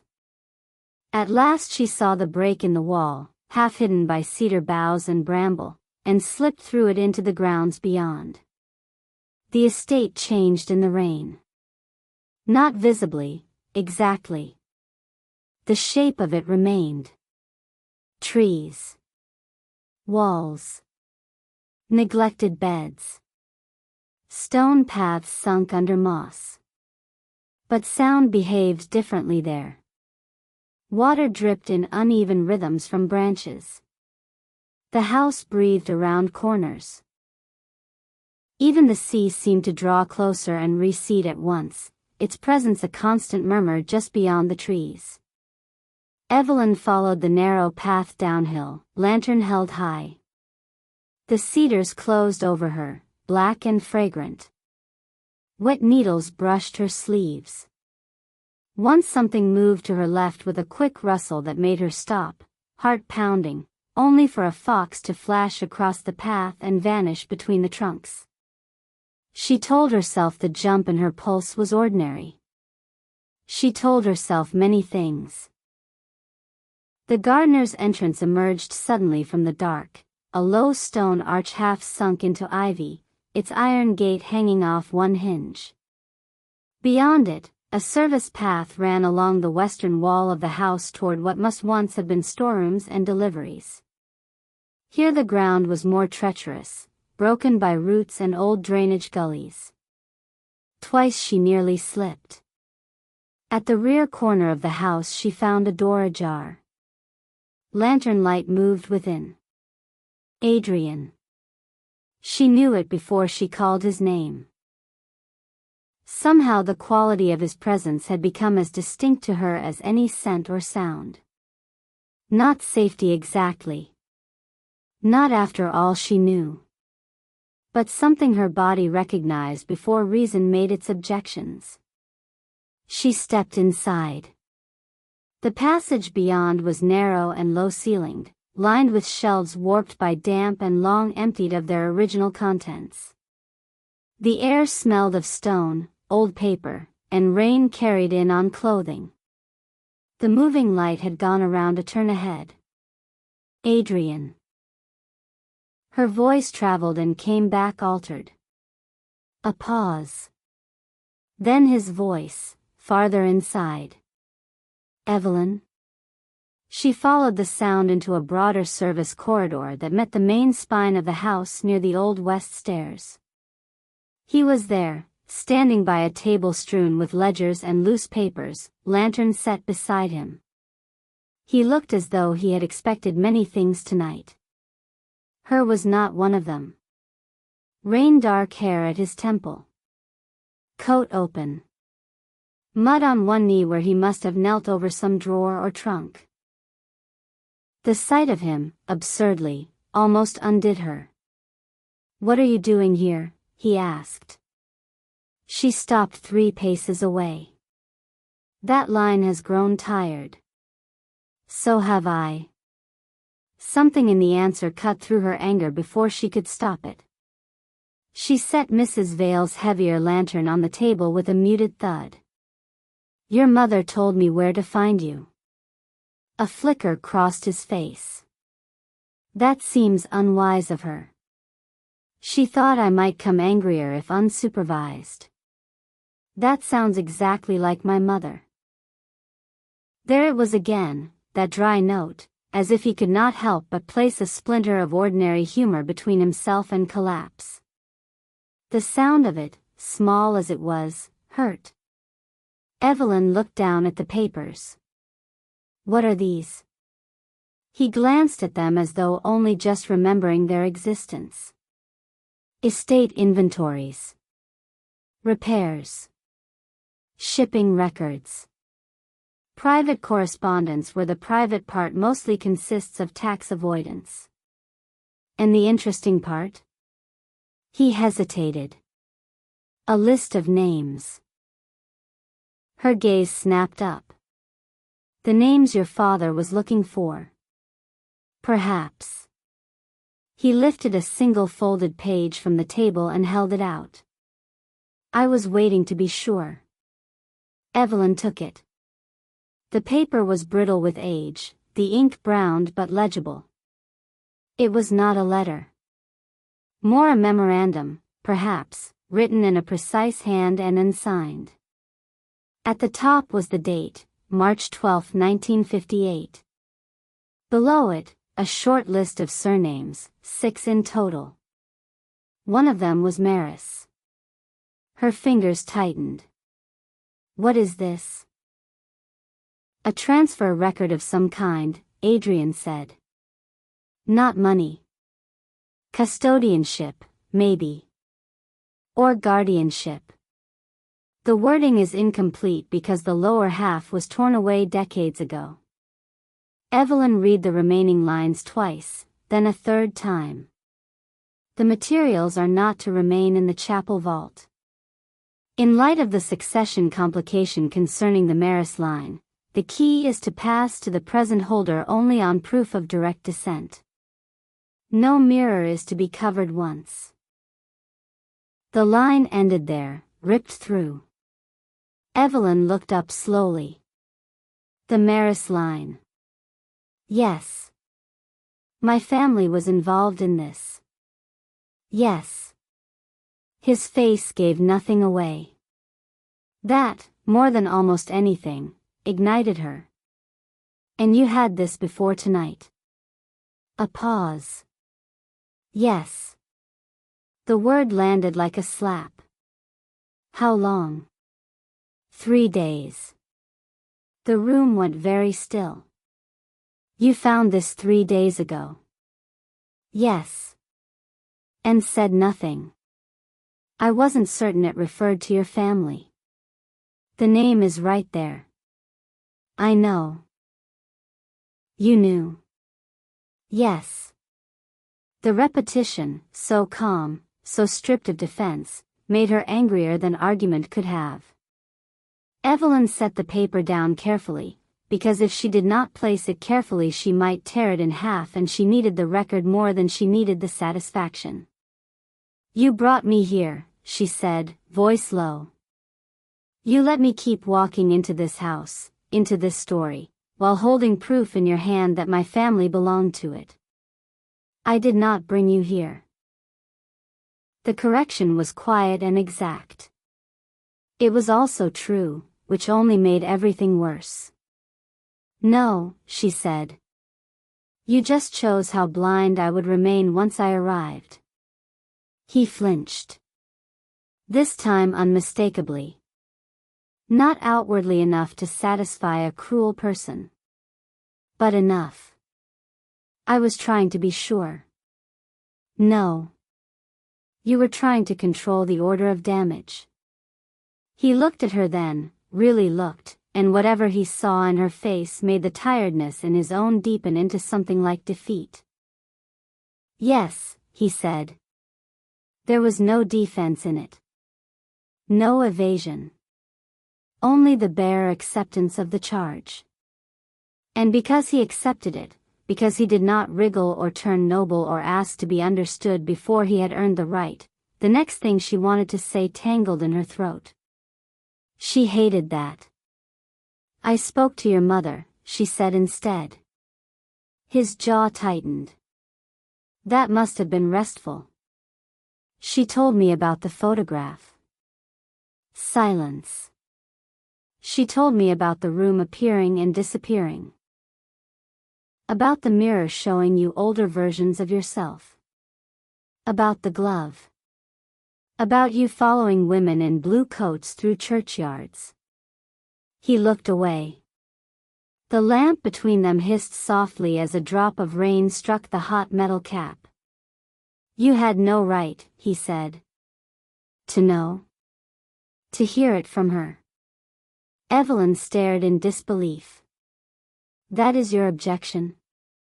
"It was mine to say." "But you didn't say it." "I was going to." "When?" "After deciding which order of damage I could best survive." The line struck home. She saw it. He turned back to the table and put one hand flat against it as if steadying himself against something no one else could see. "I know what this looks like." "Do you?" "Yes." "What, then?" He was silent for a moment. When he answered, his voice was lower than before. "It looks like my father," he said. The words left no air in the room.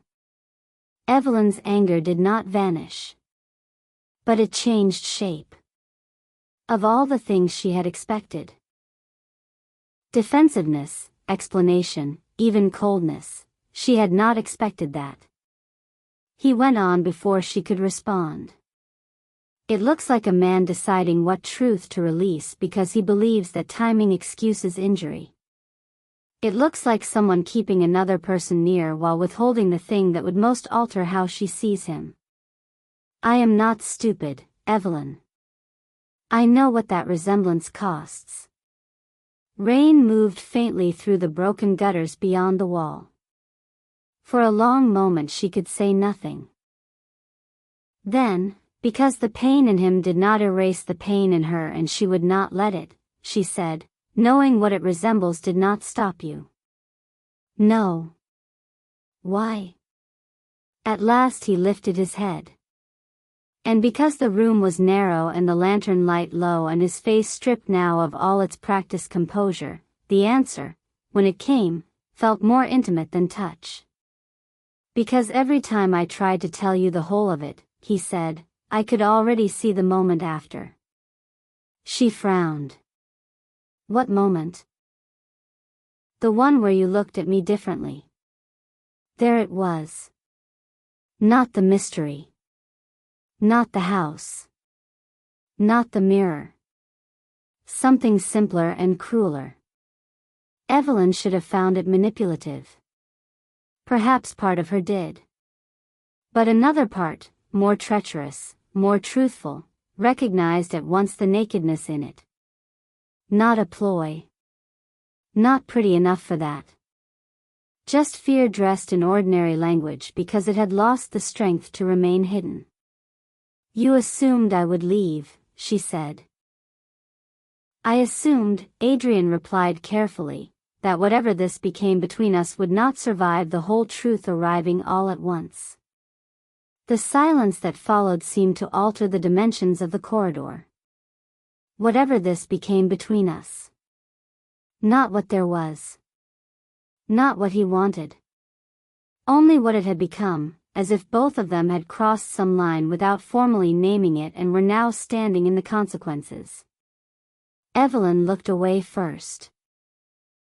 The papers on the table blurred for a second, then steadied. The ledger. The torn memorandum. 2 envelopes tied together with blackened ribbon. A brass key, old and worn smooth at the bow. She reached for the key because her hands needed something to do. What is this? Adrian followed her gaze. I found it in the drawer under the inventories. For the locked room? No. For what, then? His mouth tightened faintly. I think for whatever lies beyond it. Evelyn held the key in her palm. It was heavier than it looked. Cold, even in the lantern warmth. The metal had darkened with age except where repeated use had polished certain edges bright. Have you tried it? No. Why not? Because you walked in. A tiny, absurd ache moved through her at that. He had not wanted to open whatever came next before speaking to her. Or perhaps he had wanted to and had failed. With Adrian one could rarely tell where self-restraint ended and fear began. She closed her fingers around the key. Then we try it now. His gaze lifted sharply to hers. No. The swiftness of the answer reignited everything. No. No. You do not get to tell me no again in this house. I absolutely do if what comes after might. He stopped. Might what? He looked toward the dark stretch of corridor beyond the west stairs. Might not stay contained. Evelyn laughed once, low and astonished. Contained. Listen to yourself. I am. That is the problem. He took a step toward her, not threatening, only urgent in a way she had rarely seen. Evelyn, I need you to hear this without deciding I'm being dramatic for pleasure. The room beneath the house is not simply a place. I don't know what it is, but it has never behaved like anything I can map or reason with. It does not always open. It does not always show the same thing. And when it does show something, the thing shown does not necessarily end at the edge of the glass. He drew a breath. Twice in the last 10 years I have left that chamber and found a photograph changed upstairs. Once I returned to the inn and discovered a mirror in an empty guest room veiled from the inside. Once I went a month without sleeping in the same room twice because I could hear water where there was none. So when I say contained, I am not trying to sound mysterious. I am trying not to repeat mistakes. The words entered her slowly, one by one, because taking them in all at once would have required too much reordering of the world. You never told anyone. I told my mother enough to keep her angry. Not enough to keep her safe. There is a difference. And me? He met her eyes. You I was trying to keep untouched. The phrase struck her so hard she had to look away. Untouched. As if she were still capable of that. As if the house had not already laid its strange, damp hand over her days. As if he had not. She tightened her grip on the key. Too late. He said nothing. They stood there with the papers between them and the rain outside and all the accumulated restraint of the past days breaking down into something rawer and much less manageable. Then Evelyn said, very quietly, "Did you ever love her?" Adrian went still. The question had not meant to leave her mouth. She knew that even as the last word entered the room. It had risen from some deeper, meaner hurt, one she had not wanted to examine because jealousy is such an ugly thing in the presence of grief. But now it was there. And because it was there, it had to be borne. Adrian did not answer at once. His face had become unreadable again, but not with the old practiced reserve. This was something more painful. The look of a man opening a door he had kept braced shut for years because the person standing outside had already heard the breathing on the other side. I loved, he said at last, who I was when she spoke to me. The answer was so unexpected, so terribly precise, that Evelyn could not move. He continued, not looking away. She was kind to me when I was a boy nobody listened to unless I was useful. She asked what I read. She remembered my answers. She made me feel visible without making me feel trapped. Then she vanished into the center of the worst thing I had ever seen, and every feeling after that got bent around the loss. His mouth shifted faintly, painfully. If you're asking whether I built an altar in my mind and knelt to it for 20 years, no. If you're asking whether part of me has spent 2 decades trying to reach the point before she looked at my father and understood she was wrong to trust him, yes. Evelyn looked down at the key in her hand until the metal blurred. That answer was not a comfort. But it was true enough to wound cleanly. And me? She asked before she could stop herself. His face changed. Not dramatically. Just enough that she wished, for one impossible second, she could take the question back and preserve whatever ignorance it might have spared. "What about you?" he said. The words were not evasive. They were careful. She hated that carefulness. She also knew exactly why it was there. "You were afraid I'd look at you differently," she said. "So there must be some way you hoped I looked before." He closed his eyes briefly. When he opened them again, the corridor seemed too narrow to hold the answer. "You looked at me," he said. The simplicity of it undid her more effectively than any declaration could have. Outside, somewhere deep in the house, a door moved. Not slammed. Not struck. Simply moved, with the soft, deliberate sound of wood giving way to its own weight after years of stillness. Both of them turned. The sound had come from above. Or below. In Blackwater it was never easy to tell. Adrian's expression changed at once. All feeling withdrew behind focus. "The locked room," he said. Evelyn looked at him. "How do you know?" "Because it only opens when it wants a witness." The sentence should have sounded theatrical. It did not. He took up his lantern in one hand and the memorandum in the other, then seemed to remember what he was doing and put the paper back down.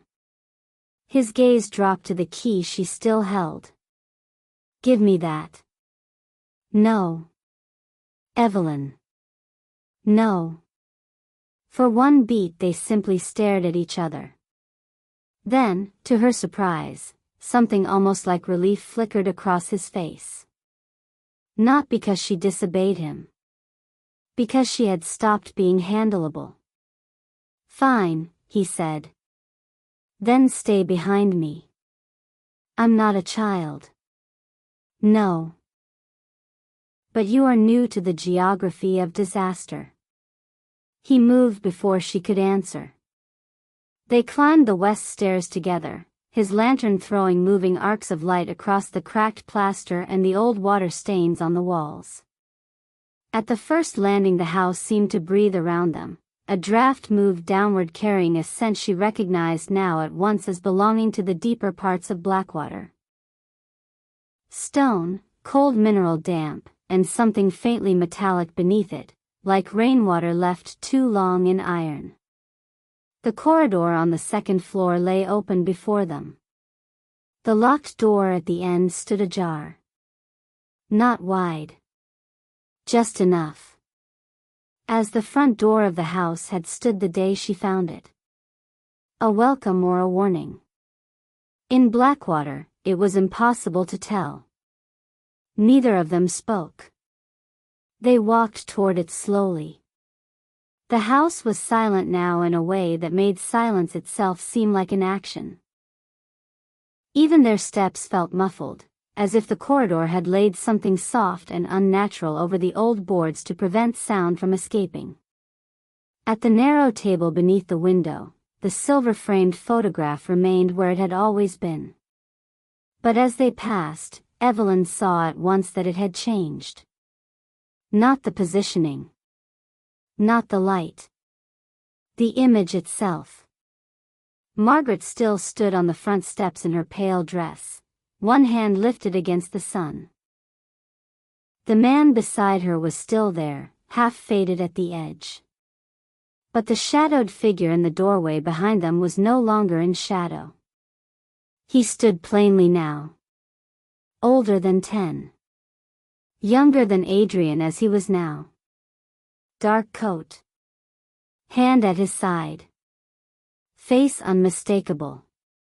Adrian stopped so abruptly the lantern flame shivered. Evelyn looked from the photograph to him and back again. He did not speak. He did not need to. His face had gone very pale.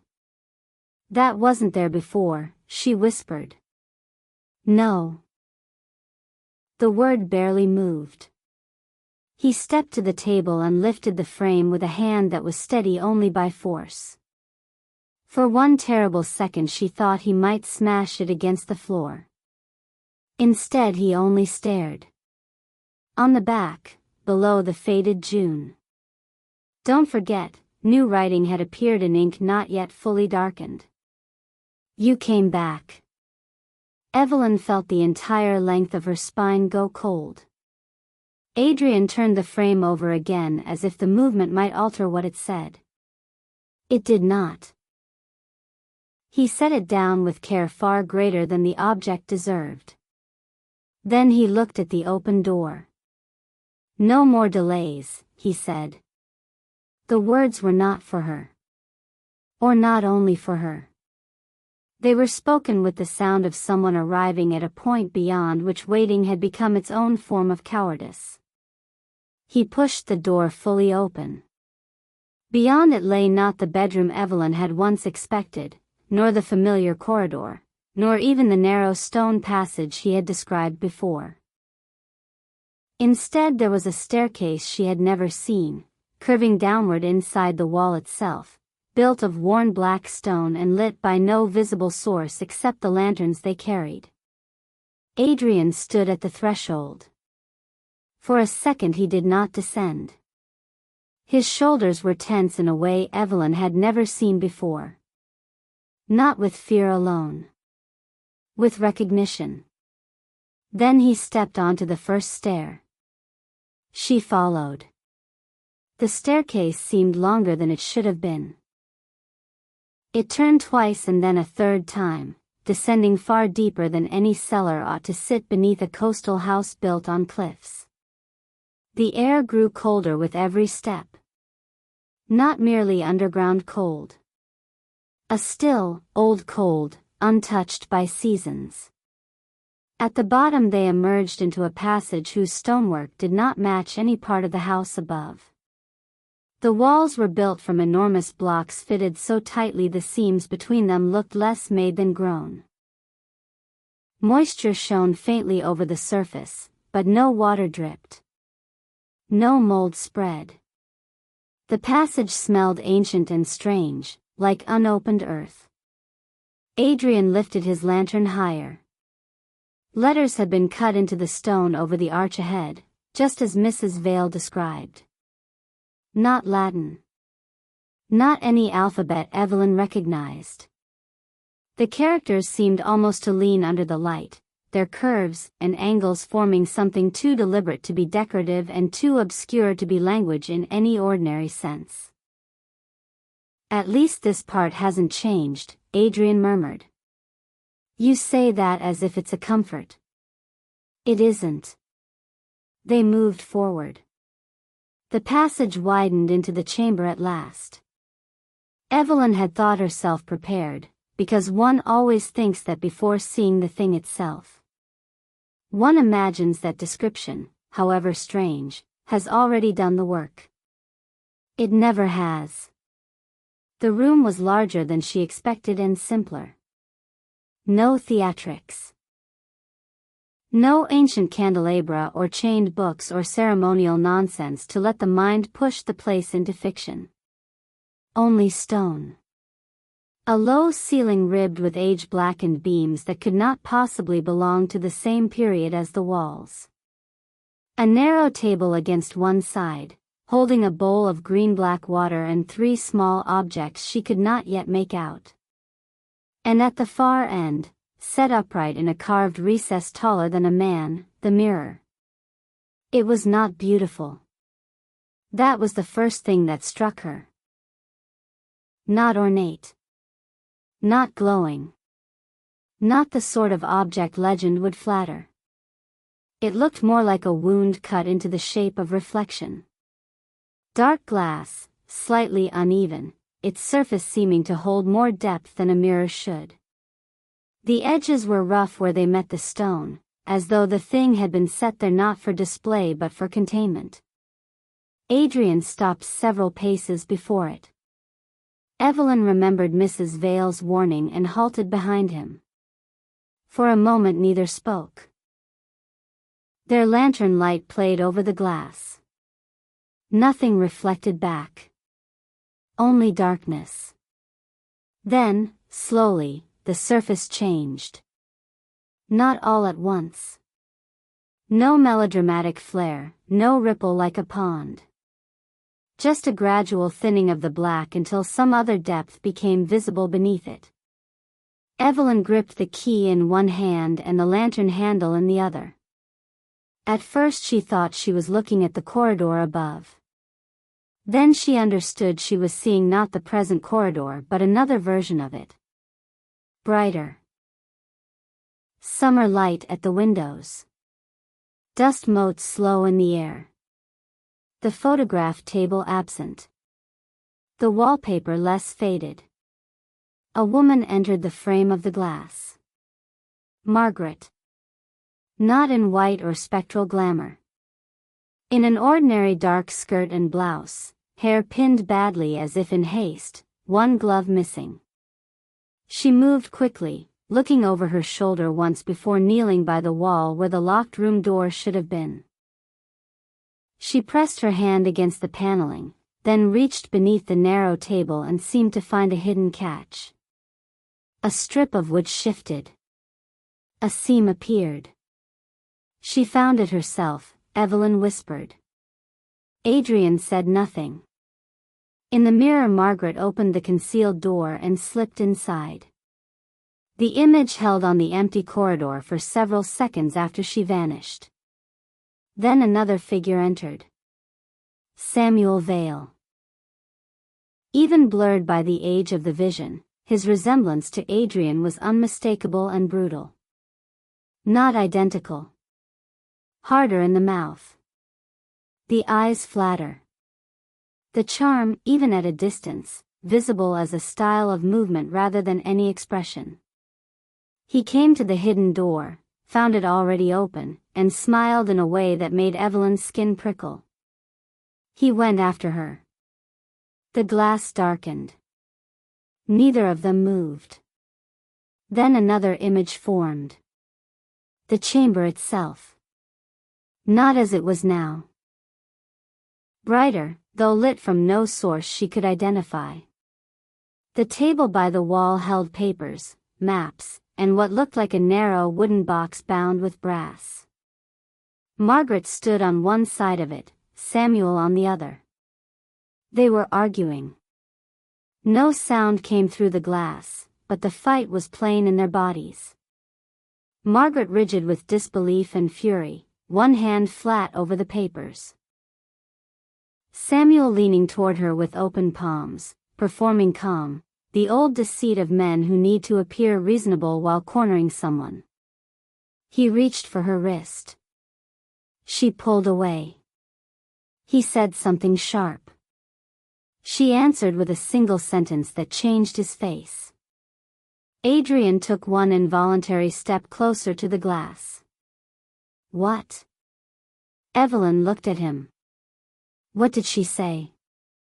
He did not seem to hear her. His eyes were fixed on the mirror, on Samuel's face. Then the image sharpened just enough that Evelyn could make out Margaret's lips. You lied to me from the beginning. The room seemed to contract around the line. Adrian closed his eyes briefly. The lantern in his hand trembled once and steadied. In the mirror, Samuel said something in return. Something longer. Pleading, perhaps. Or persuading. Margaret shook her head. She reached for the wooden box. He caught her arm again, harder this time. The image blurred. Darkened. Changed. Now the cove. The tide rising. The steps slick with foam. Margaret on the second step. Samuel on the shore. The scene Adrian had described, and yet not exactly. Not from where he stood as a child. From closer. From impossible nearness, as though the mirror itself occupied the air between them. Margaret was shouting now.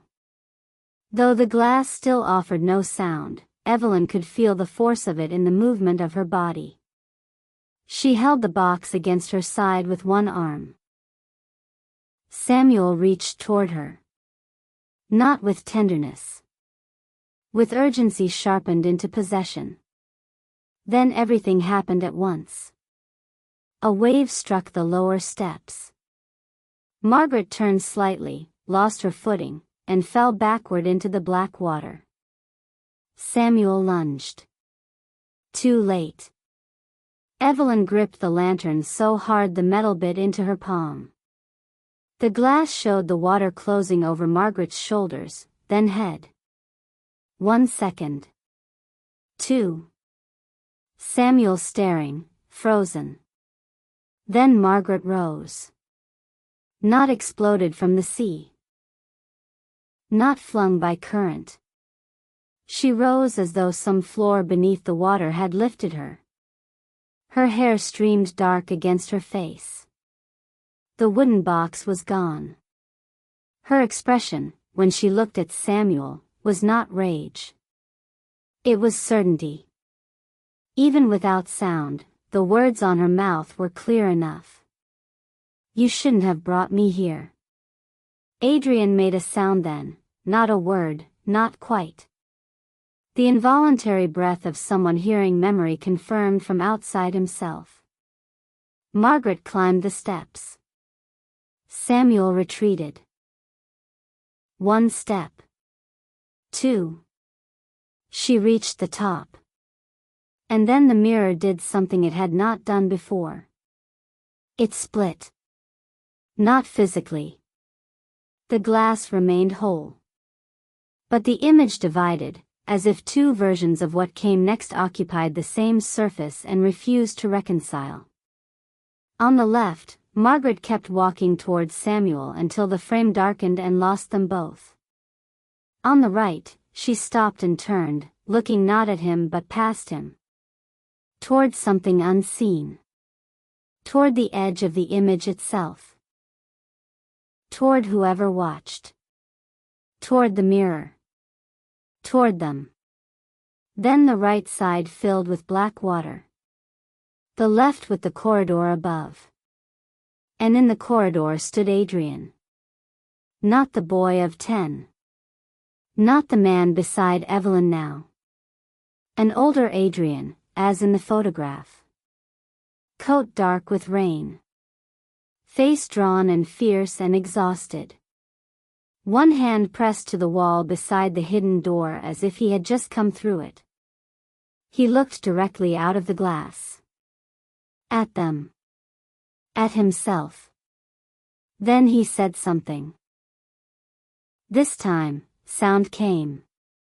Not from the mirror exactly, but through the stone around it, through the air in the room, thin and distorted as if carried underwater. Don't let her see the ledger. Evelyn felt Adrian go rigid beside her. The older Adrian in the glass looked not at Evelyn, but straight at the Adrian standing in the room now. Burn it if you have to, he said. The image shattered into darkness. Not broken glass. Only black, absolute and immediate, swallowing every shape. The chamber rang with silence after the sound. No one moved. No one breathed fully. At last Evelyn turned slowly toward Adrian. His face had gone white. What ledger? He did not answer. Adrian. He still did not answer. Her own voice sharpened. What ledger? He set the lantern down so carefully it was almost unbearable to watch. Then he reached inside his coat and drew out a notebook bound in cracked black leather. Not large. Old. Held too close to the body for too long. He had carried it with him from the inn. He had carried it while telling her about the memorandum. While speaking of trust. While swearing, implicitly and sometimes explicitly, that there would be no more chosen portions of truth. Evelyn looked at the book and knew, before he said anything at all, that this was the deepest thing he had hidden.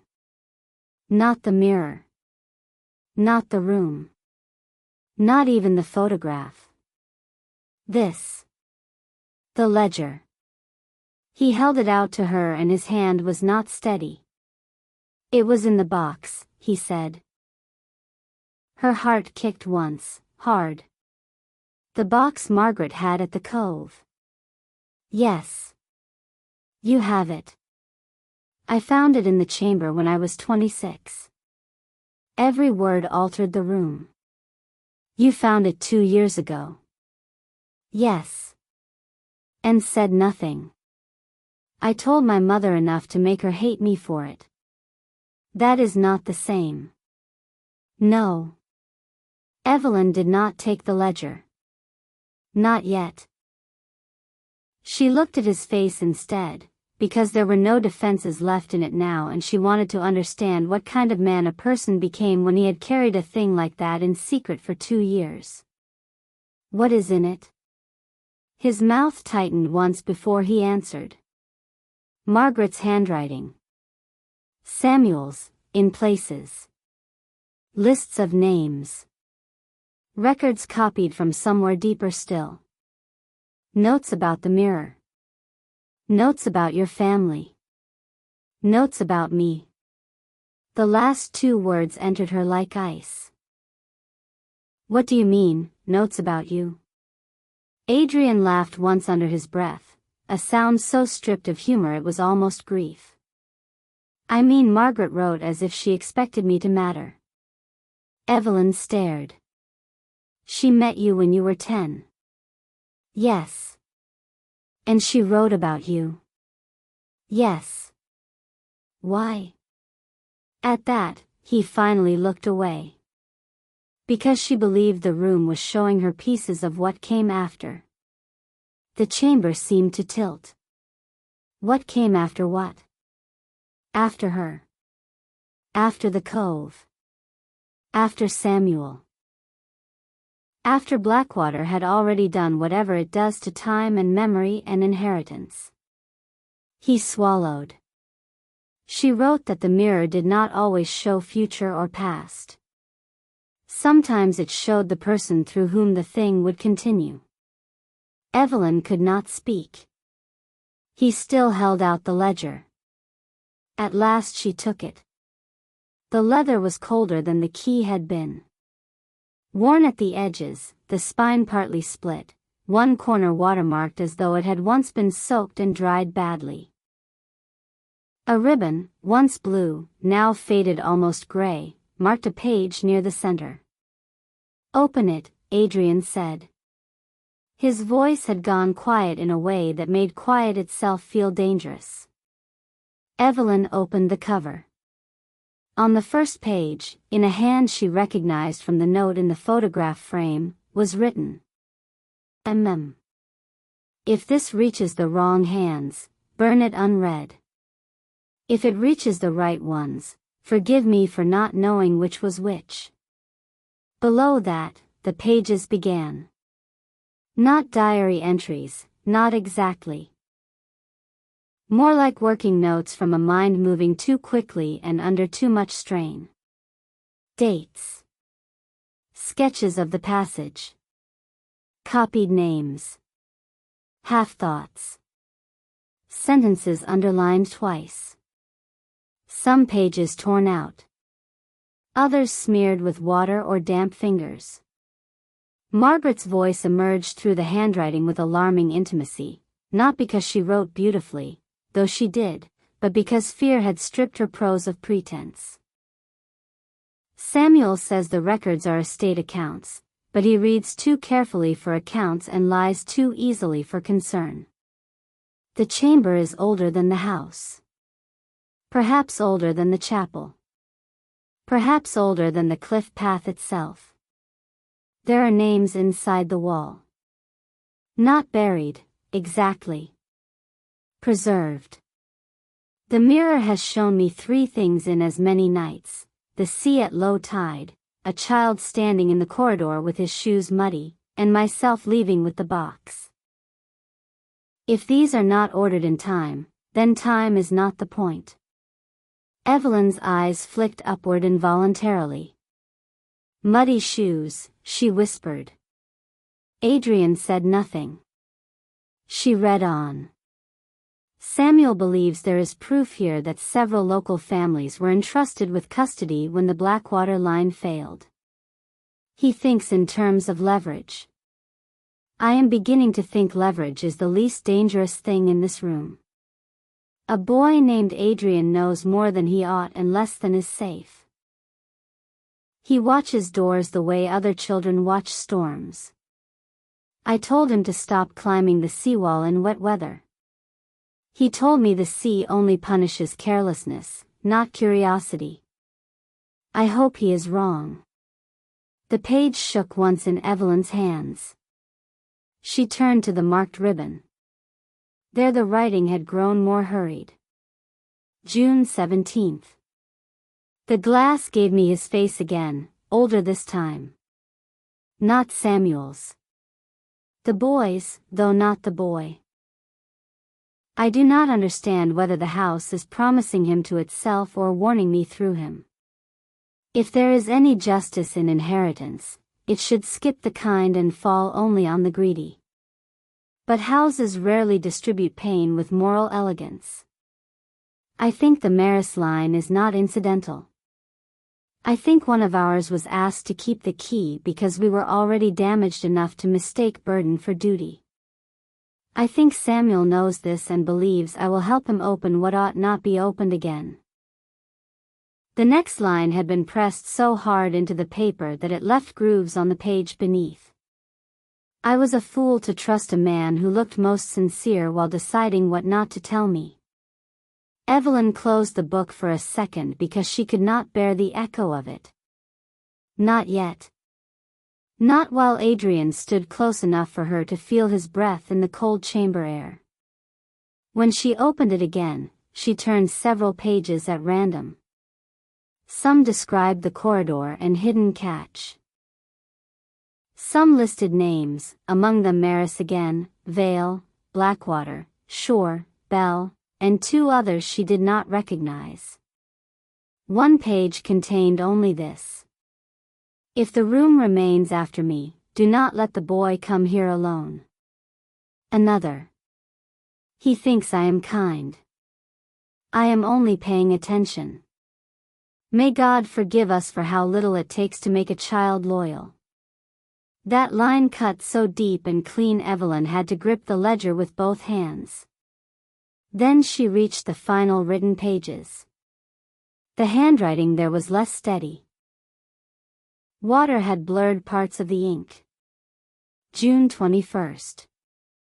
Samuel says I do not understand what the names can do. He is right. I understand only what men do when they believe names belong to them. The box does not hold the key. It holds the list and the instruction. The key was passed separately. I have seen where. If I can get out by the cove, I may still. The line ended in a smear, as if the page had been closed while wet. Below it, later, in a different ink in a much firmer hand, one final entry. If you are reading this, then one of two unbearable things has happened. Either Samuel got exactly what he wanted, or Adrian survived long enough to inherit the question. If it is Adrian, tell him the house was never choosing him. It was repeating him to itself.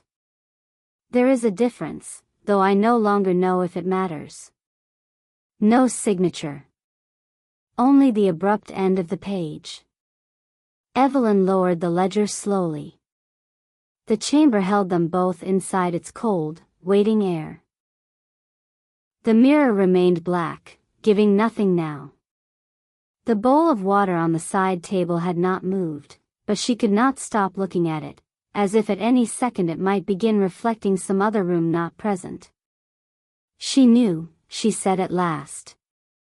Yes. She knew about you. Yes. She expected this.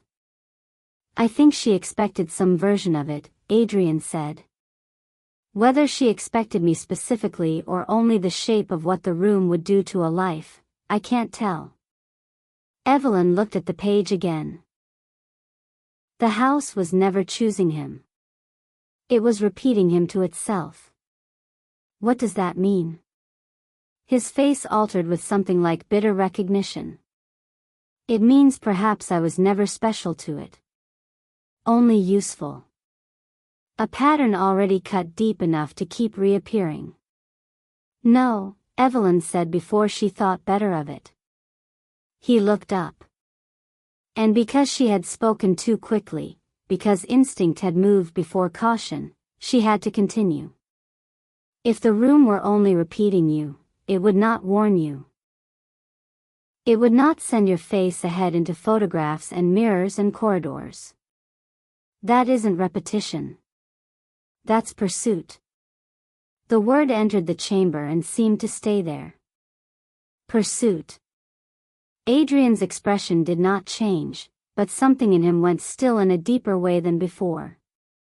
That's a generous interpretation, he said. It's the only one that explains why it keeps trying to put you where it wants you. He gave a faint, astonished breath, almost a laugh and almost not. You make haunting sound administrative. Everything in this town is administrative. Even terror is indexed and folded. This time a real ghost of a smile touched his mouth and disappeared so quickly it might never have existed at all. Then the mirror changed again. Neither of them saw it begin. 1 second black. The next holding an image clear enough to stop all speech. The inn. Mrs. Vale's back room. The green-shaded lamp over the table. Mrs. Vale herself standing by the stove with one hand pressed hard to her chest. Evelyn stepped forward involuntarily. In the glass, Mrs. Vale reached for the table edge and missed. The cup fell. Tea spread dark over the wood. She collapsed with terrifying quiet. Mother, Adrian said, and the word broke on the stone. He snatched up his lantern. Evelyn caught his sleeve. Wait. We don't know when this is. He turned on her with such naked panic that for an instant she saw not the guarded man but the boy under him. We know enough. That was true. Or enough to act. They ran. Up the passage. Up the stair. Through the locked room and corridor beyond, both of them moving too quickly on boards that had been warning them for days with every sigh and crack. At the first landing Adrian nearly slipped and caught himself hard against the wall. At the second he did not bother with the stairs at all but vaulted the last 4, taking them 2 at a time in a way no careful adult ought. Evelyn followed, heart pounding so hard it hurt. The house seemed to resist them now. Corridors longer than they should have been. Doors half swollen by damp. A draft slamming one shutter open somewhere below. They burst at last through the service passage, out the gardener's entrance, through the wet cedars and back down toward town with the lanterns throwing mad fragments of light over roots and stone. Neither spoke. Rain hit their faces. Branches caught at sleeves and hair. By the time the inn came into view, lights glowed in every window. The front door stood open. Mrs. Vale was not in the back room. She was in the parlor, sitting upright in her usual chair by the fire with a blanket over her knees and the village doctor kneeling beside her, irritable and very much alive. Adrian stopped so abruptly in the doorway that Evelyn almost collided with him. Mrs. Vale looked up at once. Even pale, even clearly exhausted, she managed irritation. "Good," she said. "You've both learned punctual hysteria. It's a family accomplishment." The doctor, a narrow man with spectacles and a permanently affronted expression, rose from his kneel and looked at Adrian as if he were personally responsible for every failing of the human heart. "It is not a stroke," he said before anyone asked. "It is not an omen. It is strain, poor sleep, and too much tea on an empty stomach. I have told her this for 15 years and she continues to behave as if vital organs admire stubbornness." Mrs. Vale sniffed. "So do men, and no one prescribes them rest." Adrian crossed the room in 3 strides and knelt beside her chair. "Are you all right?" She looked down at him, and for a second her face softened in a way Evelyn had not yet seen from her. "No," she said. "But I am alive, which will have to do until morning." He took her hand. The gesture was so instinctive and unguarded that it struck Evelyn more deeply than almost anything else that night. The doctor gathered his bag with offended efficiency. "She is to sleep. She is to avoid agitation. And if either of you intend to bring ancient houses, impossible inheritance, or masculine guilt into this room after 10 o'clock, do kindly wait until I have retired beyond hearing." No one answered that. He left in a brisk rustle of coat and disapproval. When the door shut, the inn settled around them again, though now its quiet was human. Hearth. Rain. Breath. The simple noises of a house still inhabited by the living. Adrian remained kneeling a moment longer with his mother's hand in his. Then Mrs. Vale looked past him to Evelyn. "You found it," she said. Evelyn nodded. "The ledger too," Mrs. Vale added, as if she had expected no other sequence of disaster. Evelyn felt Adrian go still before he rose. His mother watched his face. "So," she said quietly. "It's all out at last."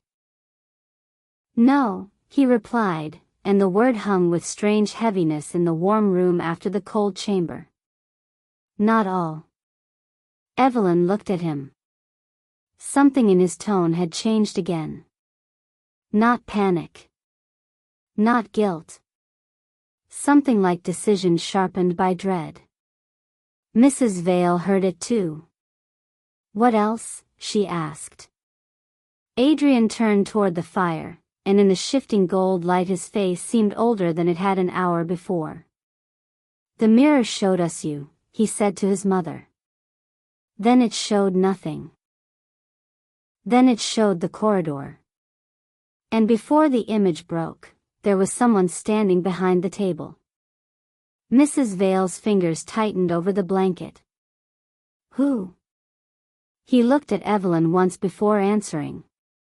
"Margaret." The room did not move. The rain seemed, for one long second, to stop. Mrs. Vale's face changed in a way Evelyn would remember for a long time, not fear exactly, and not surprise. Recognition, perhaps. The grim recognition of someone who has spent years hoping an old pattern was finished and has just been told it has resumed. Was she looking at the ledger? She asked. Yes. Then it's begun. Evelyn heard her own voice before she realized she was speaking. What has begun? Neither of them answered at once. Adrian turned fully toward her. The firelight moved over the planes of his face, throwing his eyes into deeper shadow.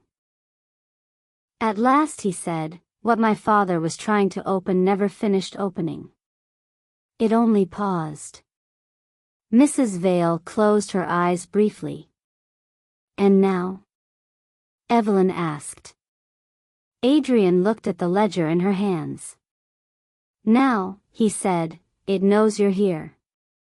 That was what he had hidden. Not merely the room. Not merely the mirror. Not merely the years of guilt and secrecy and divided loyalty that had built the man she had come to know. He had hidden the true shape of the danger. He had hidden that Blackwater House was not just a site of memory but an active wound. That it repeated patterns until someone stepped wrongly into the place where past and inheritance met. That Margaret had not simply vanished into mystery, she had entered something unfinished. And Adrian, by surviving long enough to keep asking questions, had become part of the unfinished thing. Now, by coming to Verena Bay, by opening letters and ledgers and doors, by speaking Margaret's name aloud where others had let it decay into silence, Evelyn had entered it too. The fire crackled softly. Mrs. Vale opened her eyes. And in the deepening hush of the inn, with the ledger cold in her hands and Adrian standing too near and not near enough, Evelyn understood at last that what he had hidden was not only the past. It was the future. And it had already begun. Chapter 8, What She Lost. That night no one slept properly in the Gull and Lantern. The inn tried its best. It offered warmth, lamplight, old floorboards softened by age, blankets aired before the fire, the scent of rosemary and beeswax and bread that lingered faintly even after the kitchen had gone dark. It offered all the ordinary persuasions of shelter. But ordinary shelter has little power against a mind that has been forced to widen too quickly. Evelyn lay awake in room 3 with the ledger on the chair beside her bed and rain fading slowly from the windows until only the sea remained, breathing somewhere beyond the roofs of the town. At intervals she closed her eyes and saw the mirror again, not as an object but as a pressure in the mind. A black surface holding too much depth. A place that did not merely reflect but selected. Revealed. Pursued. And now, apparently, knew her. That last thought would not leave her. Not because she believed the house had consciousness in any simple human sense. She was past the point of wanting simple human senses from any of it. But because she had watched too many coincidences gather into pattern. The letter that brought her. The photograph changing. Margaret's notes naming the Maris line. The room opening when it chose. The mirror showing Mrs. Vale before the event had fully occurred. Margaret appearing behind the table in the inn. Not dead, not alive, not anything Evelyn yet possessed language for, but present enough to be seen. Around midnight she rose, wrapped the blanket from the foot of the bed around her shoulders, and crossed to the chair. The ledger waited where she had placed it. Black leather. Split spine. Watermarked edge. It looked smaller in lamplight than it had in the chamber beneath Blackwater, which only made it more unnerving. Dangerous things rarely announce themselves in proportion to their reach. She touched the cover. Then drew her hand back. Not from fear exactly. From a new kind of reverence she disliked in herself. Reverence belonged to churches and graves and, in very carefully selected cases, to love. Not to books written under duress by a woman who had vanished into an impossible story. And yet the ledger had begun to feel like a pulse-bearing thing. Not alive. Only active. As if meaning continued moving through it after the hand that wrote it was gone. She picked it up and carried it to the bed. For a while she only held it across her knees, listening to the inn settle around her. A pipe clicked once in the wall. Wind found the edge of the eaves and moved on. Somewhere downstairs a chair leg scraped faintly, Adrian, perhaps, or Mrs. Vale, or both of them still awake in different rooms, each carrying their own private version of the same dread. At last Evelyn opened the ledger again. She had not finished reading it below the house. There had been too much urgency, too much shock.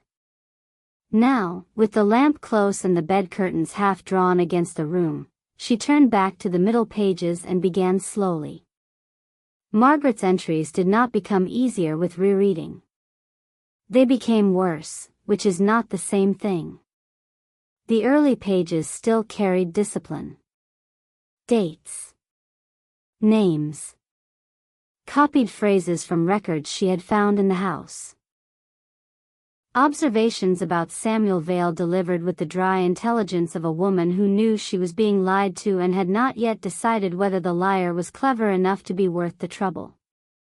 But deeper in, the writing altered. Not wildly. Margaret had too much control for that. Even frightened, even exhausted, she remained precise. Yet the precision began to sharpen into something almost feverishly clear, as though fear had stripped the unnecessary from her language and left only whatever she believed most essential to survive her. The room is older than any estate record admits. Whoever built the house built around it rather than above it. They did not discover the chamber. They inherited it and chose architecture as a kind of lid. Evelyn read the line twice. Then. Samuel still speaks as if there is something to own here. That is the stupidity of men formed by property. They see a hidden room and think, asset. They see a list of names and think, leverage. They see a threshold and think only of the doors it opens for them, never what may already have crossed in the other direction. Another page. The mirror shows no one the same thing twice unless repetition itself is the message. And later, in a darker, more hurried hand. I do not think the danger is only in looking. I think the danger is in being looked at long enough to begin recognizing oneself from the wrong side. That line made Evelyn close the ledger and stare at the rain-dark window until her own reflection appeared faintly over the glass. Recognizing oneself from the wrong side. She could not have said why the sentence chilled her more than the others. Perhaps because it seemed aimed beyond Margaret's circumstances into something more private and more universal. The fear not merely of being deceived, but of being slowly taught to become legible to the wrong force. Seen, chosen, and repeated until one's own outline no longer belonged wholly to oneself. She thought of Adrian then, and the thought came with no warning and too much tenderness. Adrian at 14, dragging a cloth from the mirror. Adrian at 16, followed by his furious mother down the path to Blackwater. Adrian at 19, blood on his sleeve and salt in his hair after chasing a woman in a blue coat through the churchyard. Adrian at 26, finding the box and with it the ledger, then choosing to carry its existence alone for 2 years. She saw, all at once, what that must have cost him.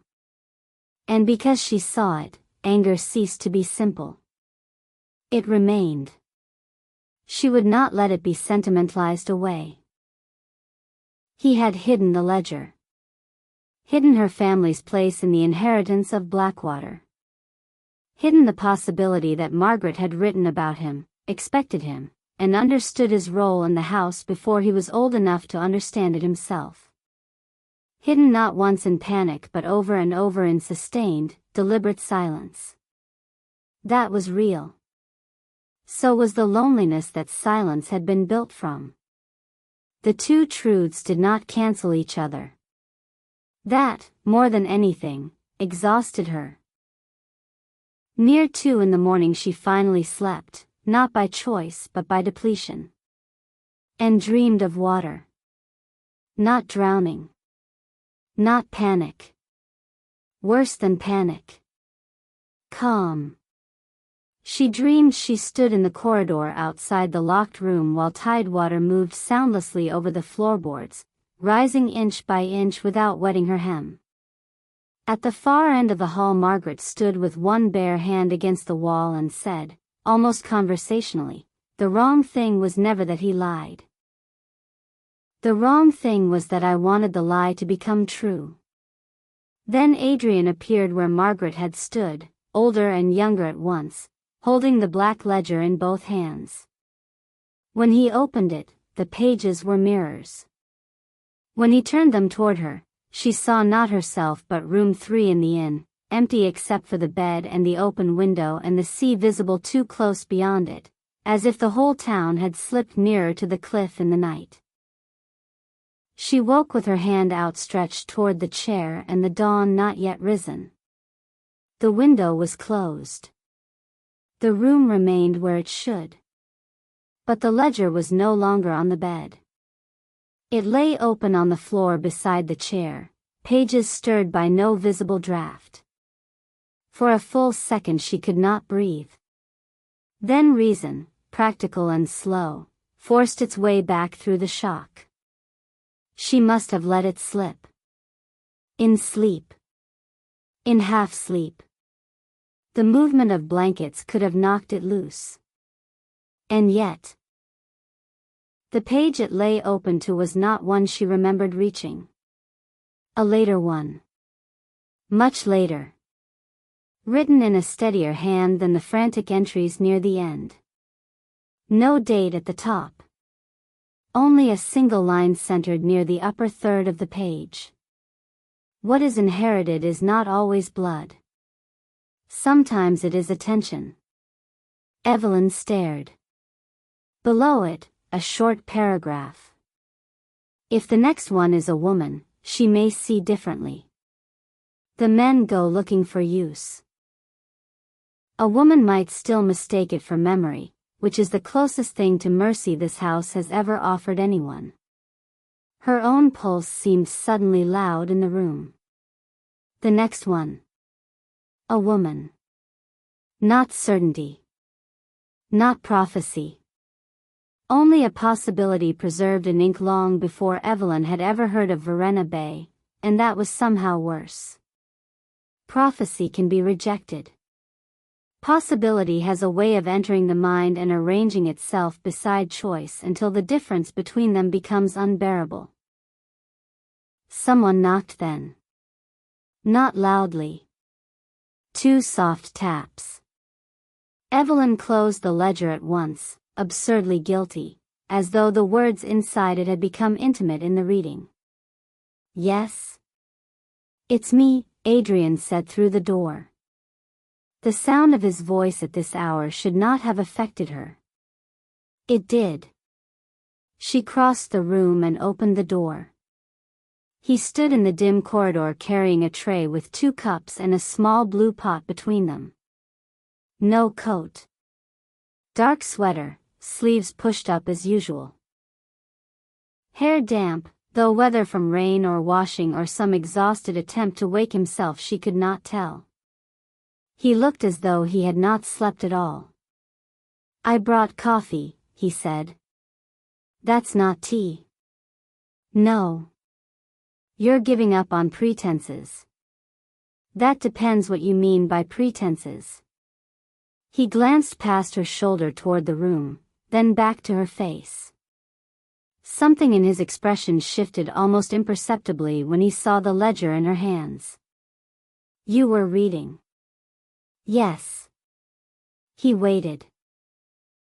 Not asked permission, exactly. Only waited. Evelyn stepped aside. He entered, set the tray down on the washstand, and went to the window as if by habit, checking the harbor light and weather before turning back. It was such a domestic movement, such an ordinary intrusion of body into space, that for one dangerous second it made the room feel intimate in a way she had not invited and could not quite refuse. She sat at the foot of the bed with the ledger closed across her lap. Adrian remained standing for a moment, then took the chair opposite. Neither reached for the coffee. "Your mother?" Evelyn asked. "Sleeping." Finally. That seems optimistic of the world. She exhausted even her own nerves. It was an impressive performance. A faint dryness touched the line, but not enough to alter the fatigue beneath it. Evelyn looked down at the ledger. "There's more in here than you told me." "Yes." The simplicity of the answer irritated her immediately. "No defense?" "There's no useful one." Silence gathered. The first light of dawn had begun pressing thinly through the curtain gap, laying a pale bar across the floorboards. Everything in the room looked both too ordinary and too fragile. "At some point," she said, "you must stop answering in ways that make me do all the actual work of feeling." The line reached him. She saw it. He looked away briefly, then back. "That's fair." "It's not meant to be fair. It's meant to be true." "Yes." She almost laughed then, but the sound would have broken the room in the wrong place. Instead she opened the ledger to the page she had found upon waking and held it out. "Did you know this was here?" He read the lines without taking the book. When he looked up again, some of the color had gone from his face. "No. You hadn't reached this page?" "I had." A pause. It did not say that. The lamp beside the bed had burned low, but not out. The room still held a residue of night. Enough for uncertainty to flourish where daylight might have thinned it. "What do you mean, it didn't say that?" "I mean the page was blank when I last read it." There were perhaps a dozen ways a person could answer such a statement. Denial. Sarcasm. Weary disbelief. Evelyn found she had none of them. Instead she asked, very quietly, "How many times has that happened?" Adrian leaned back in the chair and closed his eyes once, briefly. "Not for calm. For order." "3, he said. "That I'm sure of." She waited. "The first was after I found the ledger." There was a page near the center covered in ink that had run too badly to read. 2 nights later I opened it again and the writing had settled enough to make out a line about the chapel vault. He rubbed his thumb once against the edge of the chair arm. "The second was last winter." An entry that had seemed to concern only estate records began mentioning my mother by name when I reread it after dreaming of the inn underwater. And now this. Yes. Evelyn looked again at the page. "If the next one is a woman." The next one. The phrase no longer felt like possibility. It felt like selection. "Do you think it's changing because I'm here?" she asked. Adrian did not answer quickly.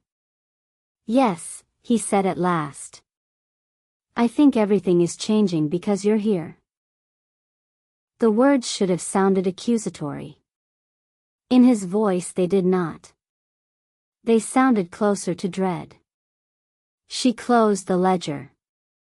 "Then tell me what I've lost already." He looked at her sharply. "What?"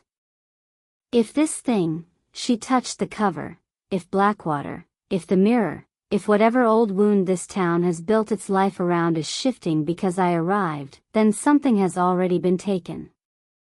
Maybe not visibly. Maybe not something I can hold up and name.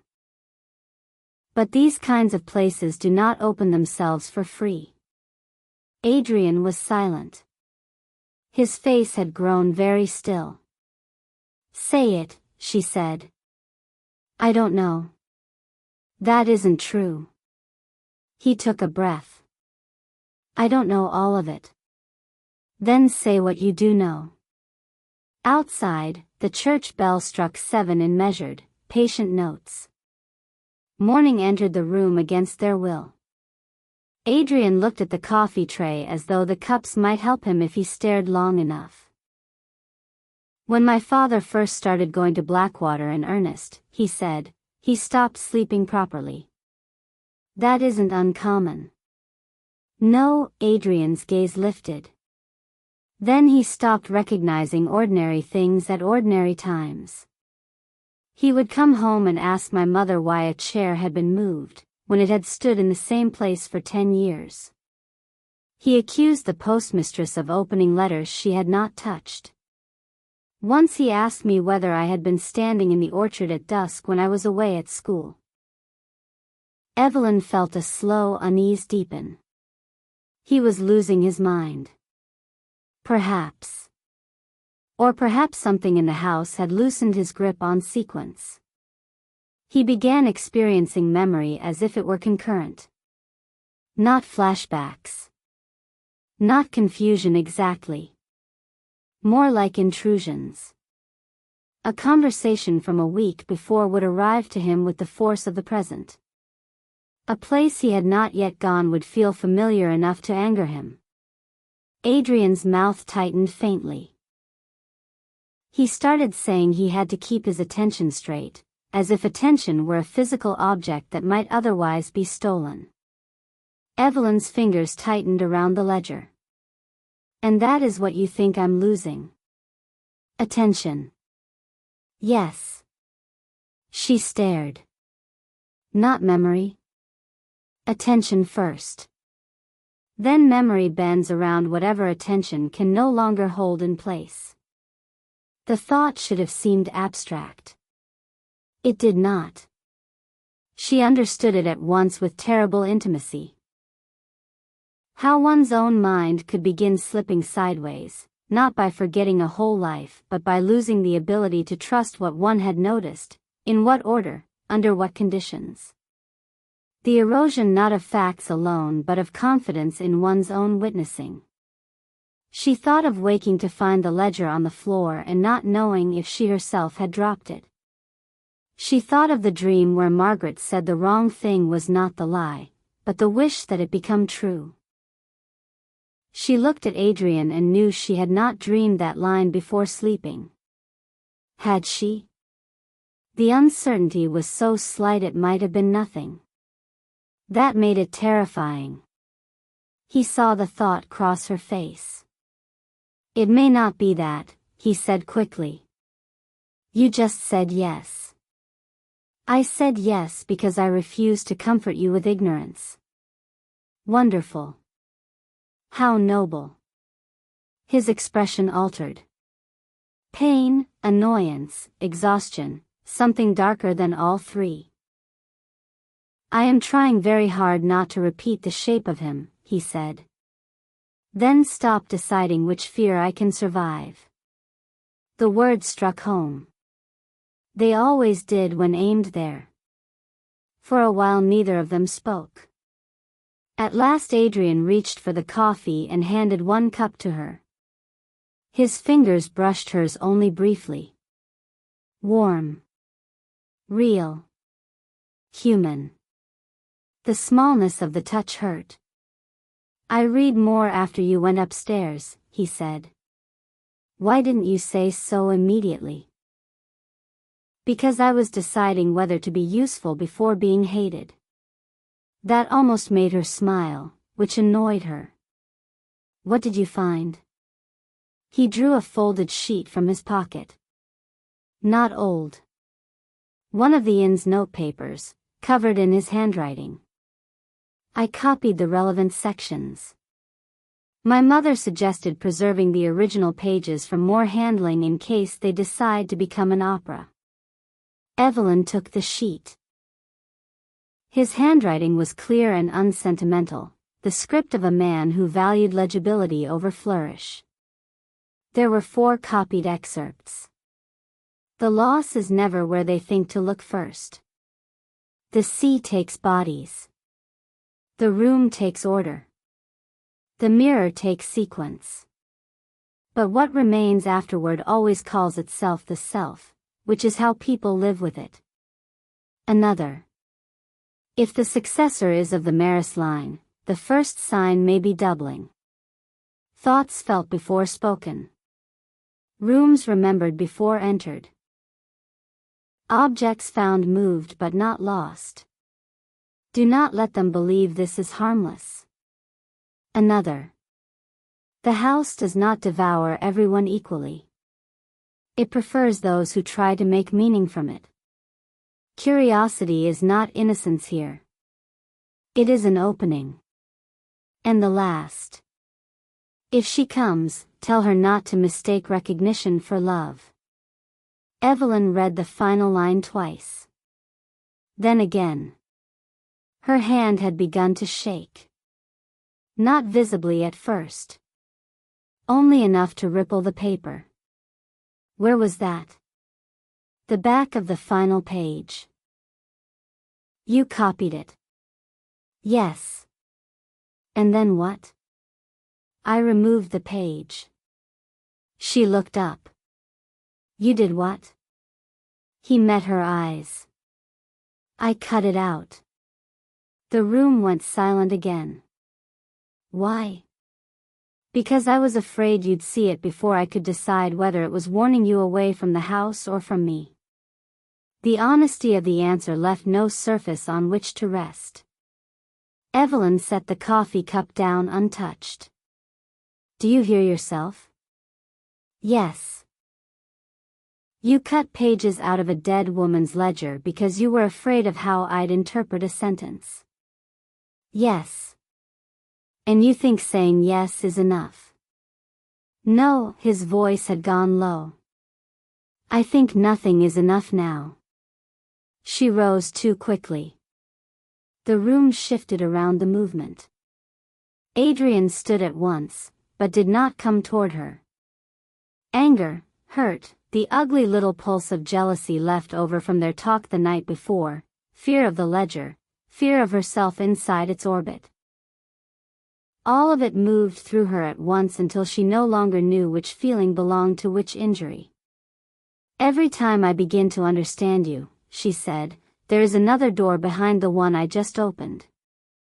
That sounds accurate. It is not a compliment. I know. She pressed one hand to her forehead and laughed under her breath, the sound breaking halfway through. You make it impossible to stay angry in a straight line. His face changed then, subtly but unmistakably. The look of a man hearing in a complaint something he has wanted and does not deserve. I'm sorry, he said. Not for one action. Not neat enough for that.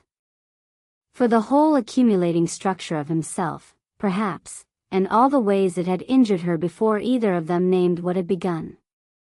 She looked at him and knew, with a kind of exhausted clarity, that this was part of what she had lost. Not some obvious thing like innocence. That word belonged to worse novels. No. What she had lost was simpler and therefore more irreplaceable. The ability to feel one thing at a time. Before Verena Bay, before Blackwater, before Adrian, she would have known what anger was and where to put it. She would have known what trust meant once cracked. She would have known how to retreat from danger that wore a human face. Now every feeling came mixed.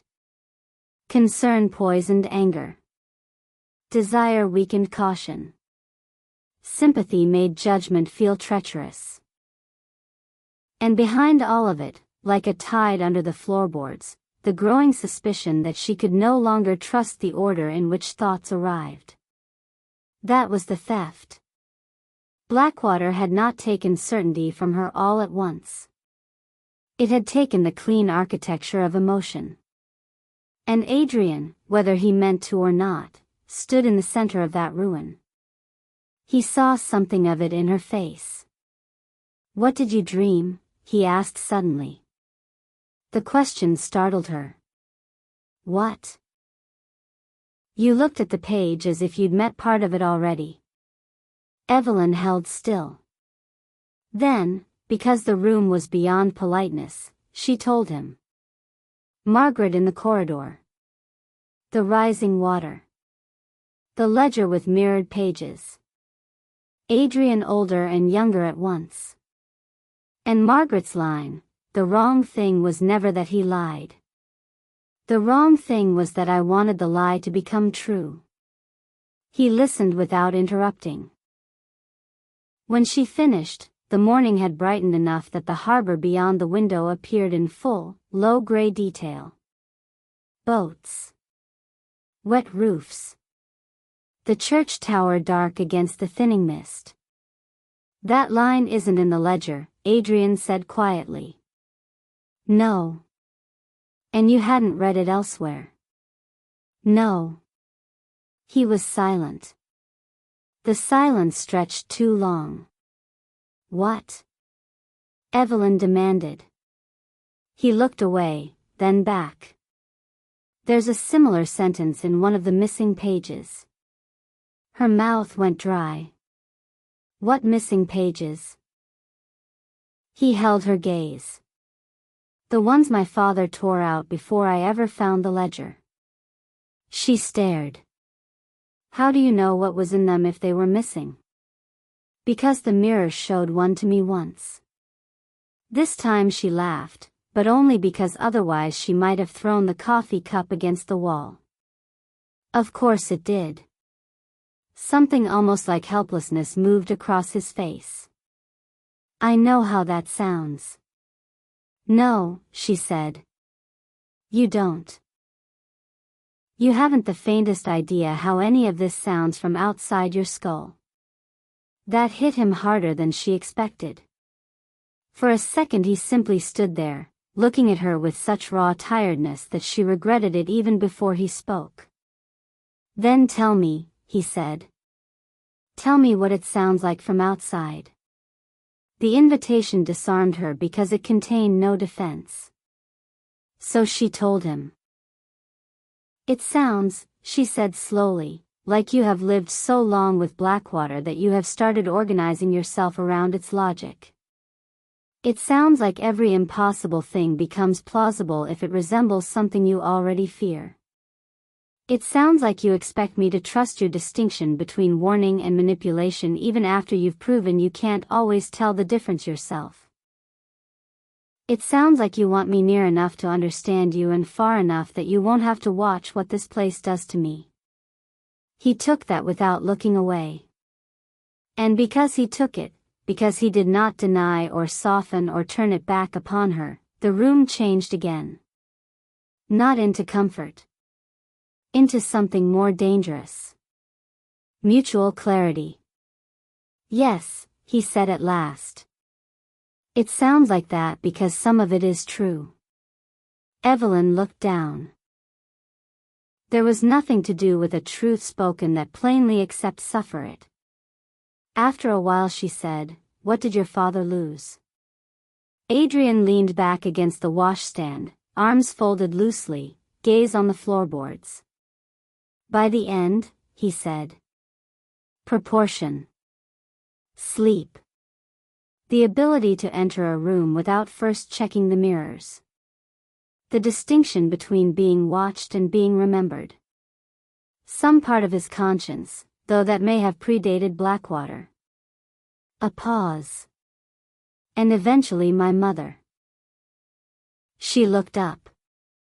"He left?" "No." She did. That surprised her. Mrs. Vale had always seemed so permanently rooted in the inn, in town, in herself, that the idea of her leaving anything felt unnatural. She went to her sister in Durham for nearly a year after my father started seeing things in every reflection, Adrian said. Took me with her for the first months. Then I came back because he sent letters saying he'd burned his notes and closed the room and would never set foot on the estate again.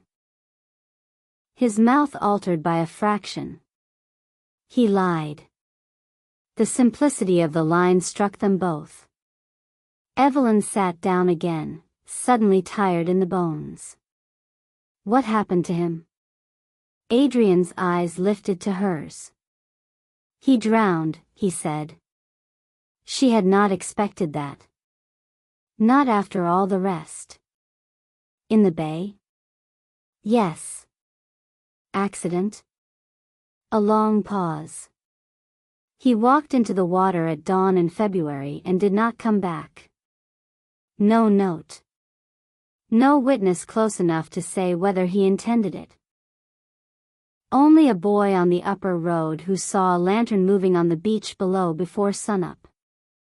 The room remained absolutely still around that. Evelyn thought of Varenna Bay in February. The cold. The iron water. The wind stripping heat from the body almost before it touched the sea. Did he have the key when he died? She asked. Adrian looked at the black ledger on the bed. No, he said. I did. The answer changed everything and not at all. What do you mean? He pushed away from the washstand and crossed to the chair. Saturday. Folded his hands loosely as if preparing to tell a story he had avoided long enough that avoidance had become its own corruption. The first time I found the key, he said, I was 19. It was hidden in a loose board under my father's writing desk. I'd come back from Durham after my mother returned to the inn because he had written again, saying he was ill and needed help sorting estate papers before the trustees sold the rest of the contents. I knew he was lying about some part of it. I didn't know which part. He paused. That was our family talent by then. Loving each other through partial truths. Evelyn said nothing. I found the key and recognized the metal from a sketch in Margaret's ledger I hadn't yet seen. My father did not know I had it. That night I went to the house alone. The passage opened. The mirror showed me him standing on the beach with a lantern, looking back over his shoulder as if someone had called his name. Adrian's voice lowered. The next morning he was dead. Evelyn's breath slowed to almost nothing. You think you caused it? Yes. By taking the key? Yes. She shook her head before reason intervened. That doesn't follow. No, he gave a small, bleak half-smile. But guilt rarely waits for logic to grant permission. It was too much. The room. The morning. The ledger. The old dead father walking into the sea after a son stole a key from beneath his desk and followed an impossible vision underground. Each new fact should have made Adrian less trustworthy. Instead it made him more legible, which was in some ways a greater danger. Evelyn looked out the window. Day had fully arrived now. Town sounds floated upward at last. Cartwheels, a gull, someone somewhere drawing up a blind. Varenna Bay returning to its modest life even as the deeper machinery beneath it continued whatever it had always done. What do we do now? She asked. He did not answer immediately. Then, we find the missing pages. She turned back. You think they still exist? Yes. Where? In the house. Or the room. Or somewhere between them, which is not a sentence I'm proud to say aloud. She almost smiled, and this time the smile lived a second before grief swallowed it. And if we find them? Perhaps we learn what Margaret was trying to keep from Samuel. Perhaps we learn what the instruction was that went with the names. Perhaps we learn why the mirror has started altering the ledger now. He looked at her steadily. Perhaps we learn what it wants with you. The directness of that should have frightened her more than it did. What frightened her more was the part of herself that responded not by withdrawing, but by leaning in. There. That was another thing she had lost. The clean instinct to step away from the abyss. Your mother won't allow it, she said. My mother, Adrian replied, has already guessed we'll ignore whatever she allows. And are we? Yes. The answer came without hesitation. It startled them both.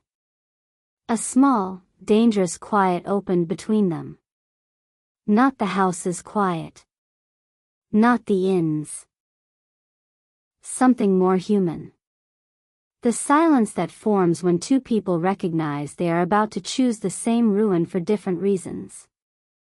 Evelyn set the ledger carefully on the bed. I need air, she said. He nodded once and rose with her, but did not presume to follow. At the door she paused. Adrian. Yes? She turned. There were 1,000 things available to say. None of them survivable in morning light. So she chose the truest and least sufficient one. You should have told me. His face did not alter much. Only enough. I know. She left the room with that answer between them. Downstairs, the inn had resumed its ordinary life with almost offensive competence. A young couple in traveling clothes ate toast near the window, oblivious. Mrs. Vale, pale but upright, stood behind the desk arguing in low tones with the butcher's wife about whether convalescence could be improved by a stronger marmalade. The sight of her, alive and practical, steadied something in Evelyn even as it deepened the unreality of the previous night. Mrs. Vale saw her at once. How charming, she said. You both look terrible. Good morning to you too, Evelyn murmured. I'm saving the warmth for people with proper medical credentials. She glanced toward the stairs behind Evelyn and lowered her voice by just enough. He told you more. Yes. Did he also look as though each sentence cost him part of a rib? More or less. Mrs. Vale nodded as if a diagnosis had been confirmed. Then he was probably honest. Evelyn opened her mouth, then closed it again.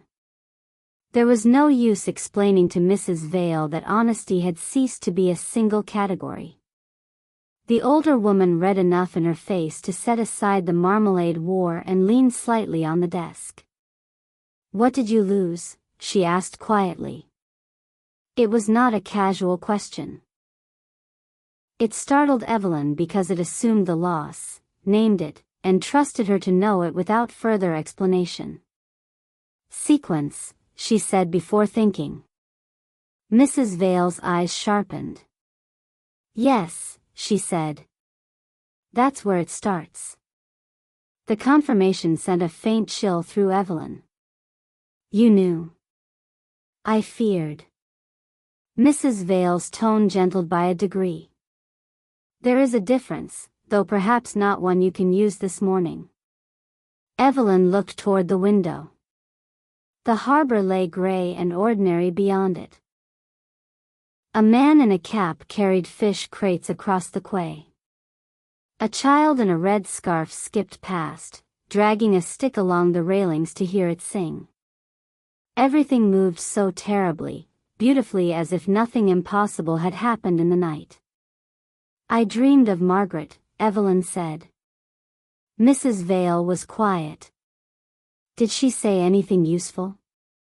No. That sounds like her by the end. Evelyn looked back. You knew her. Enough. Mrs. Vale folded a towel that did not need folding. She was never built for passivity. That was half the trouble. People like Samuel prefer clever women so long as cleverness can be mistaken for decoration. Margaret had the bad taste to remain clever when it became inconvenient. The line steadied Evelyn more than comfort might have. What did she lose? She asked. Mrs. Vale's hands stilled on the towel. The question entered the room differently than the others. More slowly. Heavier. At first, she said. Sleep. Appetite. Patience for fools. The ability to laugh with her whole face. She looked down. Then trust in the right places. That is worse than people realize.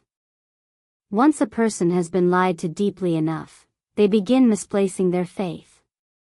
Giving it to evidence when they should give it to instinct. Giving it to instinct when they should demand proof. Punishing kindness for arriving too late. Rewarding attention because it resembles care. Evelyn stood very still. Mrs. Vale looked up and saw that she understood too much of the answer. That is what your aunt lost before anything else, she said quietly. The right measure of where to put belief. It hit with intolerable precision.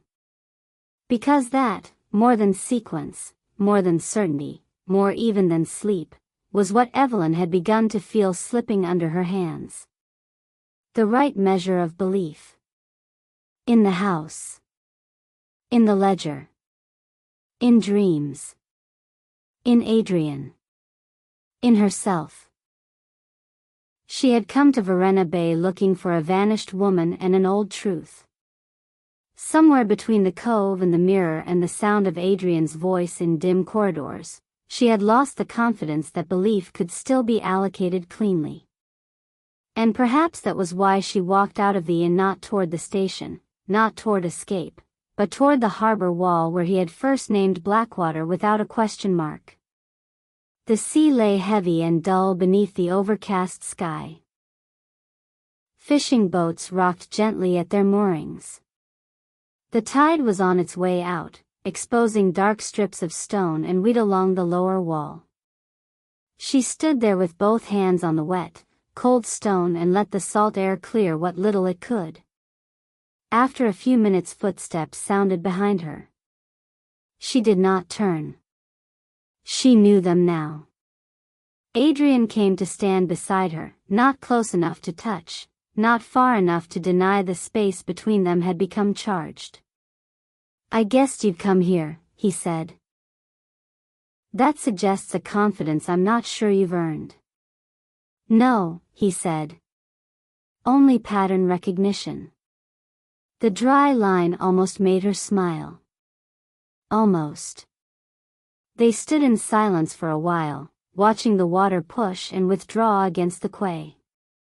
At last she said, if we find the missing pages and they tell us something final, something ugly enough to end this, whatever this is, would you still want to know? He took longer to answer than she expected. Yes, he said at last. Even if it means losing the last version of yourself that still belongs to you? He looked at the sea. That version has been leaving for years. The simplicity of it hurt. Evelyn turned then and looked at him fully. There was no glamour in him this morning. No mystery polished by dusk or lantern light. Only fatigue, weather, honesty arrived late and therefore costly. He looked like a man carrying too many ghosts without the vanity to call himself haunted. She thought. This is what I have lost too. Not innocence. Not merely certainty. I have lost the luxury of seeing him clearly as either danger or refuge. He was both now. Or neither. Or something worse, which was a man she could still want to trust even after learning exactly how poor his judgment became in the presence of fear. "What did you lose?" she asked quietly. He glanced at her, and for a moment she thought he might deflect. Then he said, "The version of the past where I was only a witness." The answer moved through her like cold water. She nodded once. Yes. That was it. Margaret had lost the right measure of belief. Adrian had lost the right to his own innocence. And Evelyn. Evelyn had lost the distance from which she might have judged either of them safely. That was the true theft. Not one object or memory or clean, dramatic wound. Distance. The space required to remain untouched by a story. The space from which a person may still decide, sensibly, to turn away. Now the story stood too close. It breathed through ledgers and dreams and changed photographs. It lived in the salt-dark seams of Blackwater House and in the exhausted tenderness of a man who had inherited more than he knew how to survive. And because it stood too close, she knew with terrible certainty what would happen next. They would go back. Not because it was wise. Not because either of them remained under the illusion that wisdom had much authority here. But because between them, without ever agreeing to it plainly, they had already crossed into the country where people stop asking whether they should and begin asking only whether they can bear not to. A bell rang from the church tower across town. 9 o'clock. The day had begun in full. Adrian pushed away from the harbor wall. "I think the next change will happen at dusk," he said. "Why?" "The mirror favored thresholds even before you arrived. Dawn. Tide turn. Rain beginning. Doors opening. It seems to prefer moments when one state yields to another but does not disappear cleanly. That sounds suspiciously like grief." He looked at her. "Yes," he said. "I think that may be the point." She let that settle. Then she asked the question she had been refusing because asking it would make too much else real. "If this house, this room, this mirror, whatever it is, if it keeps repeating the injury until someone steps into the right place, what happens if we fail?" Adrian's face quieted completely. "We don't fail all at once," he said. "That's what makes it dangerous. We lose things in pieces and call it persistence." The sea moved below them in long gray folds. Varenna Bay went on with its day around them. And in that soft, terrible morning light, Evelyn understood what she had lost most of all. The belief that love and danger arrive separately. She did not know yet whether she loved Adrian. The words still felt too large, too ruined by what had come before, too contaminated by Margaret's shadow and the mirror's attention and the crude fact of fear. But she knew already that whatever was growing between them could no longer be measured against safety. It belonged to the same weather as Blackwater now. The same tide. The same old, unfinished wound. And because she knew that, because knowing did not send her away, the loss became complete. When she finally turned from the harbor, she did so not toward escape but toward the upper road. Toward the house. Toward the missing pages. Toward whatever waited at dusk. Adrian fell into step beside her. Neither of them spoke. There was nothing left to say that would make the path gentler. Only the sound of their boots on wet stone, the sea breathing at the town's edge, and the shared knowledge, new, unwelcome, undeniable, that by the time this ended, whatever ending meant in a place like Varenna Bay, there would be still more to lose. Chapter 9, The Silence After. By late afternoon the town had returned to its careful imitation of normal life. It always did. Verena Bay had practiced this for decades, perhaps longer, if the ledger was to be believed. The art of continuing in the presence of something that could not be resolved. The discipline of folding strangeness into routine until it no longer disrupted the rhythm of days. Fishermen repaired nets along the quay. Children ran errands between narrow streets. The butcher argued with the baker about flour prices as if no one had collapsed the night before, as if no one had walked into the sea years ago and never returned, as if Blackwater House were nothing more than a ruin with an inconvenient reputation. Even the lights seemed to conspire in it. By 4 o'clock the sky had cleared just enough to let a pale gold settle over the harbor. Not warmth exactly. Something softer. A kind of borrowed brightness that made the wet stone gleam and the water reflect shapes cleanly again. Evelyn watched it all from the upstairs window of the inn. She had not gone back to her room. She had not gone back to the ledger either. Instead she stood in the small sitting area at the top of the stairs, where a narrow window overlooked the bend in the road leading toward Blackwater. From here she could see who left, who returned, who paused, who pretended not to look in certain directions. Adrian had gone out an hour ago. Not to the house. Not yet. He had said he needed to check something by the church, then the archives behind the municipal office, then perhaps the shoreline near the lower path where the tide cut deeper along the cliff. "I want to see if anything else has changed," he had said. She had almost asked, "Or if anything has followed us back." But she had not said it. There were too many questions already, and some of them had begun to behave like the mirror, shifting shape depending on when and how they were asked. Mrs. Vale had insisted on remaining downstairs. "I am not an invalid," she had said with a firmness that discouraged further argument. "I am a woman who stood up too quickly after thinking too hard. The first condition I have managed for years. The second I will manage again." She had returned to her duties with almost aggressive normalcy. Bread sliced. Tea brewed. Guests greeted. Evelyn had watched her for a while, trying to understand how someone could hold so much knowledge, about the house, about Margaret, about her own son, and still choose to move through the day as if the world remained proportionate. Eventually she realized it was not denial. It was containment. Mrs. Vale did not pretend the truth was small. She simply refused to let it expand into every corner of her life. Evelyn was not sure she possessed that skill. Not anymore. By 5 o'clock the light had begun to thin again. Not sunset yet. But the first quiet shift toward it.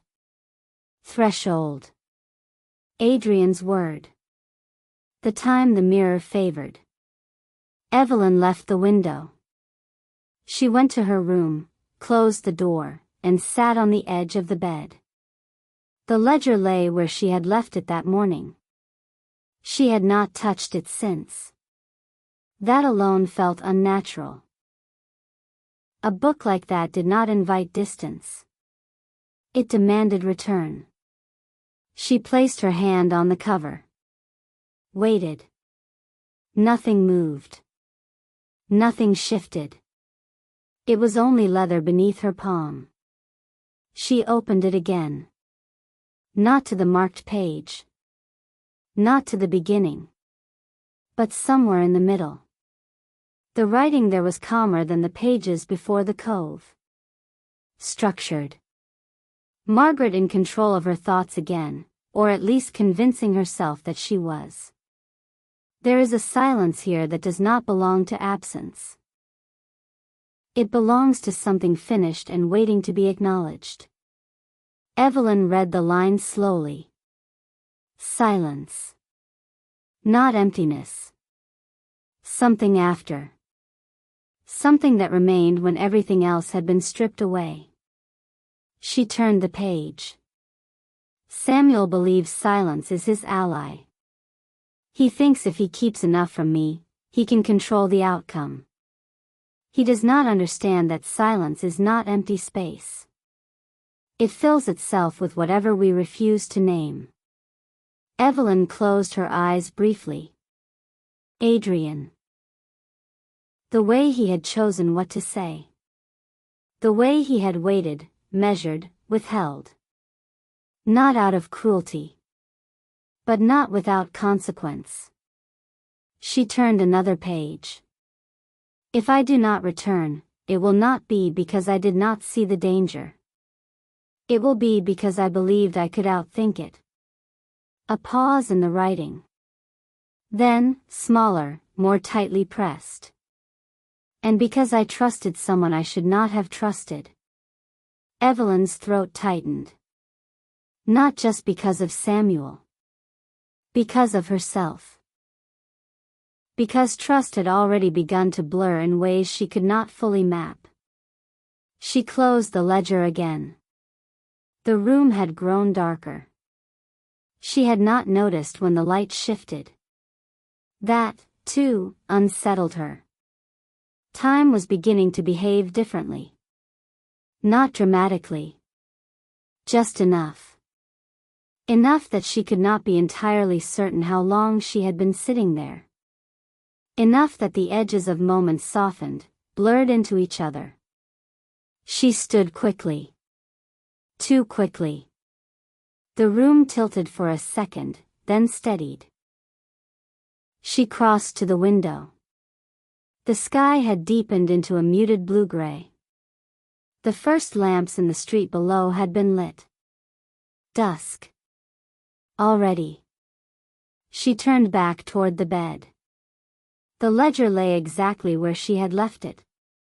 Closed. Still. But something about it felt wrong. Not visibly. Not something she could point to. But wrong. She stepped closer. Looked down. The ribbon marker. It had moved. Only slightly. But enough. She had left it near the center. Now it rested closer to the back. Evelyn's pulse tightened. She had not touched it. She was certain of that. She opened the book. The ribbon marked a page she had not read. The handwriting was different. Not Margaret's. Not Adrian's. Tighter. Sharper. More controlled. Evelyn felt a slow chill spread through her. She began to read. Silence is useful when it convinces others there is nothing left to hear. No name. No date. Only the line. Below it, another. If you are reading this, you have already come too far. Evelyn's breath slowed. The ink looked newer. Not fresh. But not aged in the same way as Margaret's writing. Different. Separate. She turned the page. Blank. Another page. Blank. Then. One more line. Centered. Leave before the house learns your voice. The words seemed to press against the paper. Not written in haste. Written deliberately. As if placed there for her. Evelyn closed the ledger slowly. Her hands were steady. Too steady. That was the part that frightened her most. Not panic. Not confusion. Recognition. As if some part of her had expected this. As if the warning did not surprise her because it had already been forming somewhere beneath conscious thought. She moved to the door. Opened it. The corridor was empty. But the air had changed. Again. Not cold. Not yet. But thinner. More attentive. As if the house, not Blackwater, but the inn itself, had shifted into a listening state. Evelyn stepped out. "Adrian," she called. No answer. Of course not. He had not returned. She went downstairs. Mrs. Vale stood behind the desk, sorting keys. She looked up at once. "You felt it," she said. Not a question. Evelyn stopped at the bottom step. "Yes."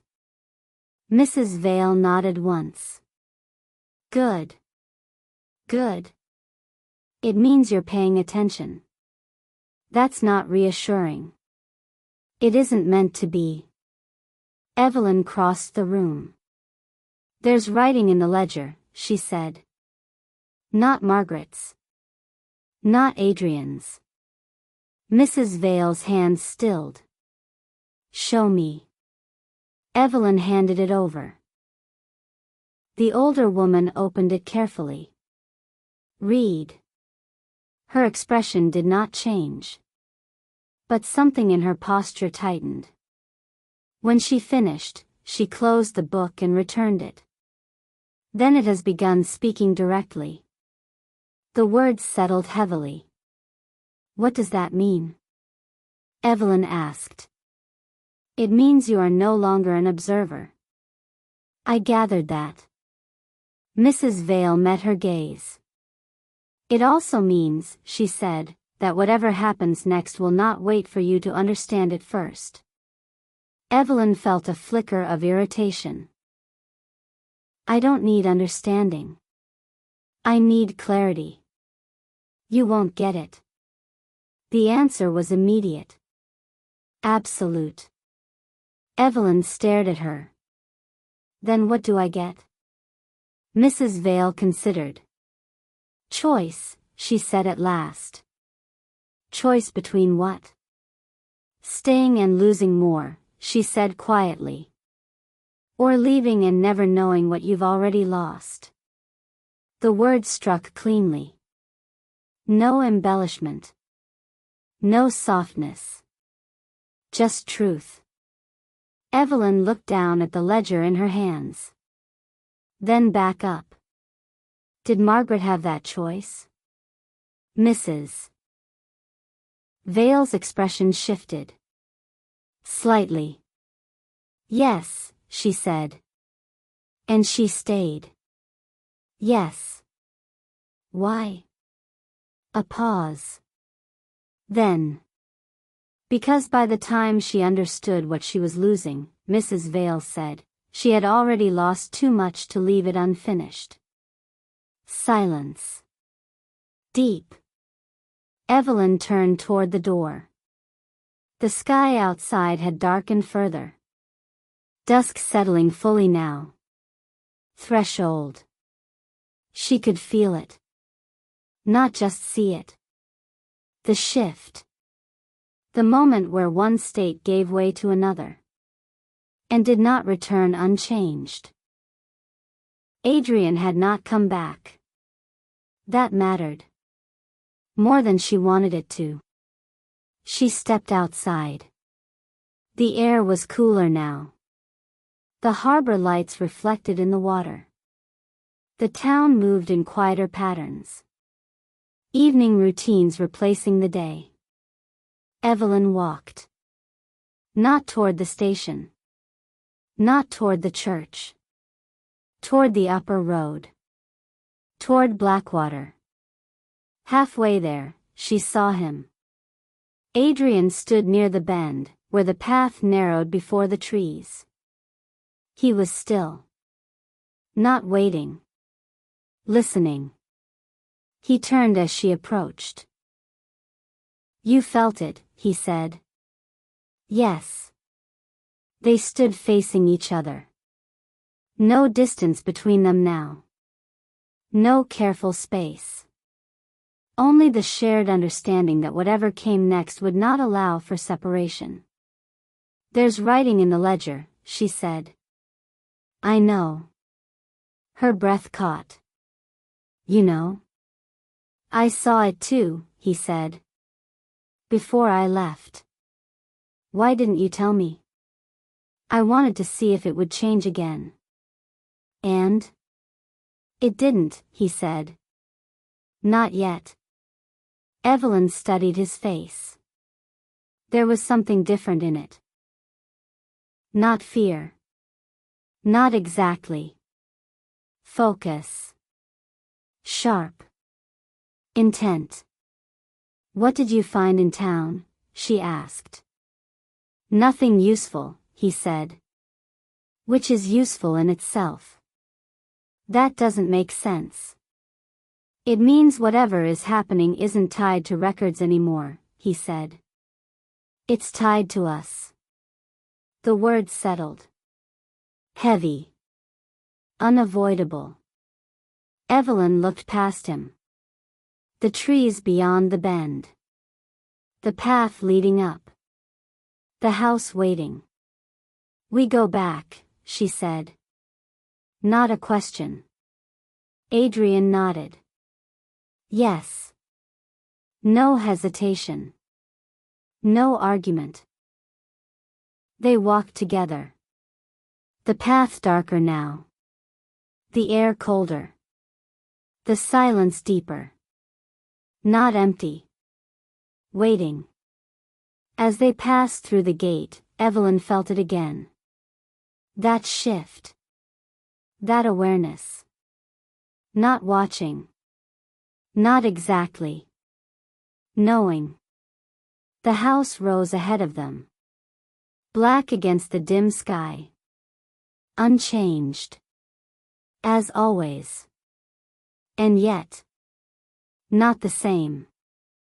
Not anymore. Evelyn tightened her grip on the ledger. "What happens after this?" she asked quietly. Adrian did not look at her. "I don't know," he said. Then, after a pause. "But whatever it is." He stopped. She waited. He finished the sentence anyway. "It won't be quiet." But the silence that followed felt louder than anything else. And that was how she knew. Whatever came next would not be marked by noise. It would be marked by absence. By what was no longer there. By what had already been taken. The silence after. Chapter 10, The End of Trust. The night had settled differently this time. Not as a quiet descent, not as the gentle fading of light that softened edges and made the world feel distant and forgiving.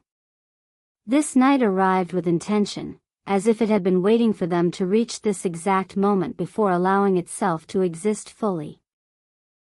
By the time Evelyn and Adrian stepped onto the path leading back to Blackwater, the sky had already deepened into a seamless dark, and the faint lights of Varenna Bay behind them seemed less like comfort and more like something they had already left behind.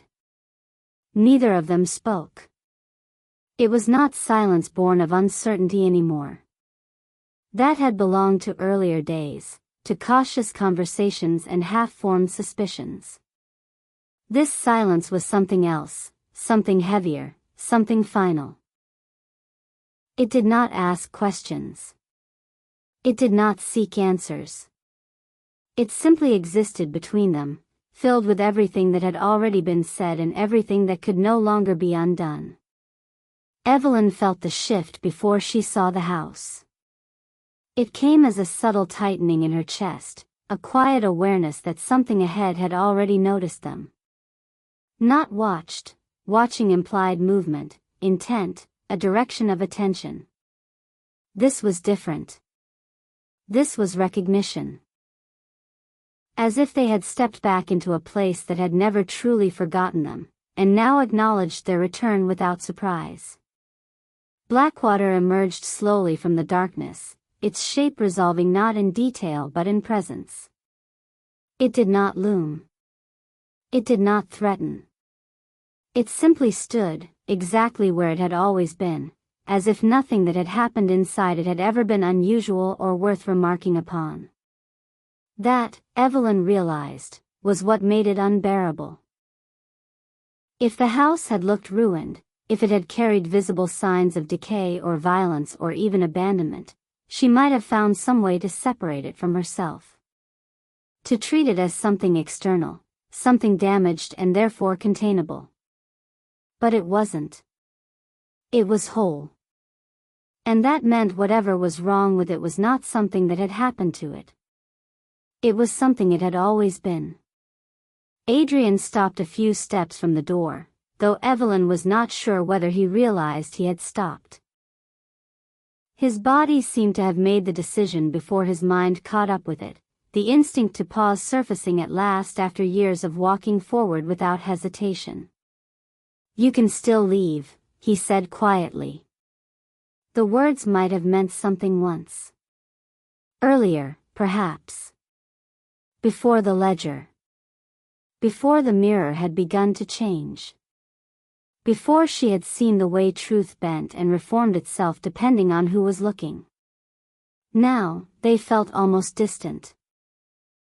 Evelyn studied his profile in the dim light, the tension in his jaw, the quiet exhaustion in the way he held himself, as if even standing required effort he could no longer fully conceal. "You don't believe that," she said. He didn't turn. No. There was no apology in it. No attempt to soften the truth. Just honesty, arriving too late to be anything but precise. Evelyn let out a slow breath. "Then don't pretend." That was the closest thing to anger she had left. And even that felt quieter than it should have. Adrian nodded once, a small, almost imperceptible movement, and stepped forward. The door opened easily. It always did. Inside, the silence had changed. Before, it had been the silence of emptiness, the kind that belonged to abandoned places, to rooms that no longer held life. But now it was different. It was full. Not with sound, but with something that replaced it. Something that made the absence of noise feel intentional. Evelyn stepped in slowly, her eyes adjusting to the darkness. The house no longer felt neglected. It felt occupied. Not by a presence she could identify, not by movement or shadow or anything her senses could define clearly. But by awareness. The kind that did not need to reveal itself in order to be felt. She glanced at Adrian. He felt it too. She could see it in the way he had gone still, the way his breathing had changed, the subtle tightening of his shoulders. Neither of them commented on it. There was no point. They moved through the hallway together, their steps quiet against the floorboards that no longer creaked beneath their weight. Evelyn noticed the absence immediately, the lack of that small, familiar resistance that had once grounded the house in something physical. "That's wrong," she murmured. Adrian nodded faintly. Yes. That was all. The house did not respond. They reached the staircase. Adrian paused again, though only briefly, and then began to climb. Evelyn followed. Each step felt slightly disconnected from the last, as if the rhythm of movement had been altered in some subtle way. Not enough to disrupt her balance, but enough to create a sense of displacement she could not fully explain. At the top, the corridor stretched before them. The door at the end stood open. Fully. Not inviting. Not warning. Simply waiting. Evelyn felt her breath slow. Not from fear. From something else. Something closer to inevitability. "This is it," she said softly. Adrian didn't answer. He didn't need to. They both knew. The descent into the lower chamber felt longer than it should have. Not physically, though even that was difficult to judge, but in the way time seemed to stretch between each step. Evelyn found herself losing track of how long they had been moving, how many steps remained, whether they had already passed the point where turning back was possible. By the time they reached the bottom, she was no longer certain of anything except that they had arrived. The chamber lay before them. And the mirror was already alive. It did not wait for them. It did not darken or awaken gradually. It was active the moment they entered, its surface shifting with a depth that resisted definition. It did not reflect the lantern light properly. It did not behave like glass. It behaved like something that contained. Evelyn stopped several steps from it. Adrian did not. He moved forward, drawn by something that had shaped him long before she arrived. "Don't," she said quietly. He paused. Turned. There was something in his expression she hadn't seen before. Not fear. Not exactly. Recognition. "I need to see," he said. Evelyn shook her head slowly. "No." Something in her voice made him stop. For the first time since she had known him. He didn't argue. The mirror shifted. Not into a single image. Into fragments. Moments layered over each other, forming and dissolving too quickly to fully grasp. Then, one settled. Margaret. Standing exactly where Evelyn now stood. Her posture calm. Her expression clear.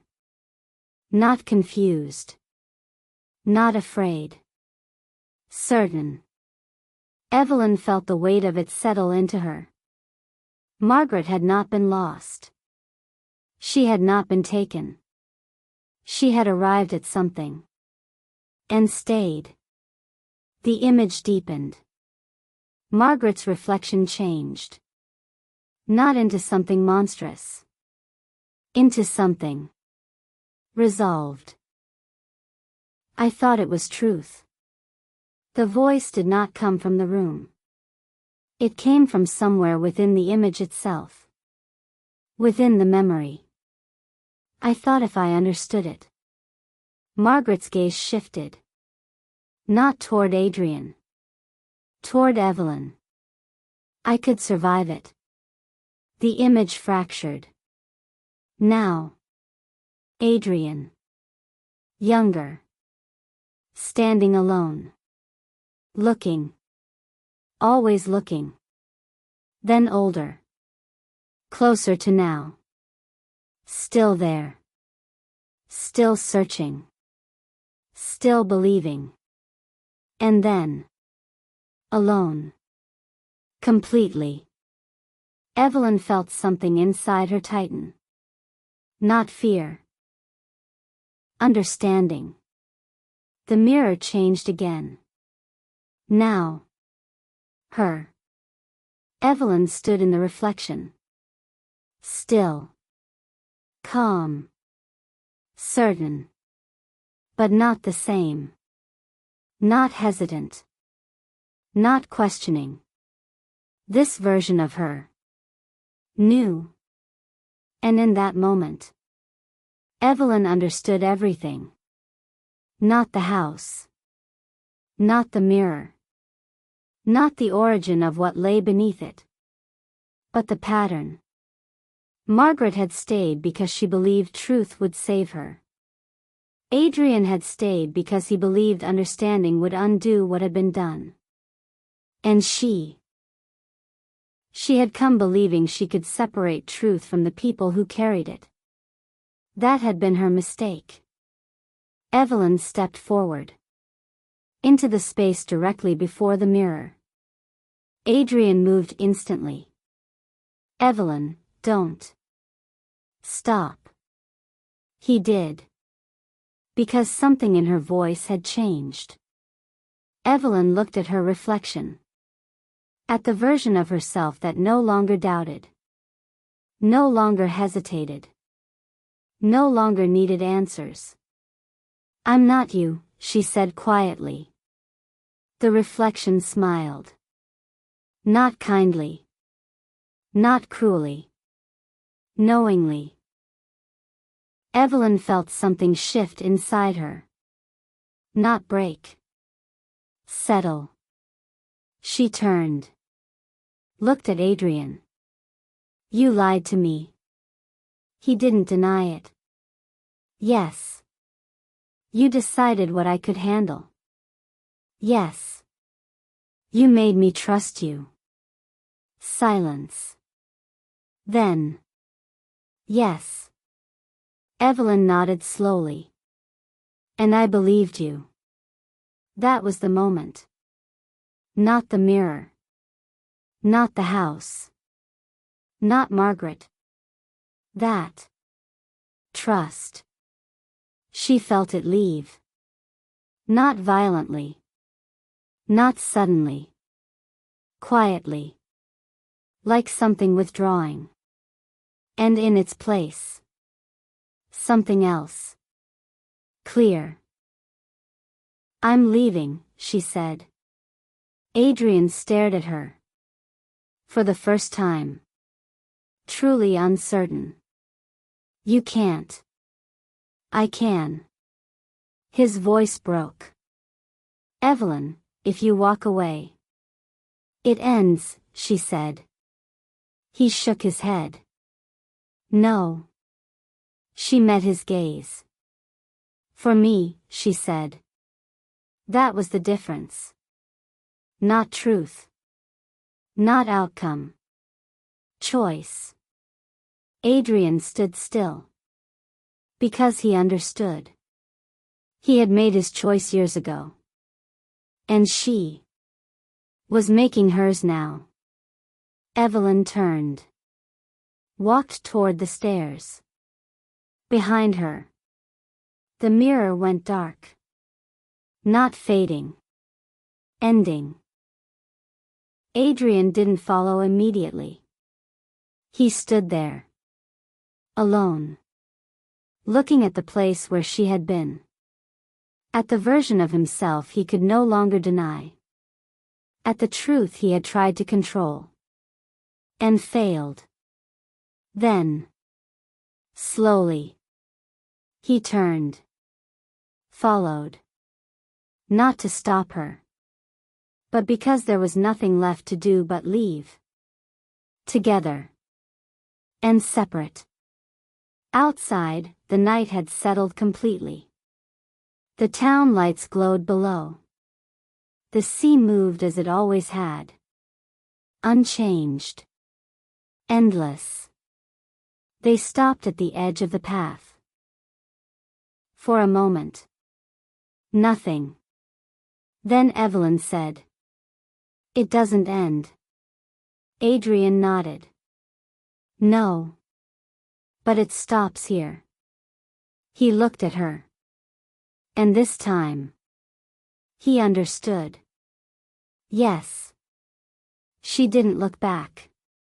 Because she didn't need to. Some things. Once understood. Never leave you. And trust. Once broken. Does not disappear. It becomes something else. Something quieter. Something that remembers. That was the end.